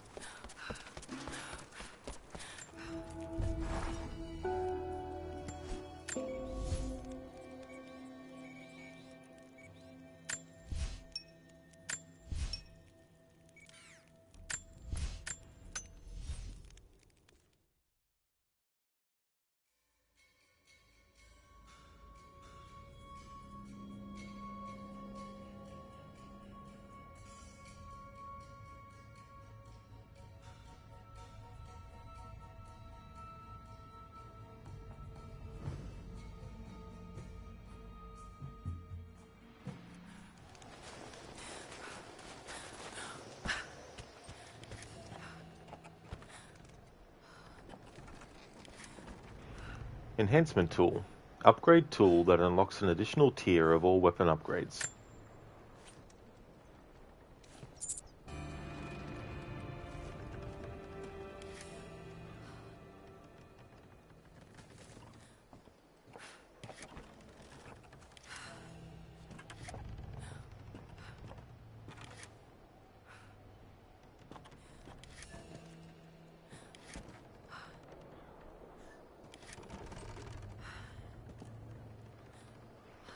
Alright, I'll get the commando outfit now. A black tank top, camo pants, and tactical gear outfit.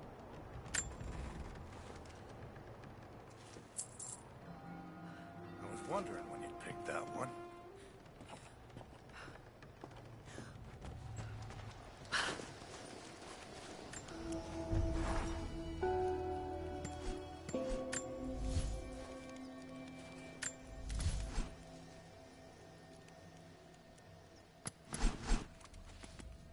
Alright, for Death's Breath, we can upgrade the Stabilizer. Stabilizer equalizes bow weight, balance, and drift after firing, allowing for faster redraw and firing. Applied to all compound bows. In Meta, you're dealing with a liar and a thief customer? Oh, wonderful. Damn. They're trying their scams again, are they?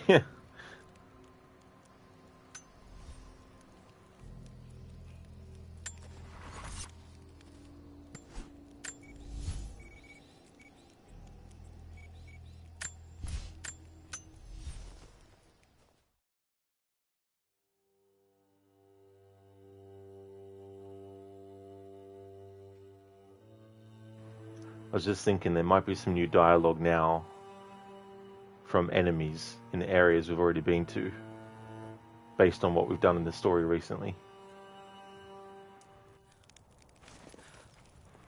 In Mita, he's pretending that he didn't receive the order. You call the courier and he says that everything is fine and the customer even gave him a tip. Ha! Right. What a scam he's trying to pull. Some people think that you were born yesterday.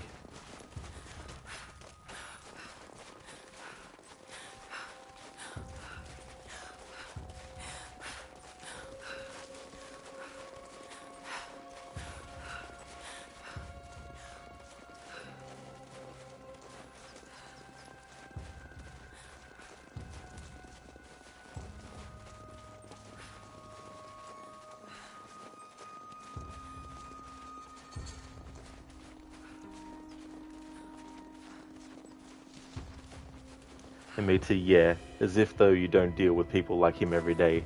Exactly, and thinking you're not going to actually double check, that you're not going to look into it first before deciding, you know what I mean? Like,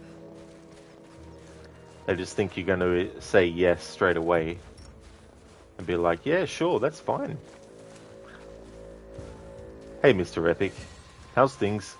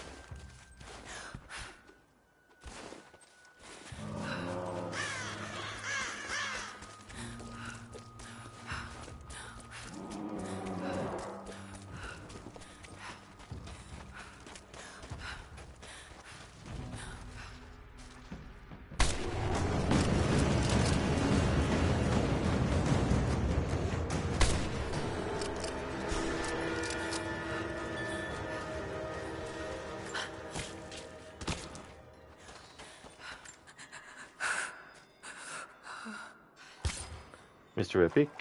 Well, to be fair, maybe in an alternate universe you did get born yesterday. Dun dun dun. That's true. That could be a possibility. You're going good. It's really cold here in the Netherlands. Well, I'm glad to hear that you're going good. I wouldn't mind some of that cold here at the moment. It's been annoyingly hot.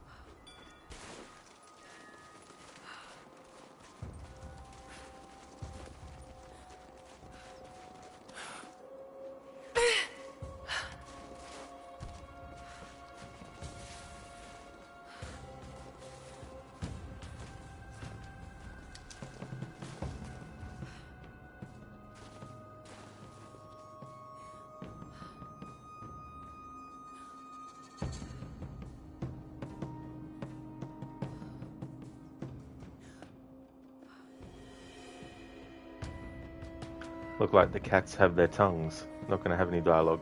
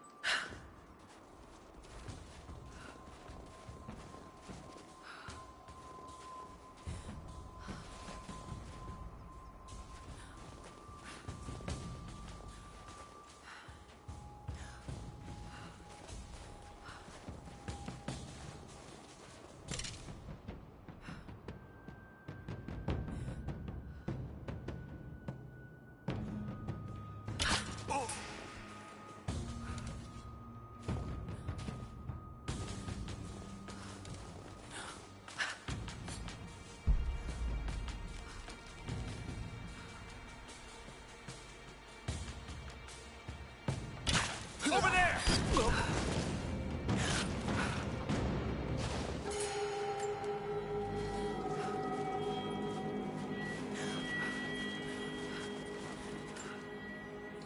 Mr. Epic, well, Rod here is the problem. You used to be overweight and didn't get cold so easily, but you lost more than half your weight and you do feel good and happy about it, but you get cold so easily now. That is a great drop, Mr. Epic. That's really good that you were able to do that. That's cool. And that's definitely the other thing too, having different side effects and them not all just being, you know, physical side effects, but also like things related to the weather, like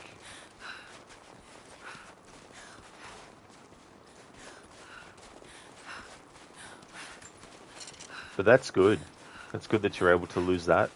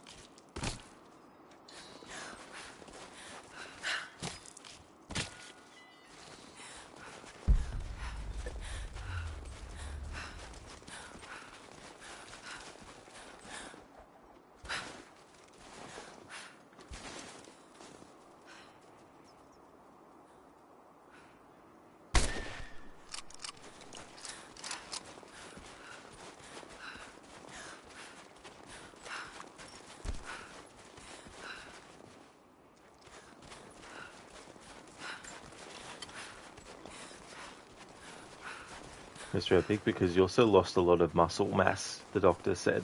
Oh, some muscle mass as well. Yeah.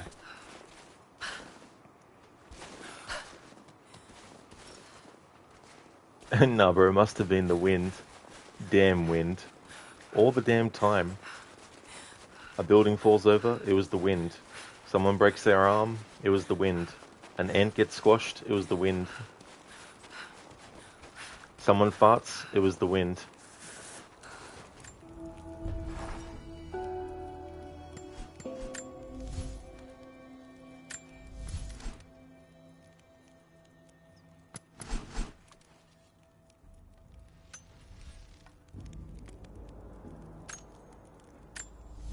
Ancient horn bow. Shooting glove. Soft hide glove decreases finger tension on a fully drawn string, increasing hold time. Applied to all recurve and horn bows.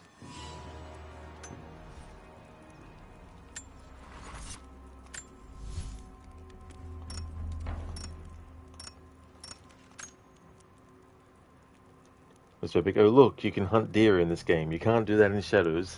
No, that's true. It's so funny, the idea of having like Red Dead Redemption 2 has your characters drawing in a journal when they come across an animal. But it's different in the sense that you just have to basically come across the animal and either track it or, whatnot. And then it becomes an entry. I don't think, actually, no, you probably don't even have to do that. And they were like, right, how can we actually turn this into a gameplay mechanic as well? And not have that.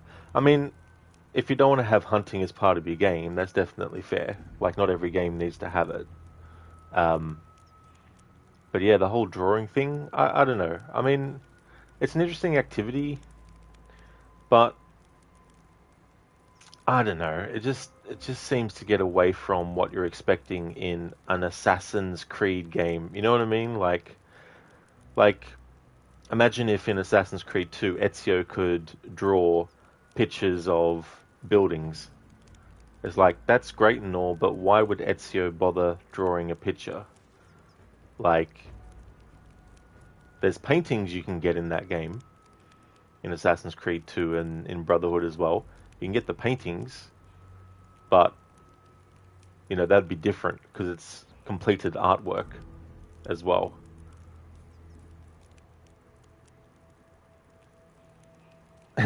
It's like, what next in an Assassin's Creed game? You get to be a carpenter?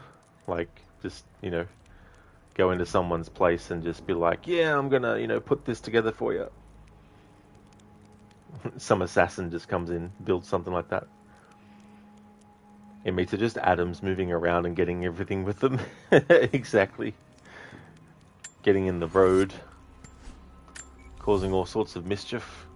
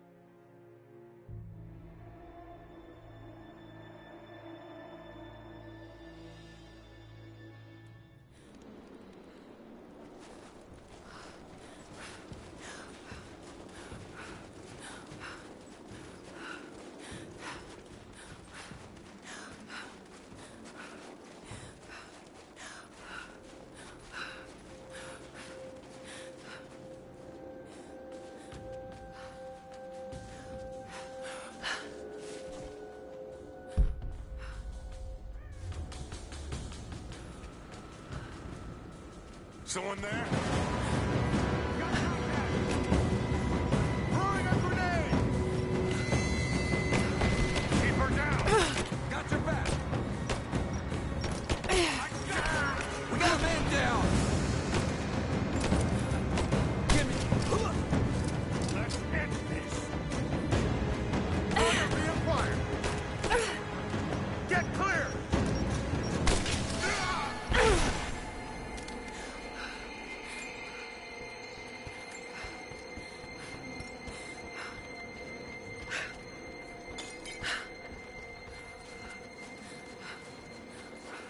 Mr. Epic, the funny thing is, they said because of honouring their culture, you call bullshit on that, especially after so many controversies. You could hunt in Ghost of Tsushima, so... Yeah, I mean, that's the thing, like, I remember even with Assassin's Creed 3, when hunting was something that you could do, I could swear that there were some people that were thinking, what's the point? And, I guess it just depends on each individual person as well, like whether something is like relevant to them, you know, like it's like with any side content, some people might be like, fuck the side content, I just want to do the main game. That's all I'm interested in as well. But I feel like with Assassin's Creed 3, for example, being able to do the hunting, it really played into the idea that you were able to go out on the frontier. And also, because Connor, his heritage, it made sense, you know, so it was just something that was a cool thing to include.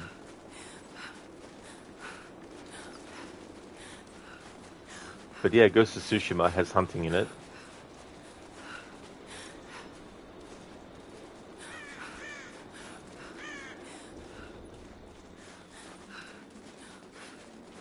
In Mita, oh yes, it's all about honoring the culture. Lol. I mean, they've done it before in the past, like even Mirage, for example. Like, I don't remember there being anything that was considered to be, you know, insulting to the culture or anything like that. So I don't know.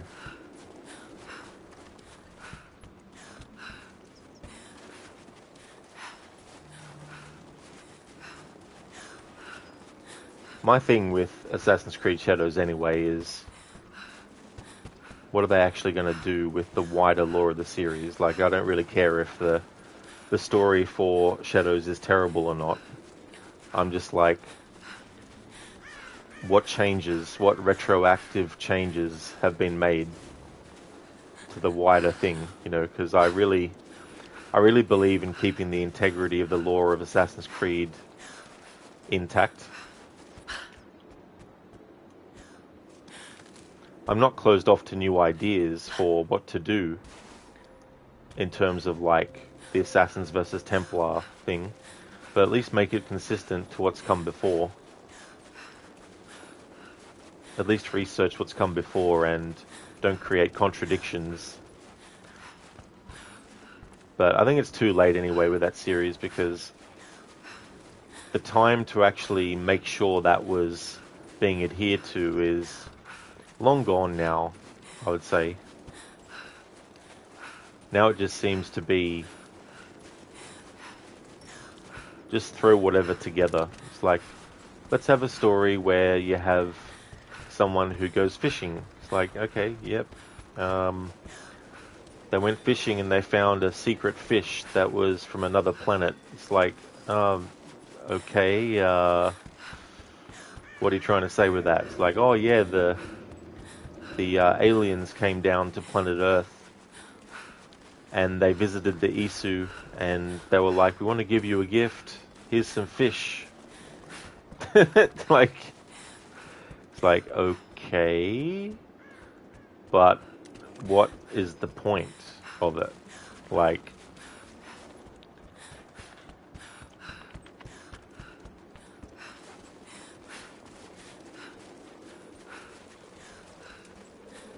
I mean, it might be a new idea, but it's a bit silly.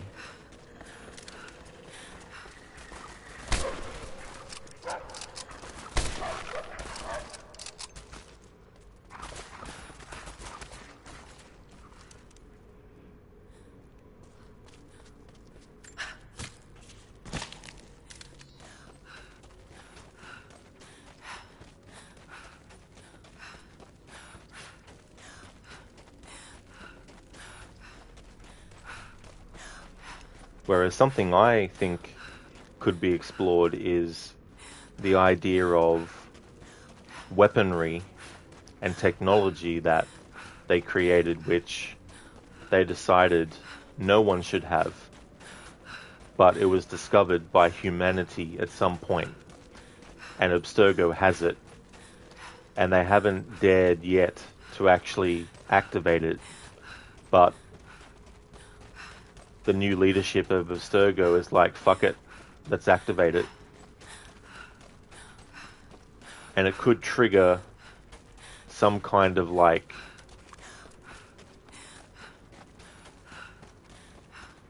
ecological disaster or something like that.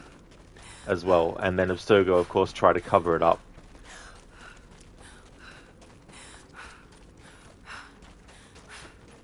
And it turns out that it was actually a device that was supposed to be used in drastic cases where the entire planet was compromised to the point that if an enemy wanted to take over territory or something, then they'd be like, fuck you all, and then initiated it. But they never did, you know, until Abstergo decided to activate it. Then the present day story becomes the assassins having to infiltrate where Abstergo have hidden this device and actually disarm it before it blows the world up or something. I don't know. It's a bit of a cliche, you know, device that's going to blow up the world like a James Bond villain thing, but I don't know. Give the assassins in modern day, in one of the games, an actual threat that they have to solve in the actual game itself. So that once you get to the end of the game, they've stopped the bomb from blowing up the entire planet. Done. Story finished. In the next game afterwards, come up with a different present day story and what they have to deal with. Instead of doing the cliffhanger thing of, oh, you know, what's going to happen next? We don't know. And then someone comes along and decides, no, we won't resolve it. We'll just ignore it in this game and then leave someone else to deal with it later. And then they're like, eh, fuck it, we'll just finish it off in a comic book. It's like, just start a story at the start of a game in present day and then finish it at the end of the game in present day. As for the story for the past, you could have that there was another character that was actually looking for this device. They found out about it and they were trying to discover where it was. And it could be like a race against time, the Assassins versus the Templars, to actually get it, you know, in whatever part of the world, whatever time period.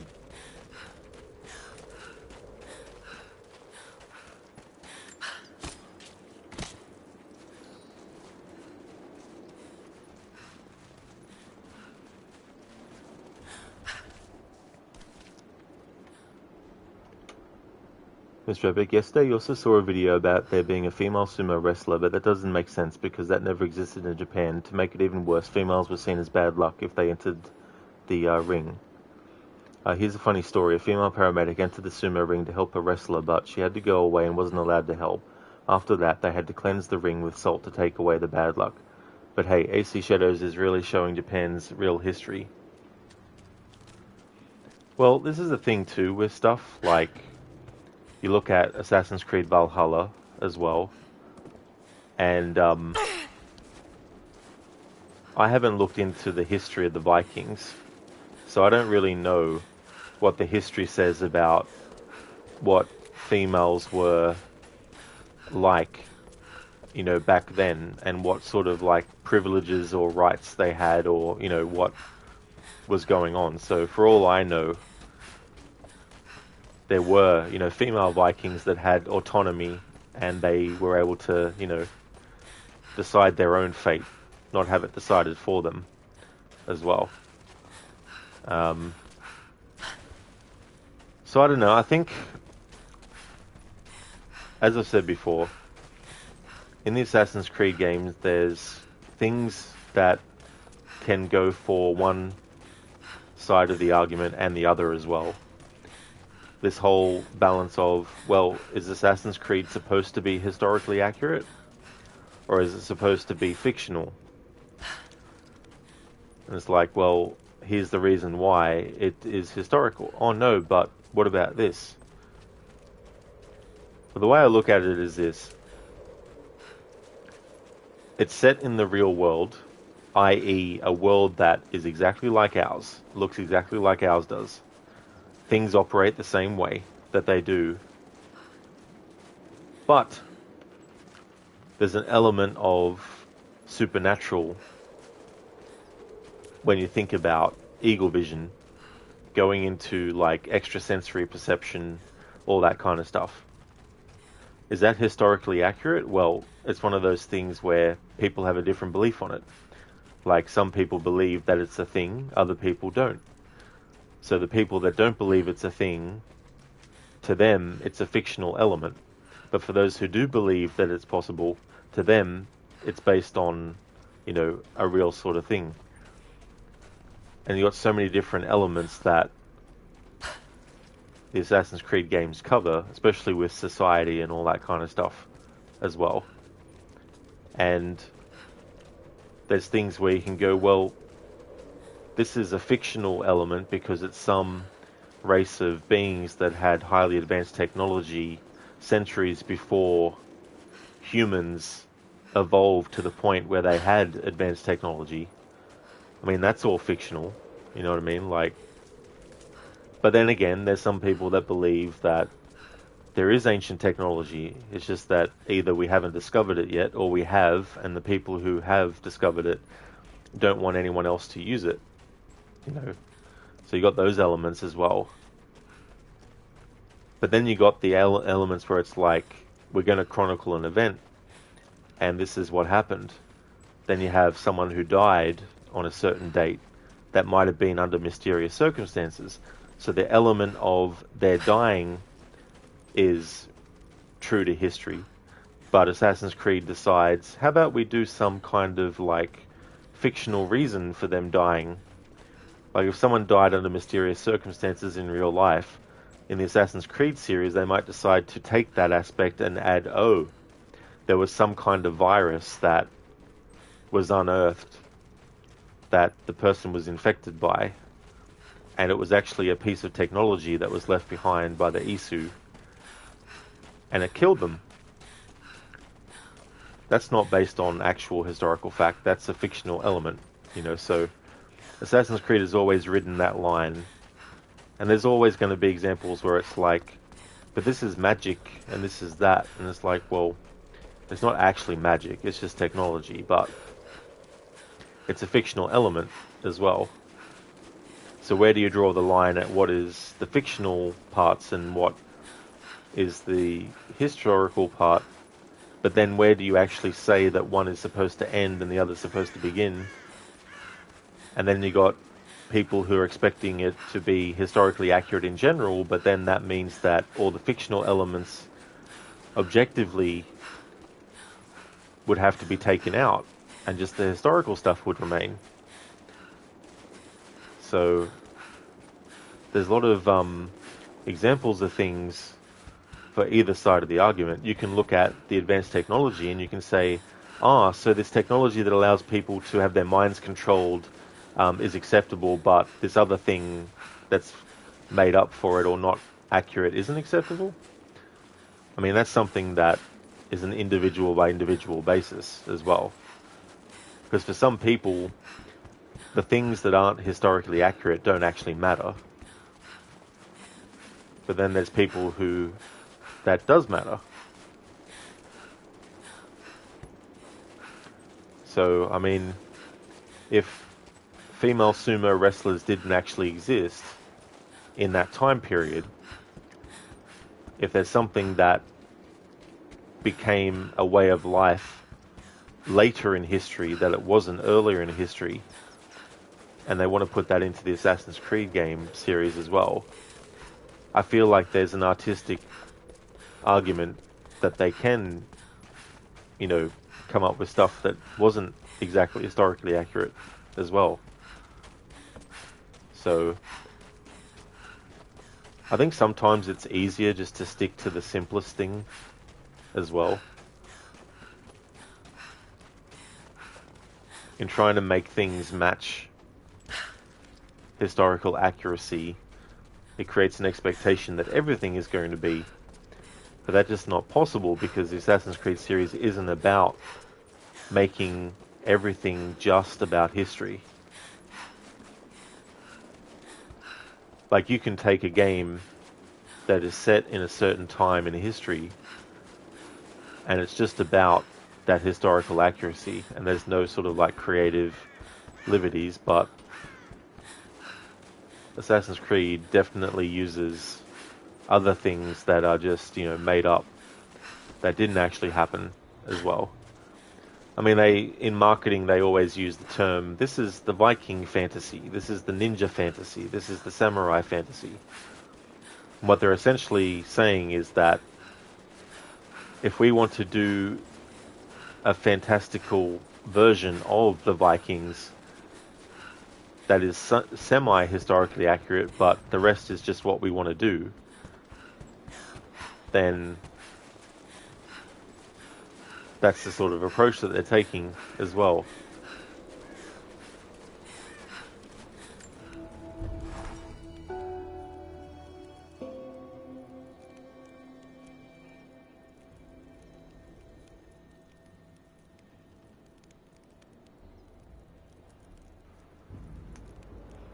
Hey there, Oliver. Welcome back. I hope things are going well.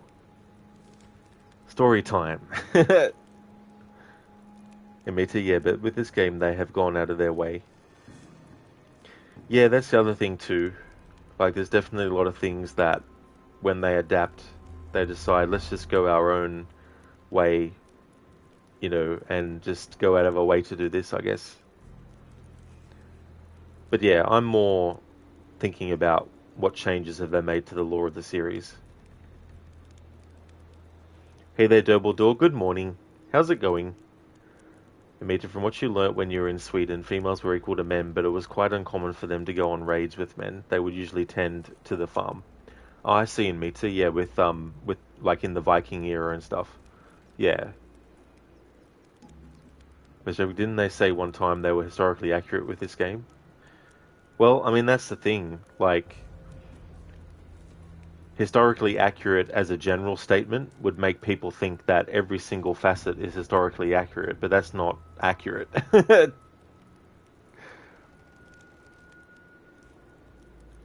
I have slow player, yeah. Yeah, we got up to that part as well. I've played this quite a few times over the years, and I thought for one playthrough to celebrate its 10th anniversary, I'd cover doing 100%. So I'm doing all that kind of stuff. And also getting all the weapons upgraded and all that kind of stuff. But let's be honest, old Ubisoft, the mix of both accurate. Ubisoft these days is even close to accurate. Yeah, but I don't know. I don't think they've ever tried to be 100% historically accurate. Otherwise, you wouldn't have someone who has eagle vision. But then again, as I said before, if you believe in extrasensory perception, then you're not going to think of eagle vision in Assassin's Creed as going against reality. But if you don't believe in it, then you will. You know, therefore, it's a subjective, I guess. Not that I really care too much, but that's how I feel anyway. Hey there, Lucinda. Good morning. Doing pretty well, thanks. Making some good progress. We opened up another area of the game and did some more story. Now I'm just backtracking and stuff. I was able to get the enhanced tool from the shack with my ancient coins from the Old Kingdom. So that allows us to actually get the 3rd and 4th tier of upgrades for all the weapons and stuff like that. So yeah, doing well. How about yourself?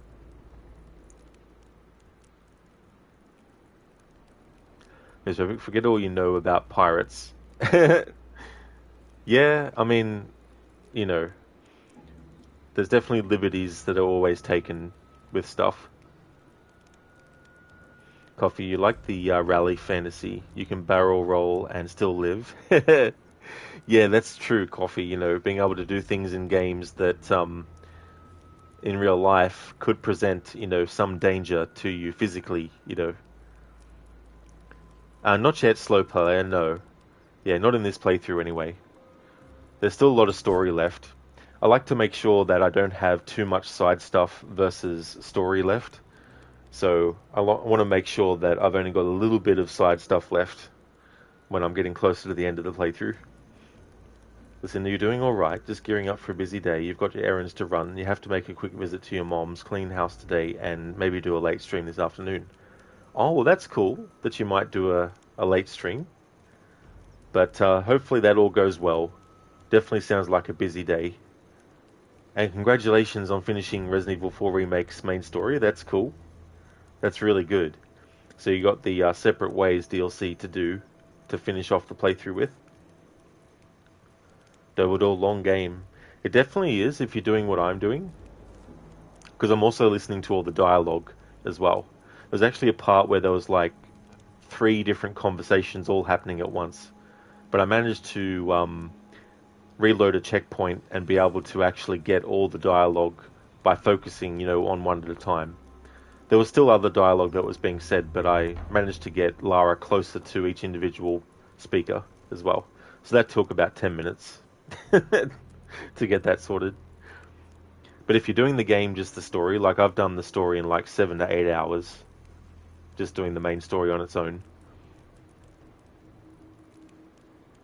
Listen, yeah, you actually ended up having just enough money with the charm that gives 20% off to get the infinite rocket launcher right in time for the end boss. Oh, excellent timing on that.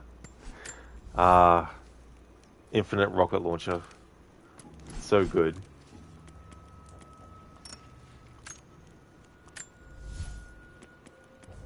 Okay, so let's get the reinforced shaft for the recurve bow. Better shaft backing allows for increased draw weight, which increases damage, applied to all recurve bows. You can also get an upgrade for the shotgun. Pump action shotgun, backboard barrel. Wider barrel diameter means more shot can be loaded for increased damage, applied to all shotguns.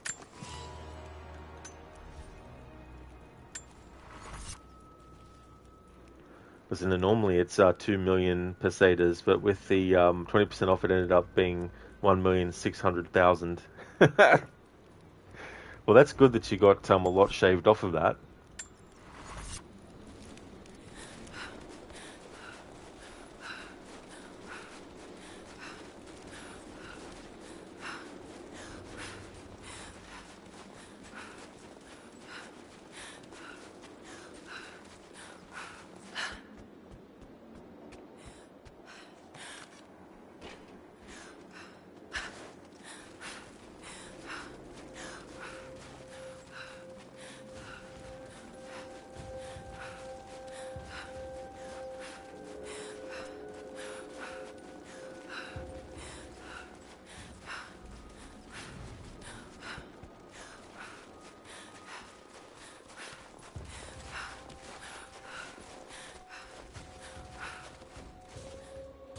Identify yourself. Intruder! Get fucking stuck on a tree branch. Jesus fucking Christ. Taking position. Let's go. Oh, he's dead. She's reloading. You and me now. Oh, just you and me.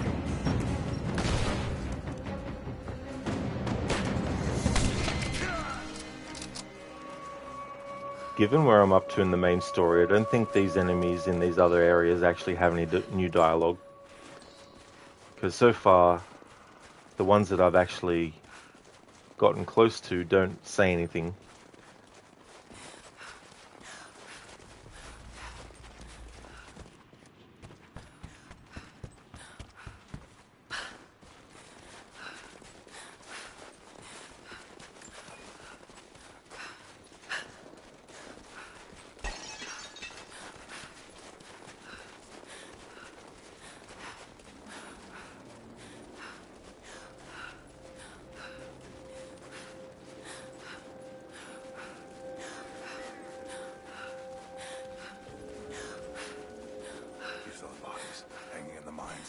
Wearing Soviet uniforms. Yeah, I heard.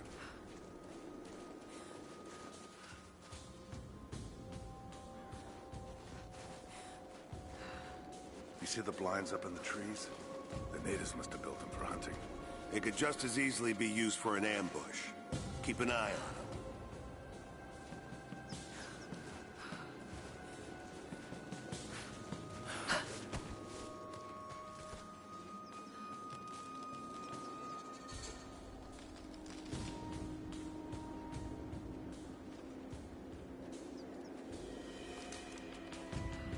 I mean, I can see why the natives would want to stay here. Yeah, considering what the rest of this frozen shithole is like, this place is paradise.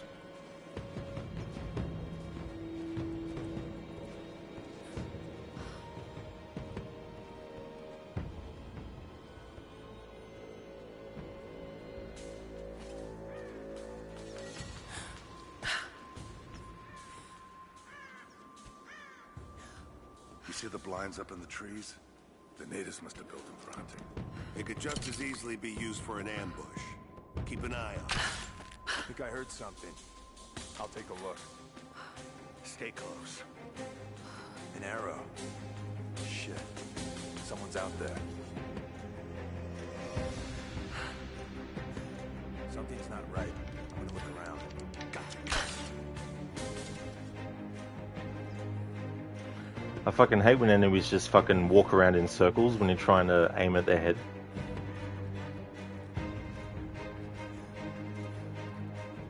Like he fucking knows I'm actually aiming directly at his head. I copy. Just wants to be a shit about it. Someone's here!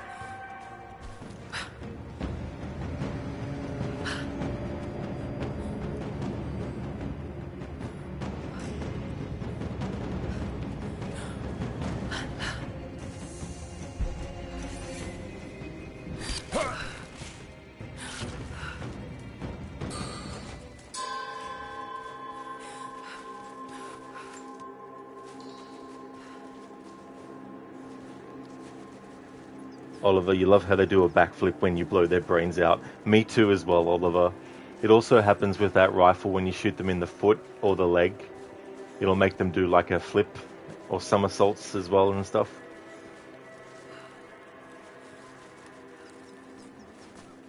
Listen to wow, the NPCs are still saying the same things from a long time ago. Is this a different area? Yeah, this is one of the earlier areas now that you go to. I was wondering if, after the point I've done in the main story recently, that there'd be different dialogue from them, but it seems not. Although maybe closer to the area where the main story mission was, maybe there'll be different dialogue from enemies in those spots. Oliver, big brain NPC, absolutely. He was like, I can sense that someone is aiming at me. I need to walk around in circles as to confuse them. Yeah, that was cool. Listen to the little squirrels. They're like, oh, a dead body.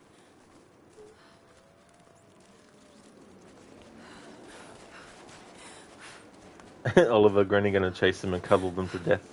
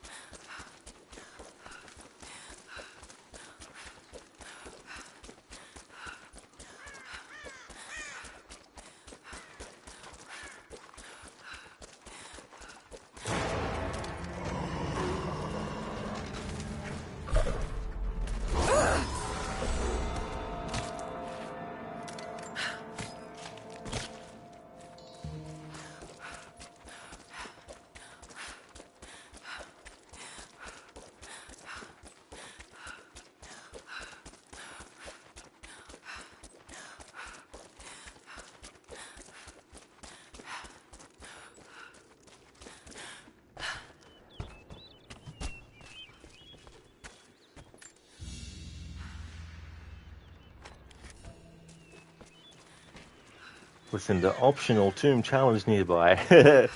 Yeah, the game likes to keep reminding you that there's one nearby if you haven't gone and done it yet. By the way, there's a challenge tomb nearby.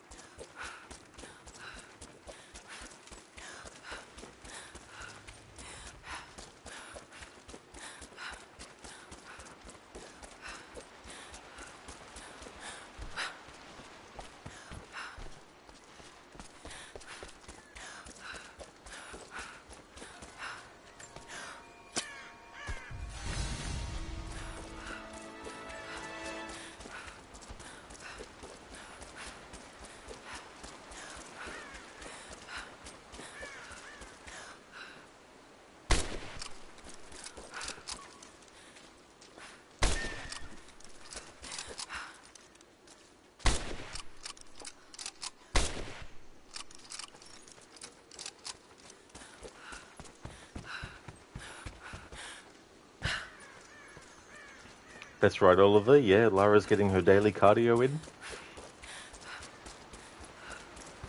Infinite stamina. Now imagine being able to run this fast in the Resident Evil remakes.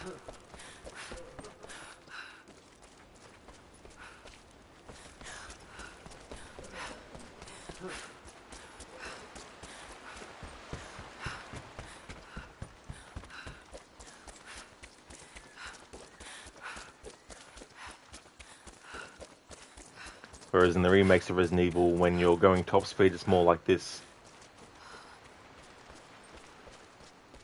There's a monster after me. I must survive by jogging.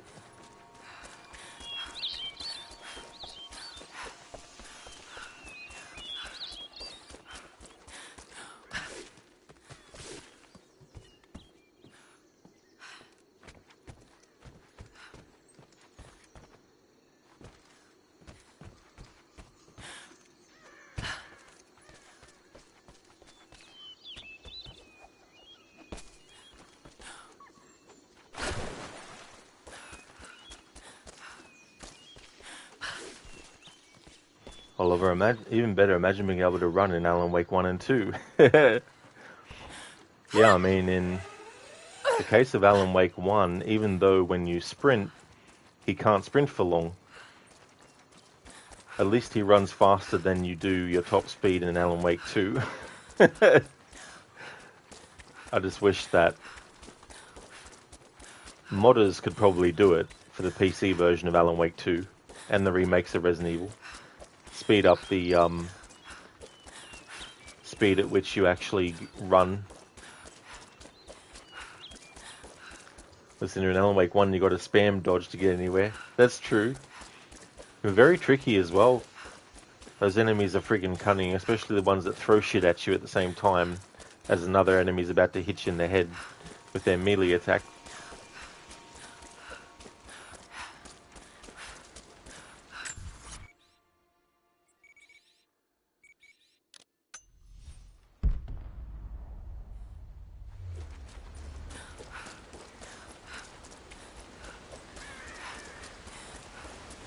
Listen to, yeah, funk, damn you. It's really annoying when you're just about to get to a street light and then you get killed because some asshole threw a hatchet at you or something. Hammer.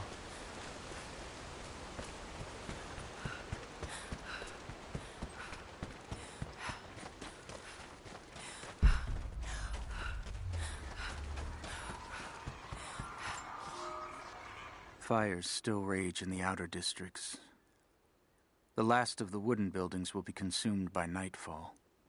The heart of our city is gone, buried beneath the ice.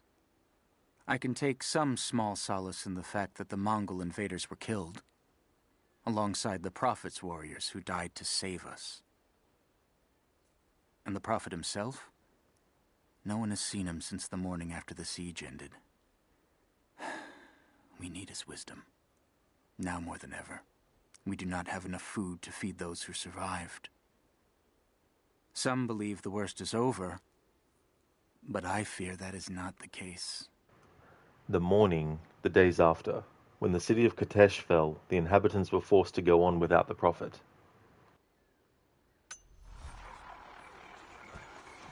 That's right, Oliver, the Mongol invaders. So remote, yet so beautiful.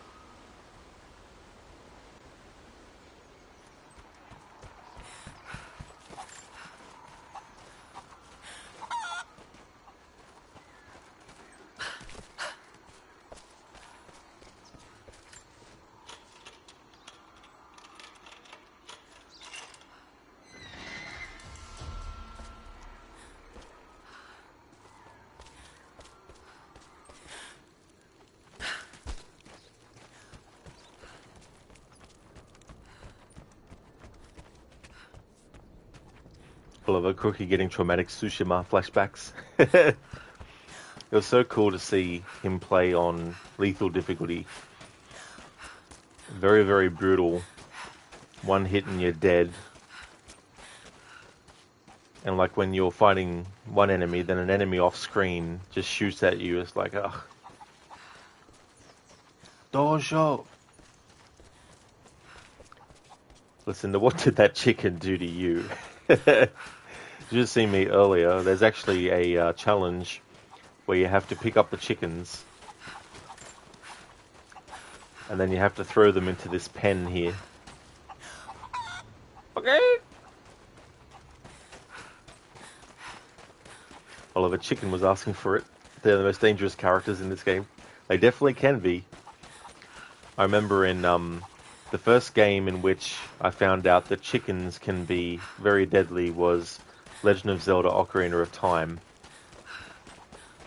When hitting the chicken, and then they all go nuts, and they all swarm and attack you.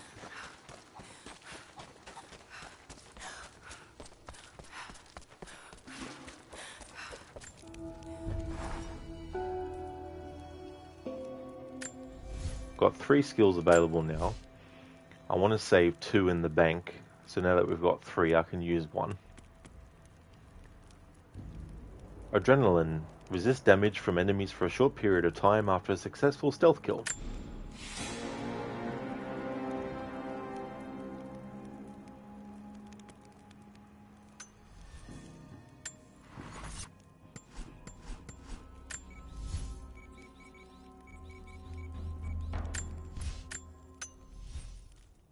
Oliver, bark, bark, bark, bark, bark, bark, bark, bark, bark, bark, bark, bark.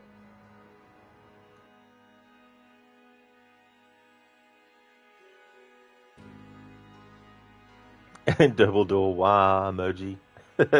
Makes me think of Mario. In the Mario games when he goes wah.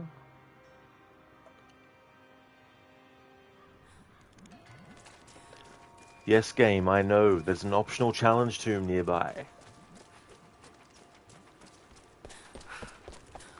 And I'm choosing not to do it yet.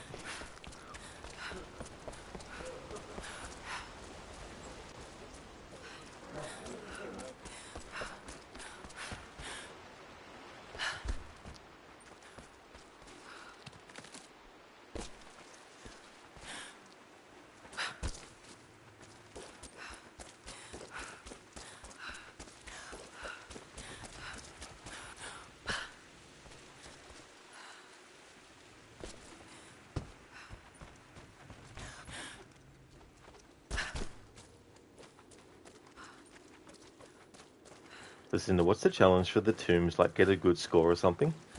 Well, there is actually a mode in this game that you can play where it is doing the tombs to get a high score. But basically, in regular game, they just call it like a challenge tomb, because if you actually go through it, there's like usually a puzzle that you need to solve, and you'll get a reward as well that can be like a gameplay benefit. Like you might get the ability to be in a combat situation. If you lose all your health, you'll get it all back, but it only works every combat scenario you get into.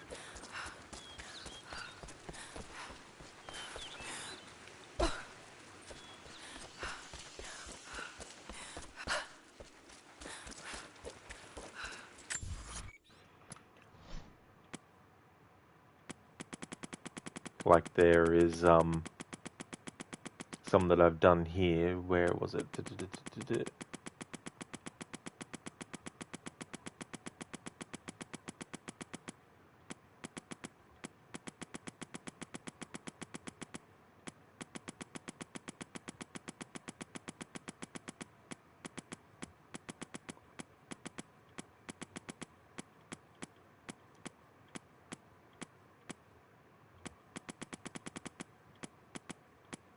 Was it Byzantine? No.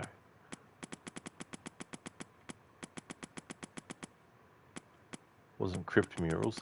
Oh, it was Byzantine things, I think.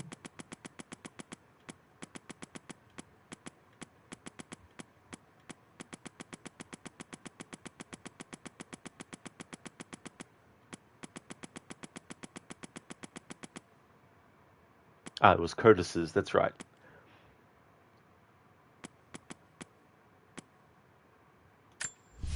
Pain is illusory. It won't actually tell me what the benefit was. But yeah, that was really handy when I did my no death challenge, being able to have like essentially a second wind in combat especially. But obviously it doesn't help you in falling down a chasm. 11 hours, like the Duolingo owl reminding you to enter these tombs, which eventually turns into threatening you to go there. It's like, look, we've thrown this message on the screen 50 times now. Get your ass into the friggin' optional challenge tomb now. Hey there, Arctic Smash, Batman. Batman Lee. Hey, how's it going, dude? You man, bat, a rat, or a cat. You shat upside down with wings and other things. Oh, baby, baby, baby. Welcome on in, dude. How's things going? Hope you're having a good weekend. Hey there, Senny. Good day to you as well, buddy. How's your day going today? Rise is going well. I've got up to the part of the story where Trinity and Jacob's people have had their first big skirmish. And I've been backtracking to do side content and stuff.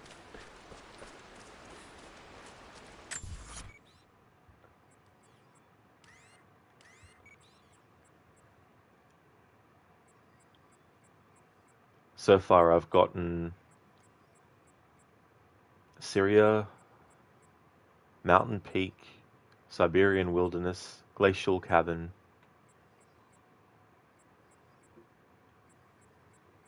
Yeah, so I've got them to 100%. So we now have access to the geothermal area without having to worry about any sort of like main story dialogue happening, because I just want to focus on getting some collectibles and stuff. And I went to the supply shack and I got the enhancement tool, which means for tier 3 and 4 of all weapons, I can actually upgrade them to that level now.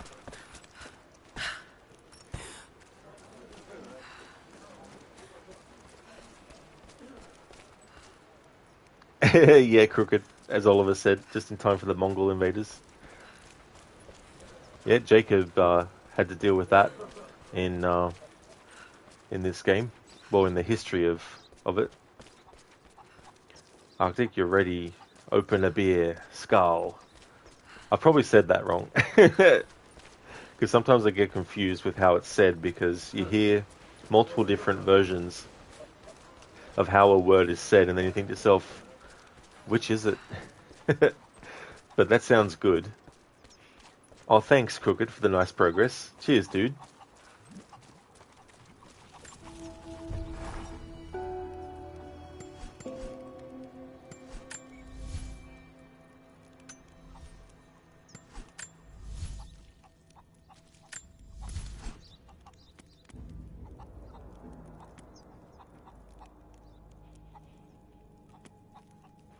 Actually, sorry, no. The enhancement tool lets you upgrade tier 3 of weapons, but you need the refinement tool to get the 4th tier of upgrades.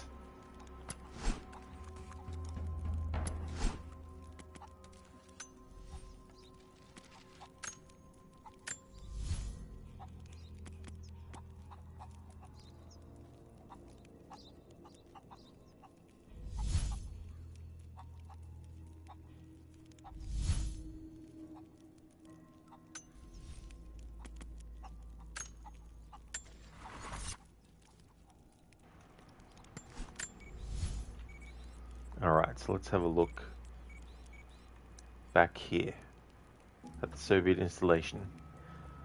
So I've got one challenge that I haven't finished yet there.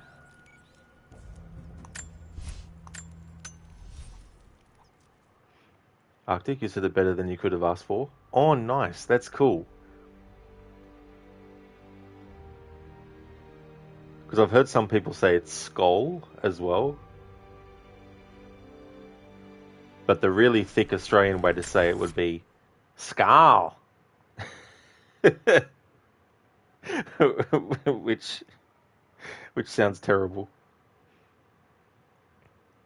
Dr. Darling, back home, time to explore the Ocean View Motel or Lake House Hotel, whatever the name is. Yeah. Yeah, that's a funny thing. Like, sometimes you get so many games that have a location that is named similar that when you're thinking about it, you're like, is it this one? Is it that one? No, that's right. It was this other game that had this. No, it's that one. Listen, you were informed just how important it is to pronounce skull correctly. Oh, yeah, listen to you were. Oh, was that when you're playing Valhalla? Arctic, yeah, you don't have the letter, but you loved it. Yeah. It's like when someone goes, Dal, short for darling.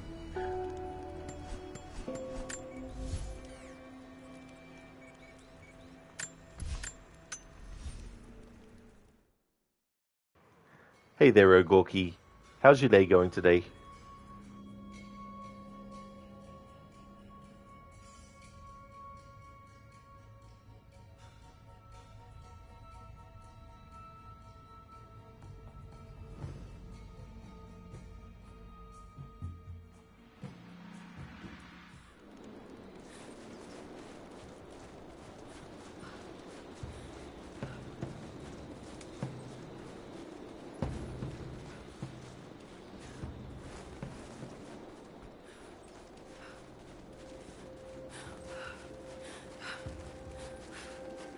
Oh, nice, Ogorki. That's good.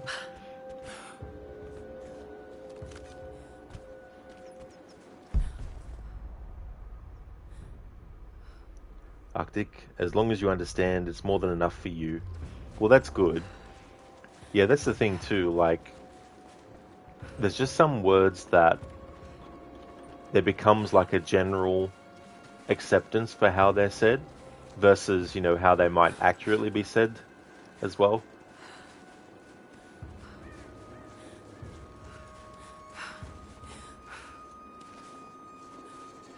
Listen, you reminded yesterday that The Last of Us 2 comes out on PC on April 3rd. You want to be ready for that, but you just hope they learn their lesson and that'll be in playable state for your PC. Hopefully so, because I remember you having those problems with the first Last of Us, the remastered on PC and... well, the remake, sorry, not remastered. And having like the problem with the shaders as well, like, that's a lot. I'd be so annoyed. I'd be like, look, I just want to play the fucking game. Just want to, you know, load it up and enter into it and be like, the game's working now, let's go.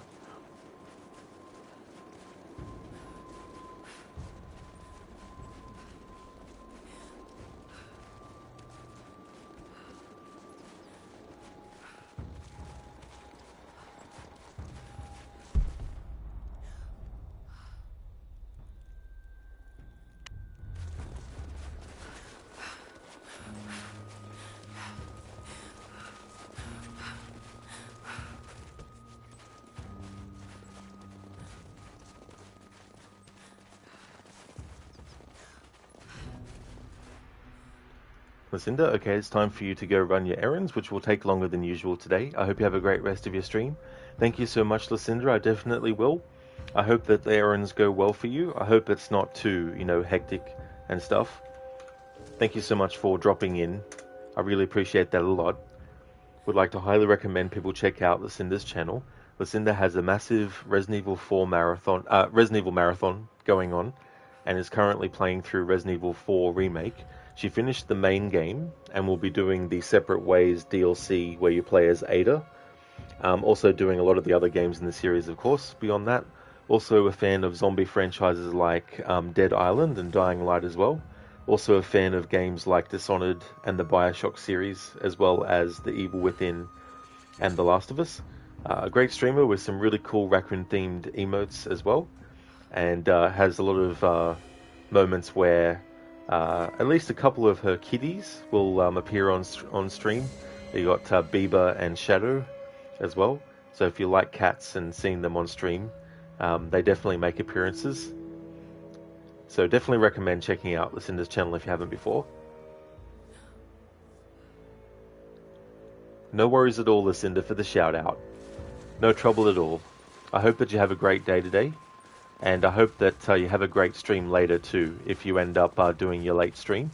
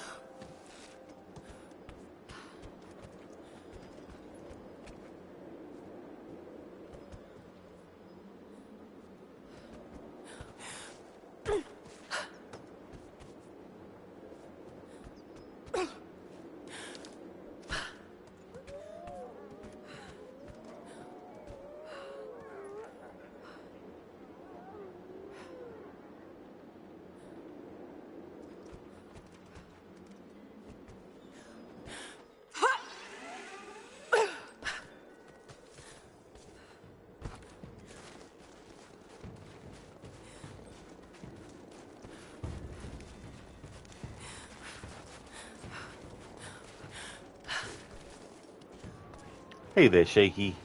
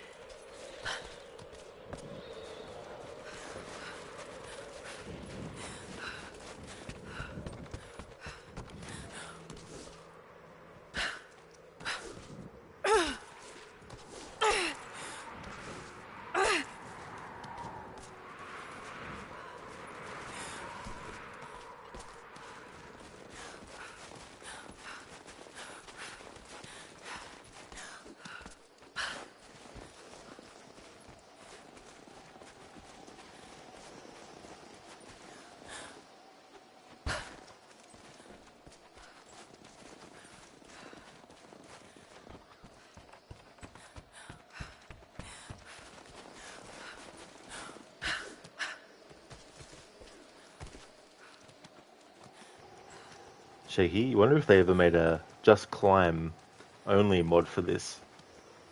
Oh, how do you mean, Shaky? Like,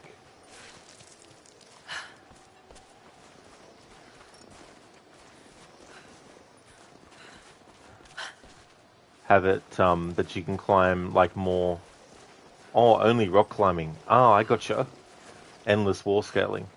That would actually be interesting, especially if they could do a thing where you have like an enemy that's aiming at you and give you a reticule, and then you can like do like a side jump on the wall to dodge the bullet or something.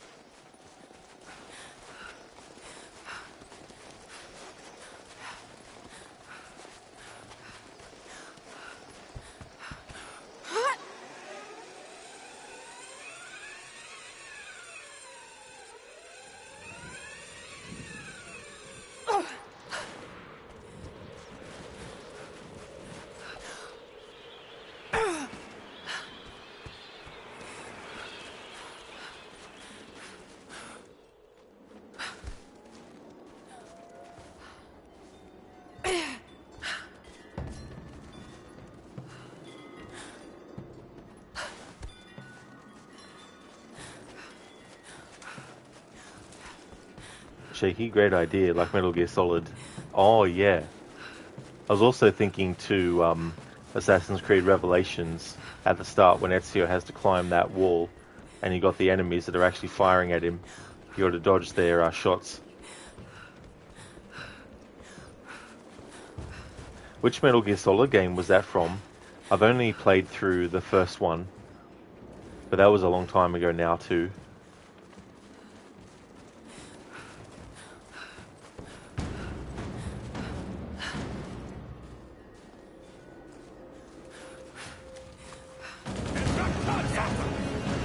Roger that!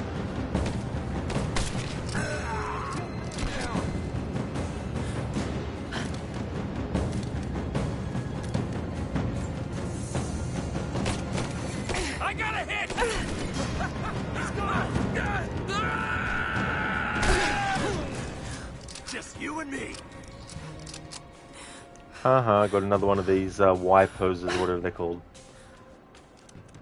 This happened earlier in the stream, and now it's happening later in the stream.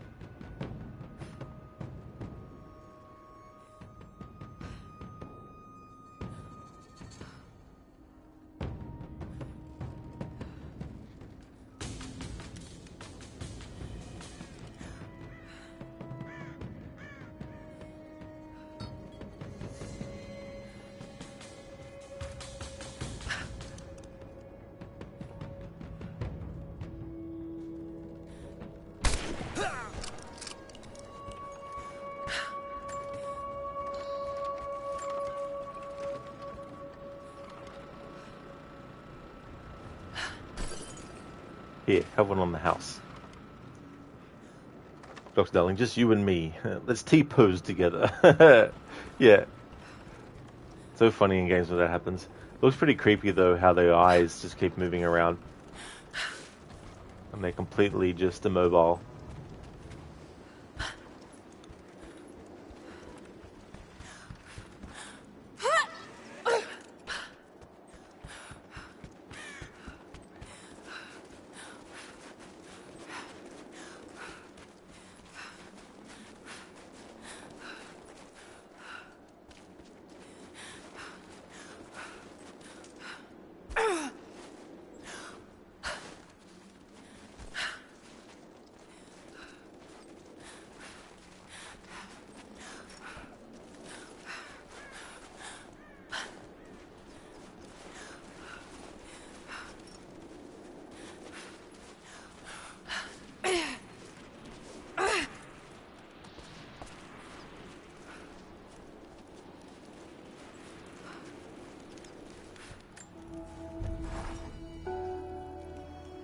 Okay, time to change Lara's outfit again.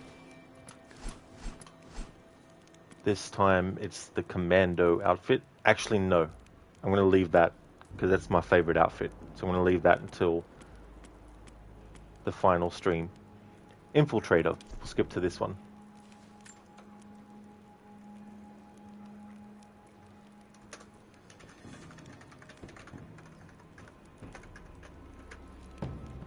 Infiltrator, camouflage pants and matching olive shirt with a tactical vest and scarf. Outfit bonus, reduces the delay before health begins regenerating when damaged.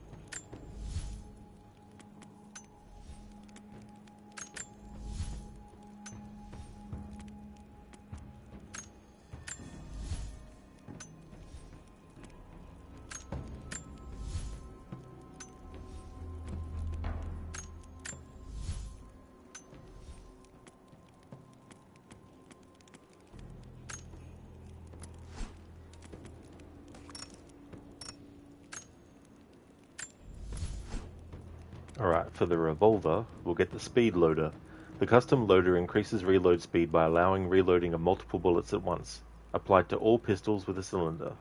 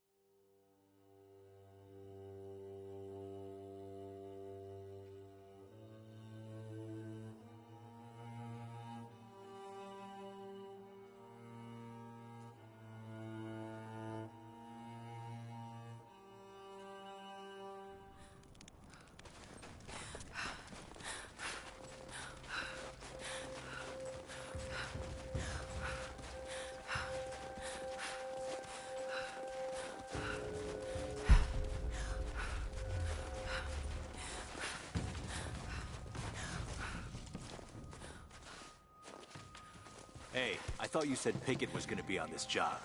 I thought so, but word is he was on the job with Constantine in Syria. We got incoming! Oh, shit!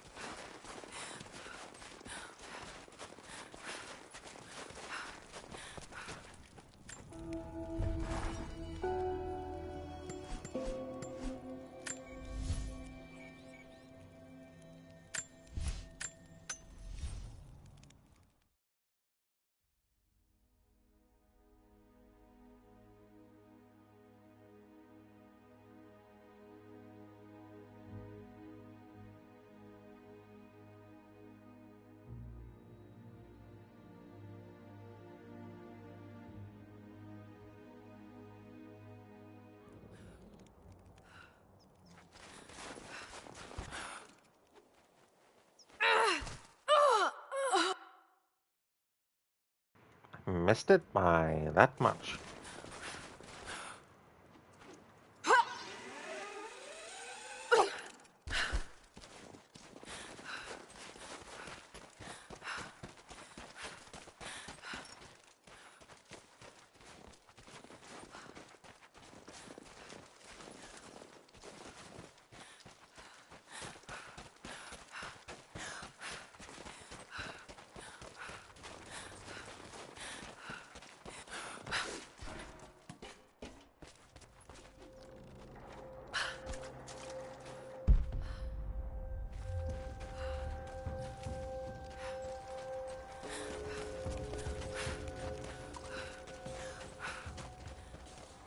What's the word on the local guys they picked up outside the valley?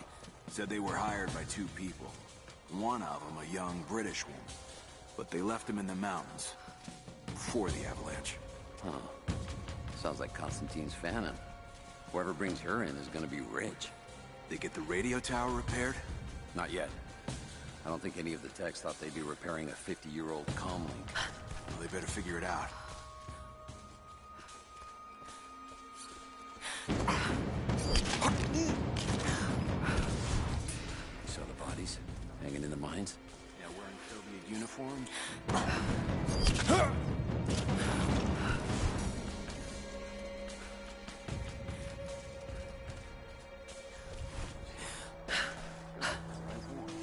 Oh, man can dream.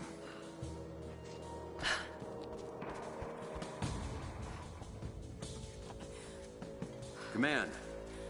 Anyone copy? Over. Still got some interference, but I copy, over. Advancing! Hostile! Damn it. I was getting different dialogue too. Because of course.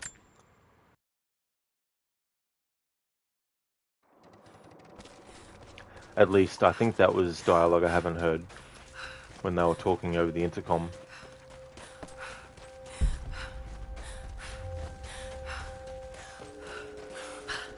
You saw the bodies hanging in the mines? Yeah, wearing Soviet uniforms? Yeah, I heard. What's the word on the local guys that picked up outside the valley? Said they were hired by 2 people. One of them a young British woman. But they left him in the mountains. Before the avalanche. Huh. Sounds like Constantine's Fannin. Whoever brings her in, that's gonna be rich. Yeah, the latest supply drop. More coming, I've heard. A lot of boots on the ground. Whatever they have planned, I think this could be a big one.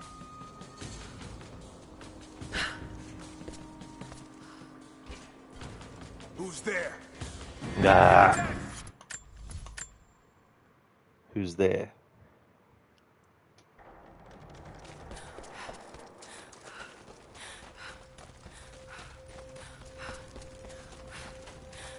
You just arrived in the valley, right?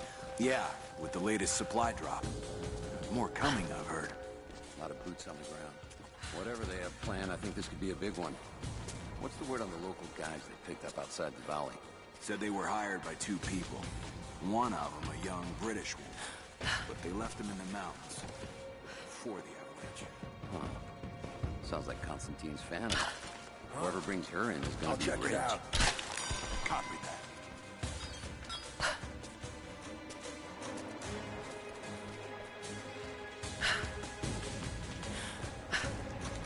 Hostile spotted! Oliver, who's there? Who goes there? Who are you? What are you doing here? Don't shoot, I'm a human. Oh, sorry about that. Radio tower I thought you were one of them. Not yet. I don't think any of the techs thought they'd be repairing a 50-year-old comlink. Well, they better figure it out. What's the word on the local guys they picked up outside the valley? Said they were hired by 2 people. One of them a young British woman.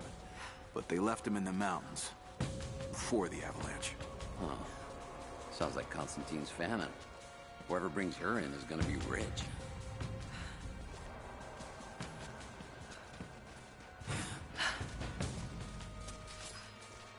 What was this facility?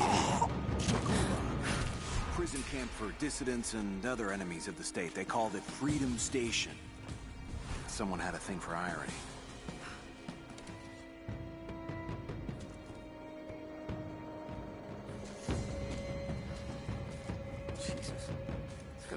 right warm. A man can dream. If you don't shoot, I'm a bat, rat, or a cat. Okay, bye. Then the shooter's like, oh, okay, no worries.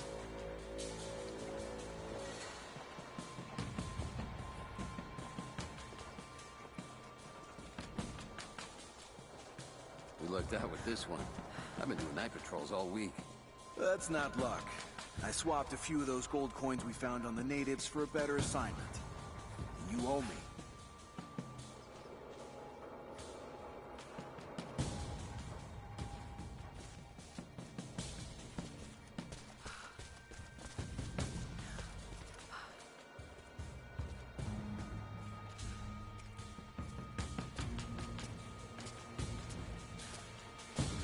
What's that?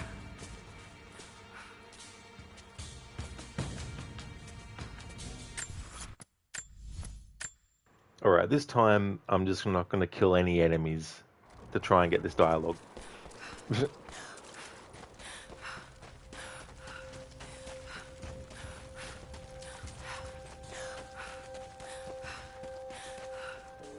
What were they pulling out of the mines here? Officially? Some of the dialogue we've heard, but I could swear there's some that haven't been heard in the playthrough yet. Tick from the Geiger counters. But then You again, just arrived in the valley, right? Yeah, with the latest supply drop. maybe not. More coming, I've heard. Oliver, this guy again. Whatever they have planned, It's I think always this this could be a big guy. one. It's just as bad as the radio wind. tower repaired? Not yet. I don't think any of the techs thought they'd be repairing a 50-year-old comlink. Well, they better figure it out.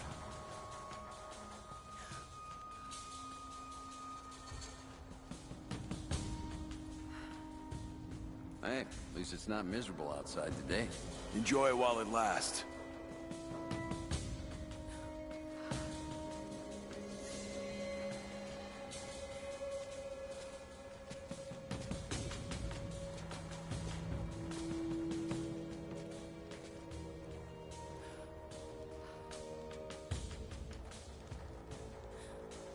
I mean, I can see why the natives would want to stay here. Yeah, considering what the rest of this frozen shithole is like, this place is paradise.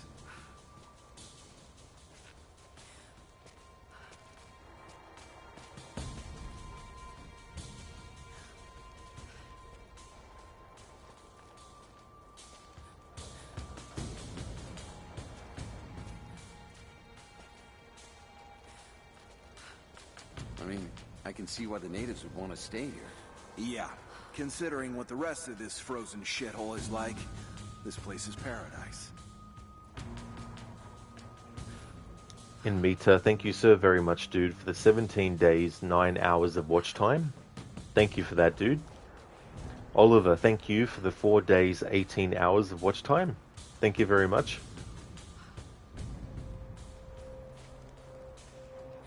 We lucked out with this one. I've been doing night patrols all week. All good, Mr. That's Epic. not luck. I You swapped found few of a, those gold coins we found on the natives for you a saw better something assignment. awesome coming to Netflix. You owe me. Animated TV show of Devil May Cry. It looks good. I didn't actually see the opening of it. I saw it in like a thumbnail. That Netflix on their YouTube channel had actually put the opening titles for that show, so you can watch it as well. But that's cool. It's always good as well to get video game adaptations into other media that's really done well. Jesus. Hey there, Schiller. Welcome on in, dude. Man can dream. Things are going well. Just getting some materials and resources for upgrading weapons and stuff. Mr. Epic, by the way, ever played the DMC game? Rod, they're good. You're planning to play the games when you get your new PC.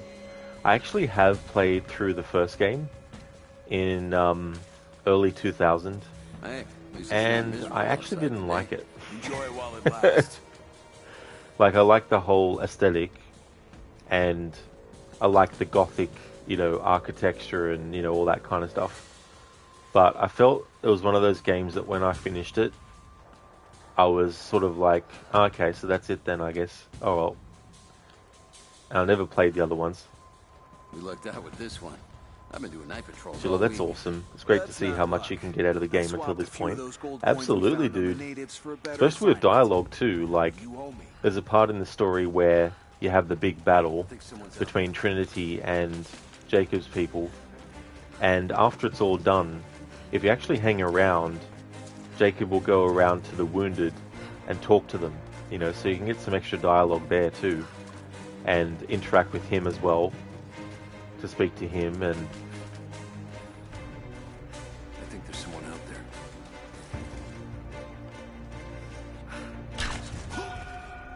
these enemies are just starting to repeat the same old dialogue, so yeah. Don't need to worry about hearing their dialogue for this one. Natives must have built them for hunting. They could just as easily be used for an ambush. Heads up! Incoming! He's gone! I see you!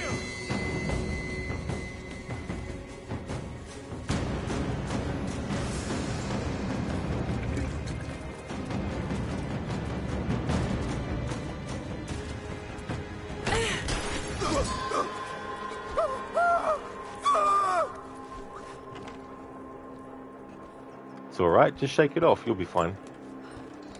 Don't you remember drop and roll?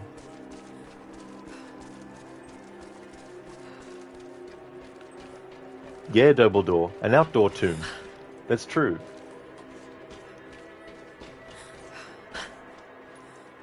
Oliver, still have to do Flora's Lava Challenge though. Oh, in this game, man, that would be nigh on impossible.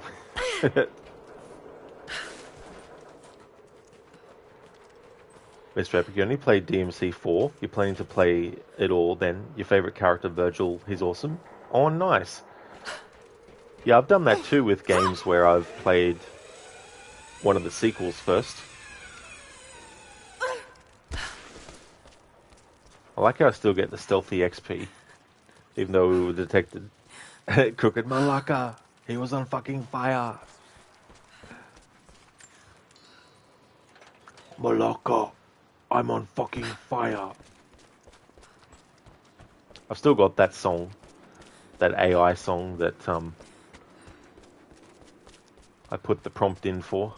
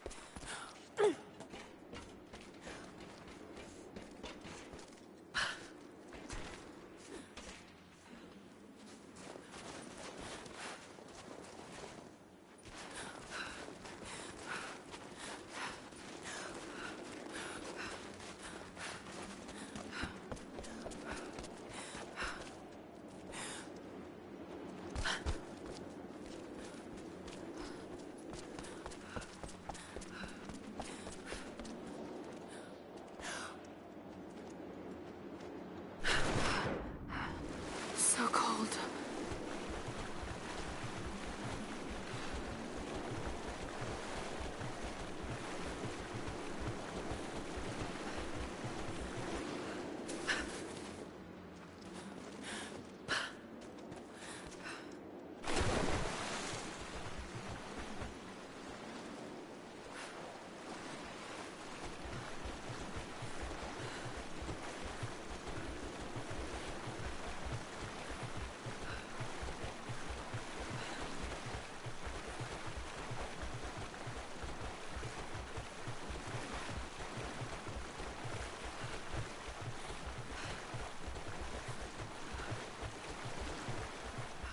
Oliver, this is a warm bath for Arctic. I don't know how I'd go with an ice bath. I've never had one of those. I'm thinking to myself, probably only last, like, I'd be like in and then back out again.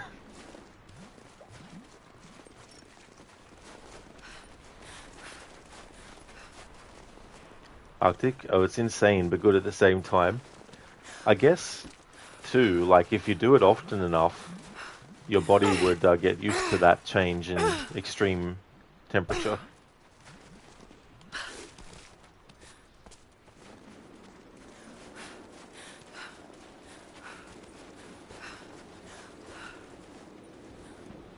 Here it is, the final thing to cut.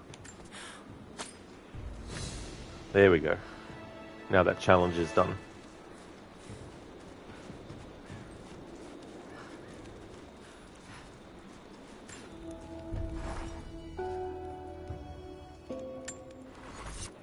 Oliver, yeah, you've been in an ice hole for like 30 seconds in minus 20 Celsius? Holy shit.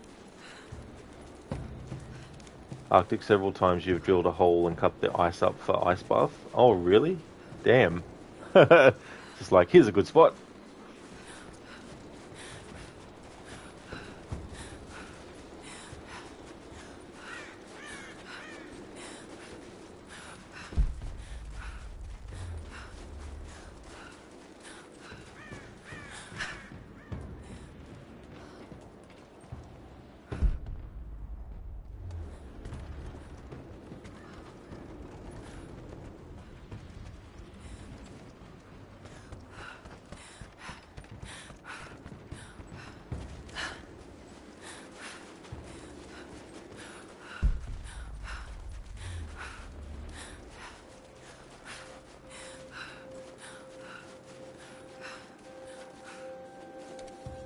Sylvia's just abandoned this place. Looks like they packed up and left in a hurry. I don't think it was that peaceful. Looks like there was some sort of struggle.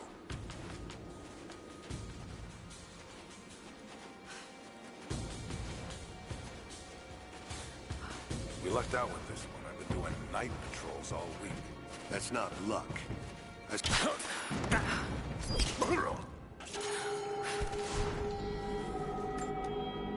I make my own luck.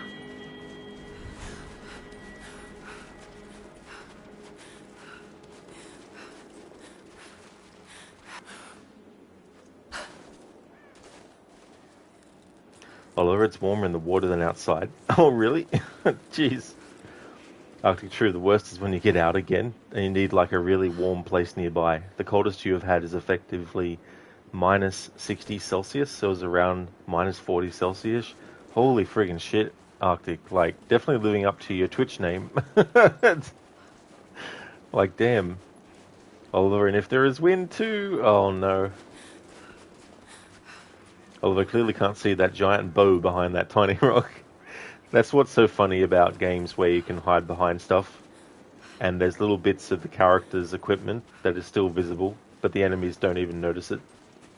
Or when you have enemies that don't even notice someone up on a tree branch, when the tree branch isn't really that high off the ground, and they're at a distance away that you would think they would notice, you know. Arctic, you're a frozen bat. It's like when they did those Batman toys where they're like, Arctic freeze Batman, or, you know, sort of like Cyber Ninja Batman, you know, those sorts of things. All of the nuts were gone.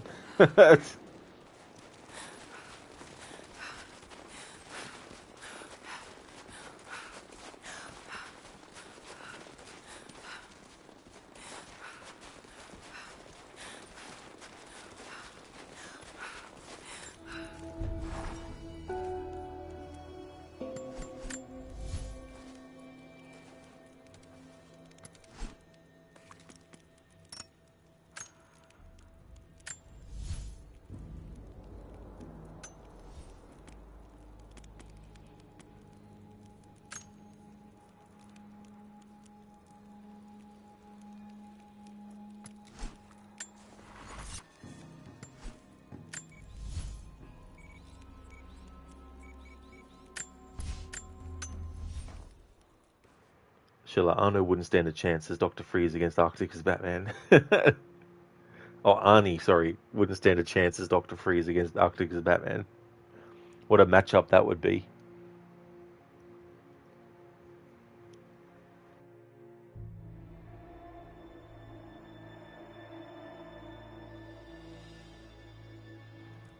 Oliver Jules shrunk into a pebble.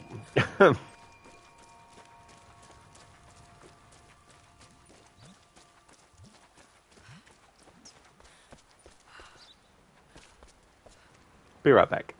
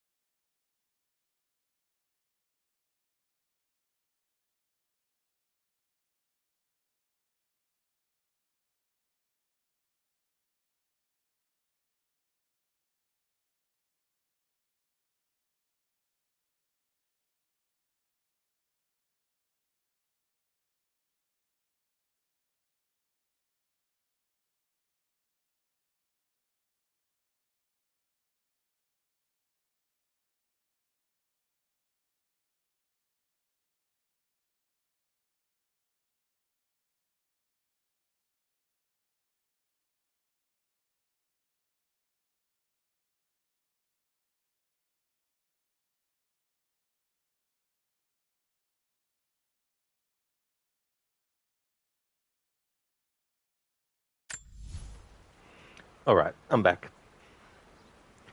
Oliver Road went for a quick smoke reading all this banter in chat. That would be very unlike me, though, because I've never smoked in my life at all, ever. That'd be my evil twin DOR.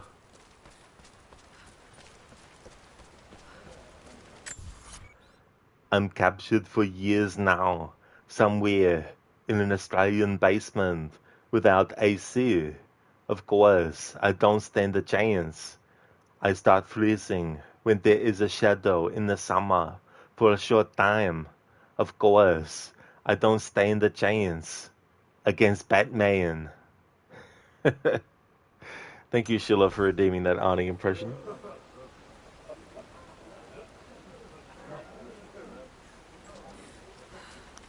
Oliver, Door Legion. Evil doppelganger.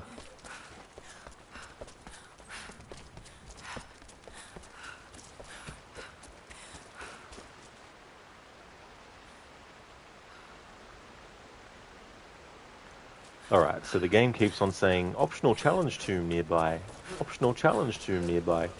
So I'll actually do an optional challenge tomb that's nearby.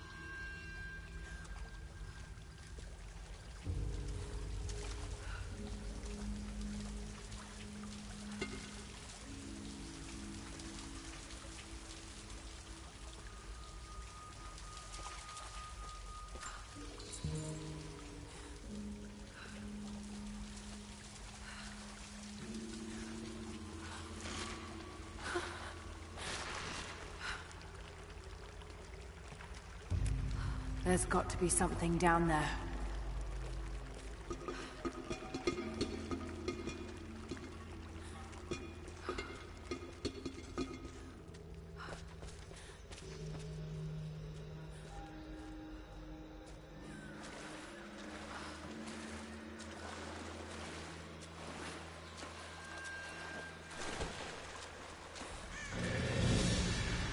Astonishing. This architecture predates the rise of Eastern Orthodoxy.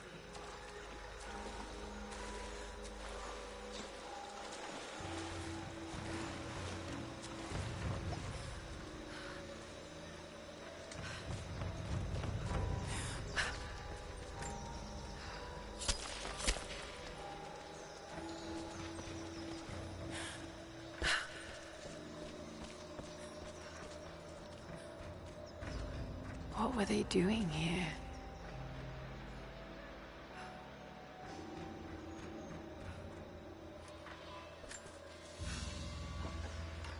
A gold belt buckle. Decorative but strong and functional. It appears to be part of a military uniform.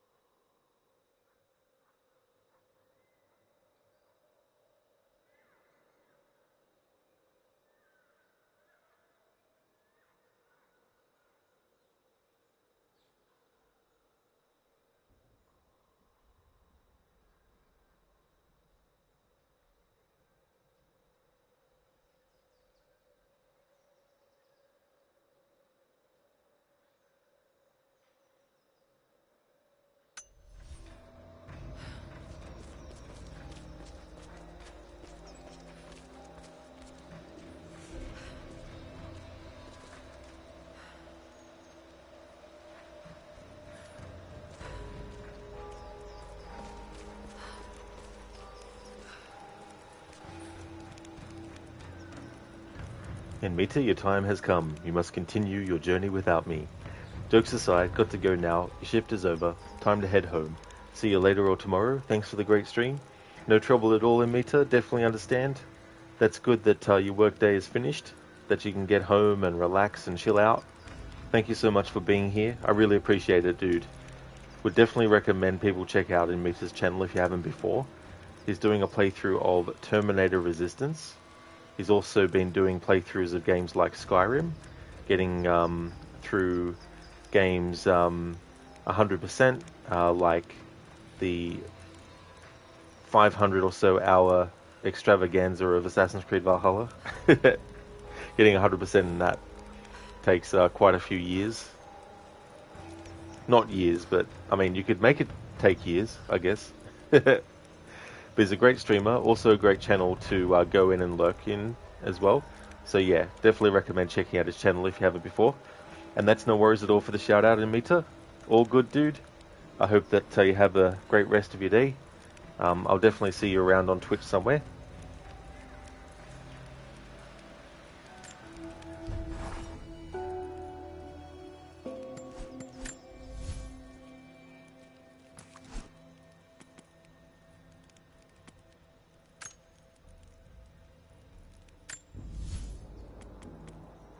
The semi-auto pistol, improved ejector. The shell ejector is improved to decrease jamming and improve rate of fire. Applied to all pistols with magazines.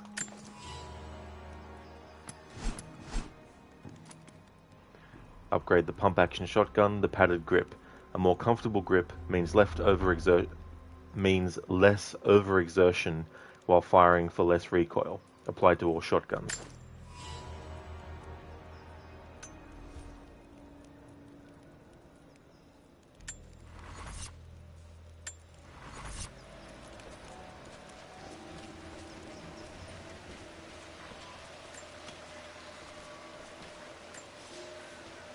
I have left my wife in the care of these physicians. The sickness became exactly what we feared as her skin turned to scales and she lost all feeling in her extremities. They say there is nothing that can be done for her save for give her relief from the pain and ease her passing. But she must be kept far from the city, far from me. My wife will die, and I will never see her in this world again. I will hurry to the next to meet her. Last parting, House of the Afflicted. A husband is forced to leave his wife behind at a leper colony.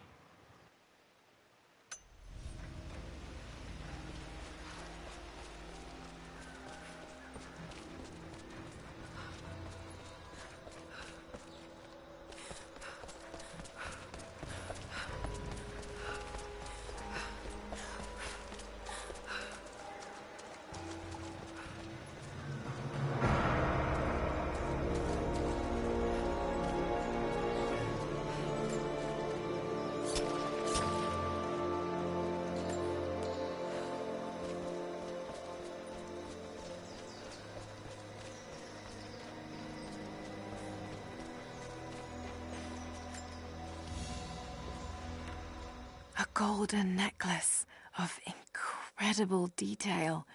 Whoever made it, it's the equal of anything found in the Empire.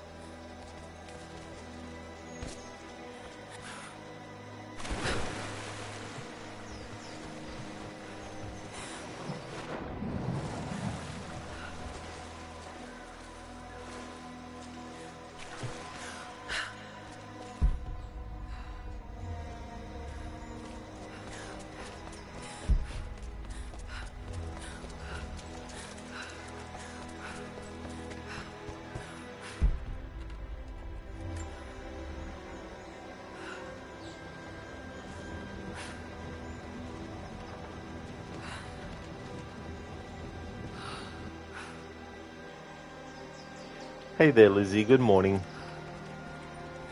Good morning to you as well. How's things?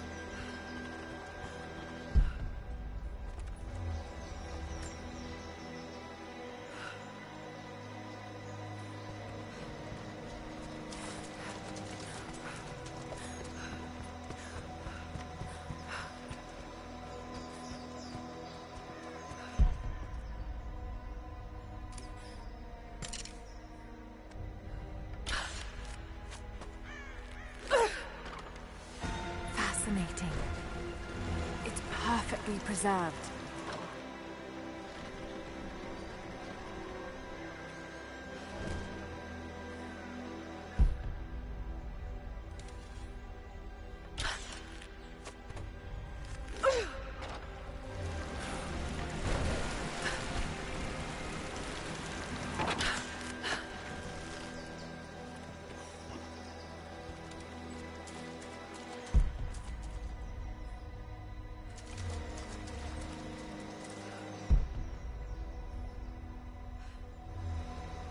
Oh, nice, Lizzie. That's good. The stream is going well. I'm doing a challenge tomb at the moment. Been making good progress. I still have a lot of content to do and also elements of my playthrough to finish, like upgrading all the weapons and all that kind of stuff.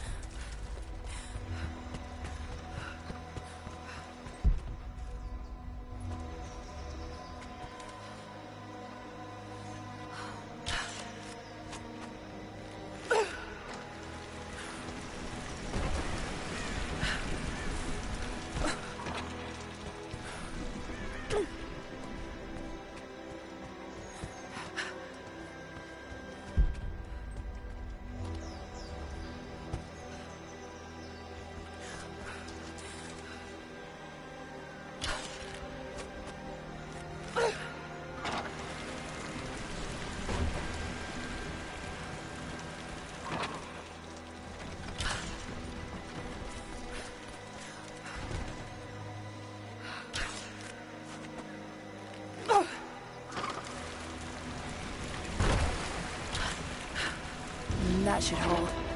Just need to find a way up.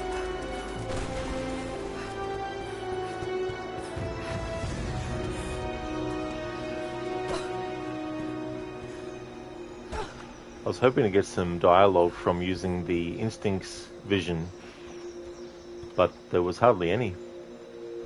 Don't know if that's a glitch or what, but oh well.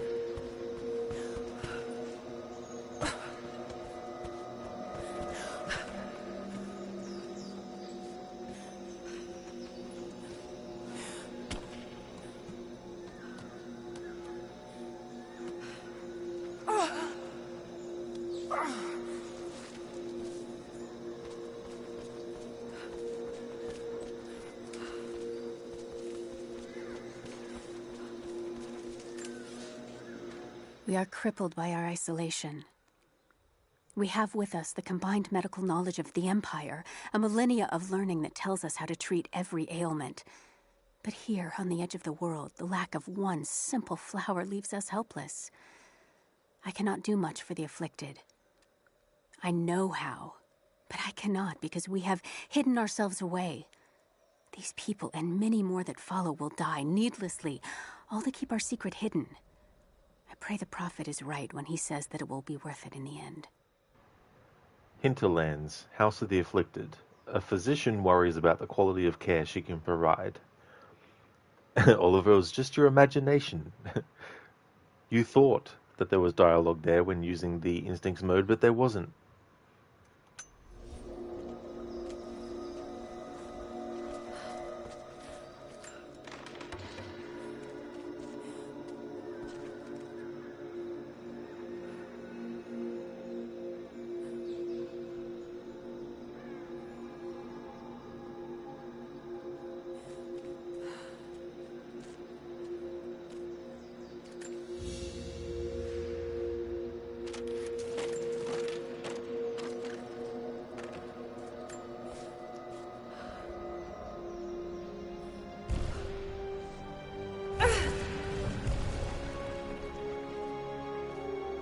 An old codex.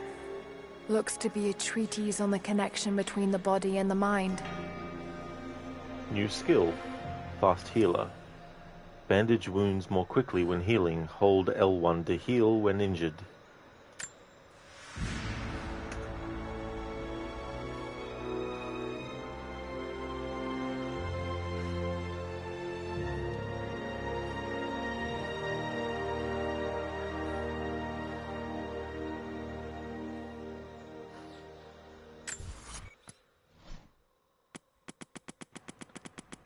Alright, let's have a look in the documents list. That's right, it was codices. That was the section.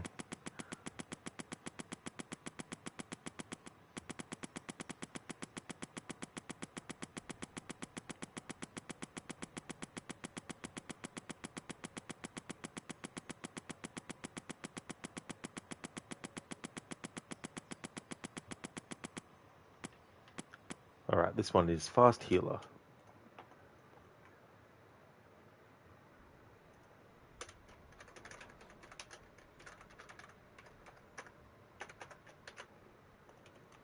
A codex detailing early theories on the connection between the body and the mind. When the body suffers a wound, it knows how to stitch itself together. A child with no knowledge of the bodily humors will still heal from any wound that does not prove fatal. But with the knowledge contained within, you will see that a wise man, with great practice and concentration, can will his body to heal faster. The mind holds great sway over the realm of flesh.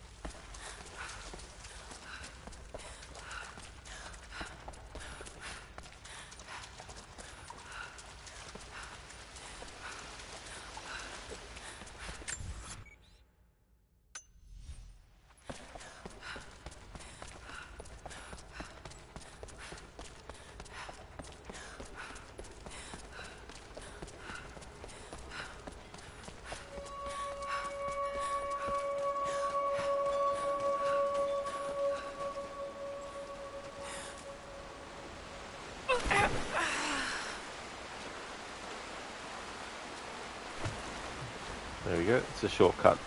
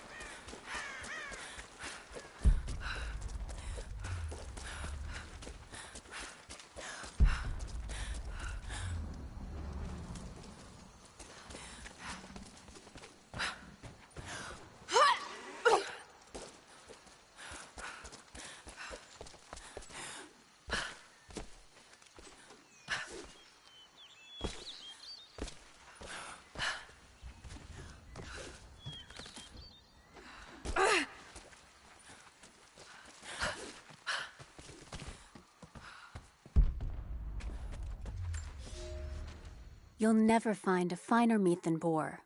As black as the soil and twice as rich. But hunting the damned things is an unpleasant task, to say the least. Now that the sun is up, we will hunt as a pack, working together to take down a boar. We will strike from the hunting blinds around the valley, for we can spot the boar in the dense undergrowth without being seen. And you do not want to be seen. At least it's not raining. None of you, not even I, want to deal with that cursed razorback. On boars, ways of the valley. Boar seems to be a more difficult quarry, but well worth the risk. I hate boars in video games, especially in this game, in Red Dead Redemption 1 and 2. Plus there's probably some Assassin's Creed games as well, like Odyssey. I hate the boars in that damn game. Hey there, Biko. How's things? Tomb Raider is going really good. I just did a challenge tomb, so I can now go to this person who gives you some ancient coins for every tomb you go into. And then if you do all the challenge tombs, well, I don't know if it's all the ones that are in the game, but there's a certain amount in any case that when you do them all, you go to this person and then you get like an item as a reward. I think it's like an outfit.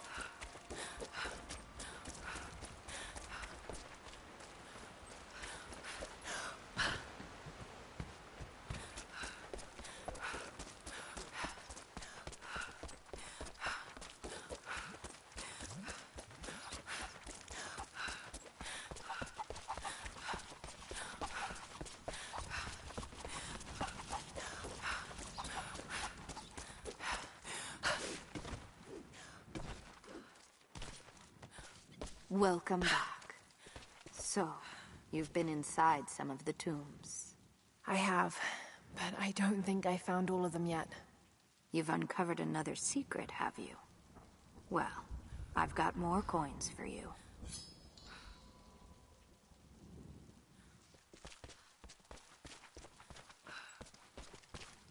The followers of the Prophet fled, but they were attacked in Syria.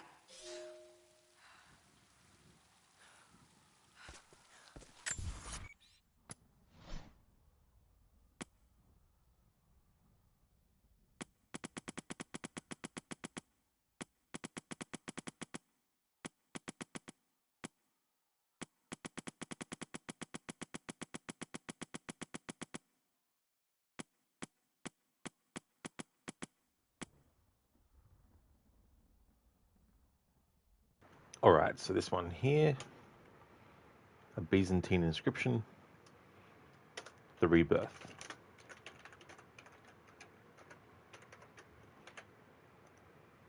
Oh yeah, Lizzie, the chicken. It's so funny too.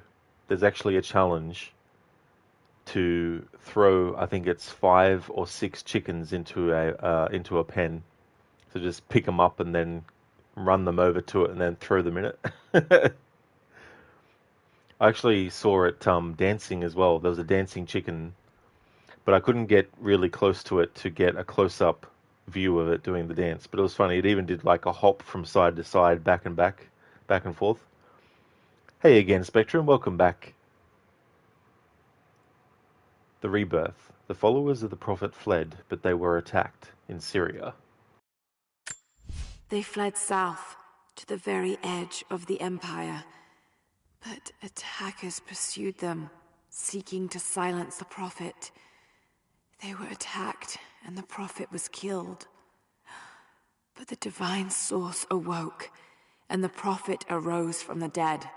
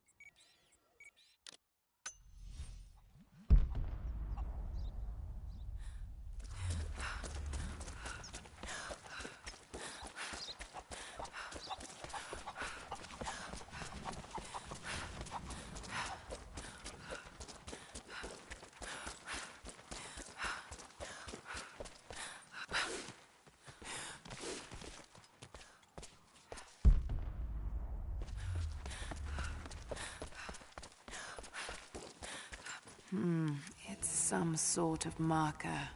Byzantine script, but I can't quite make it out.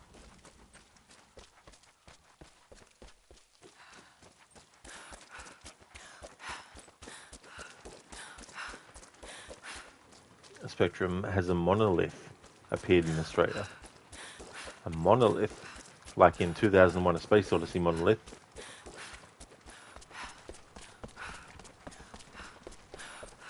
Because in Breath of the Wild, you have to run all over town grabbing chickens and putting them in a pen. Oh, very nice, Lizzie. I see not much has changed than in one of the later games in the Zelda series.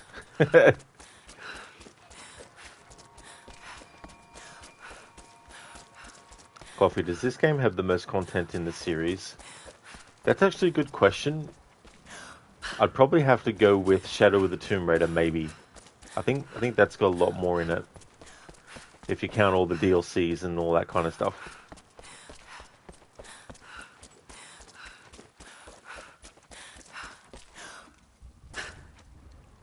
Spectrum, yeah, monoliths are appearing all over the Earth. Not that I know of.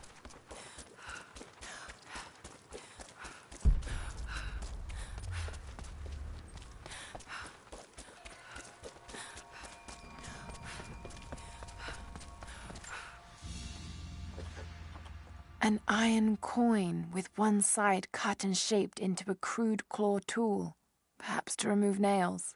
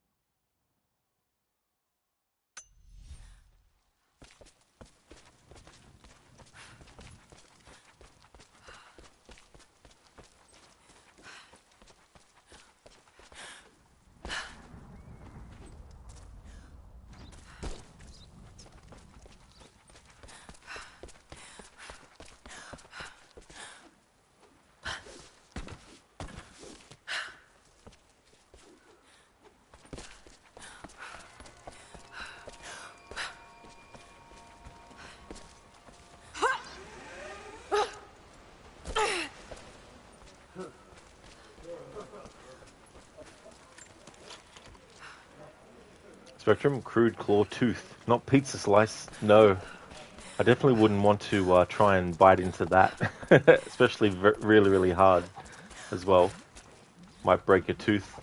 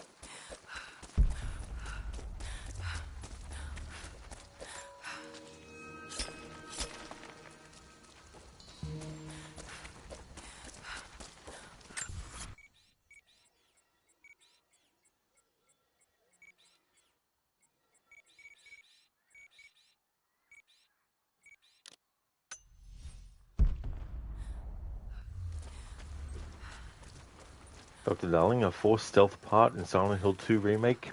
Is there really? Yeah.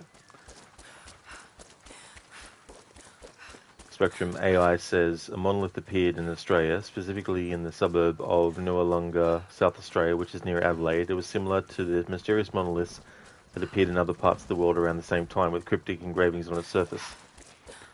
Yeah, first time I'm actually hearing about that. I didn't know. That's weird.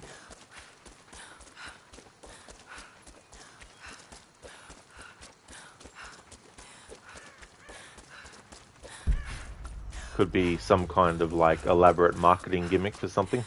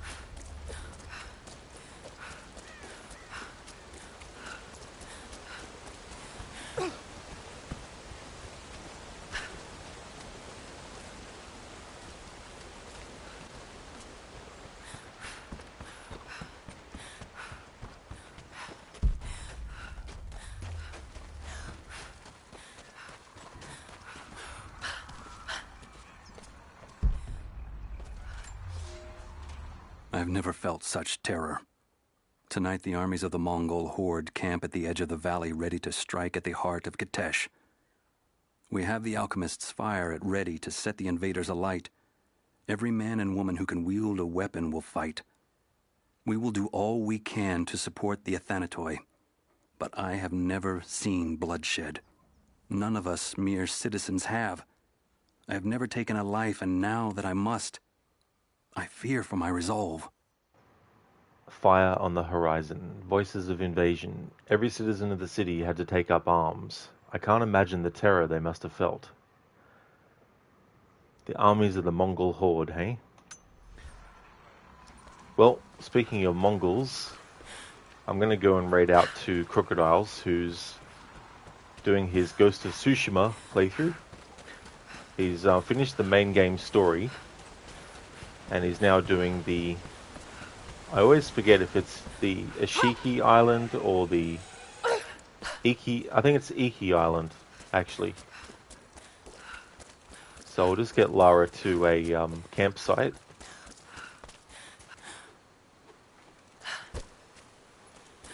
No worries at all for the stream, Shilla. No problemo.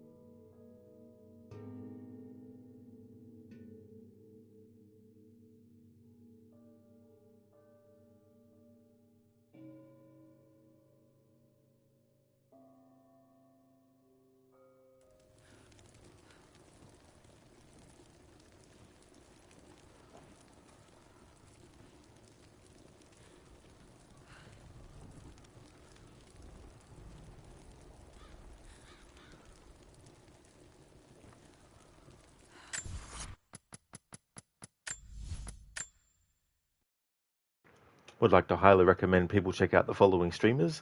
Arctic, who is doing Apex Legends. Inmita, who's doing a playthrough of Terminator Resistance. Lucinda, who is doing a playthrough of Resident Evil 4 Remake, has finished the main game, will also be doing the Separate Ways DLC as Ada. Mr. Gote is a streamer of games like Banishers, Ghost of New Eden. Shitterlock is doing a playthrough of Resident Evil Village, and Shaky has been doing a playthrough of Far Cry 6. So definitely recommend checking out those streamers if you haven't before. And that's all good for the stream as well, Lizzie. No problem at all. Spectrum, that one appeared on December 10, 2020. Another appeared in Newcastle last June, covered in weird symbols.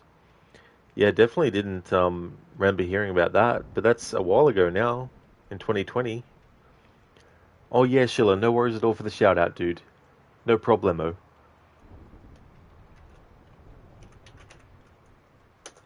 Here's a general raid message that people can feel free to copy and paste. I've also got one for subscribers as well that I'll put in chat too.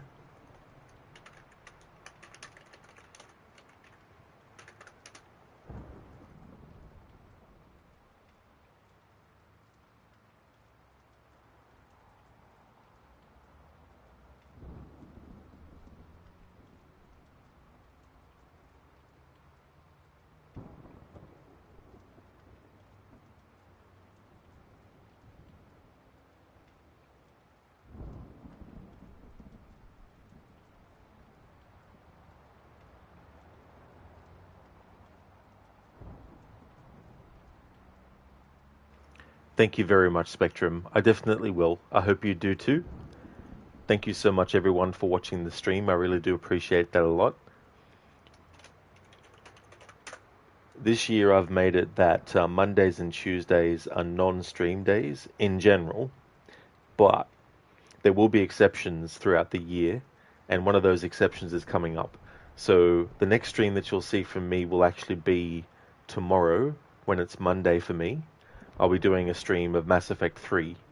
Depending on where I get up to in the stream tomorrow will determine whether or not I either do a Tuesday stream to finish off Mass Effect 3, or if I'll just be able to get everything done in tomorrow's stream.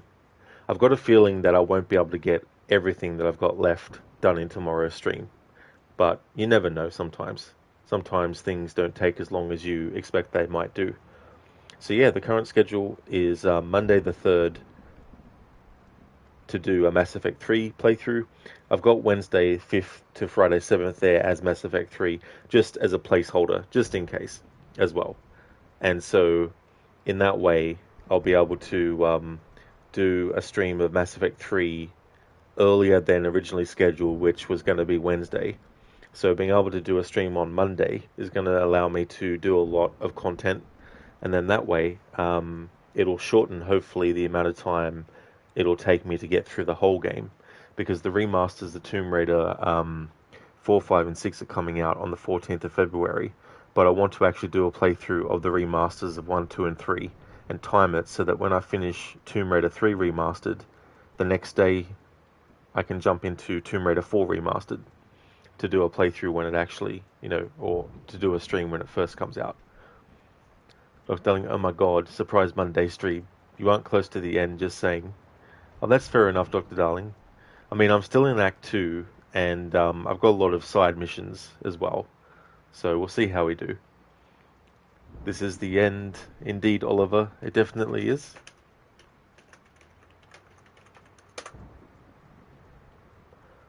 So the next stream of this game won't be until next weekend. But thank you once again, everyone, for watching. I really appreciate it, and I'll catch you next time.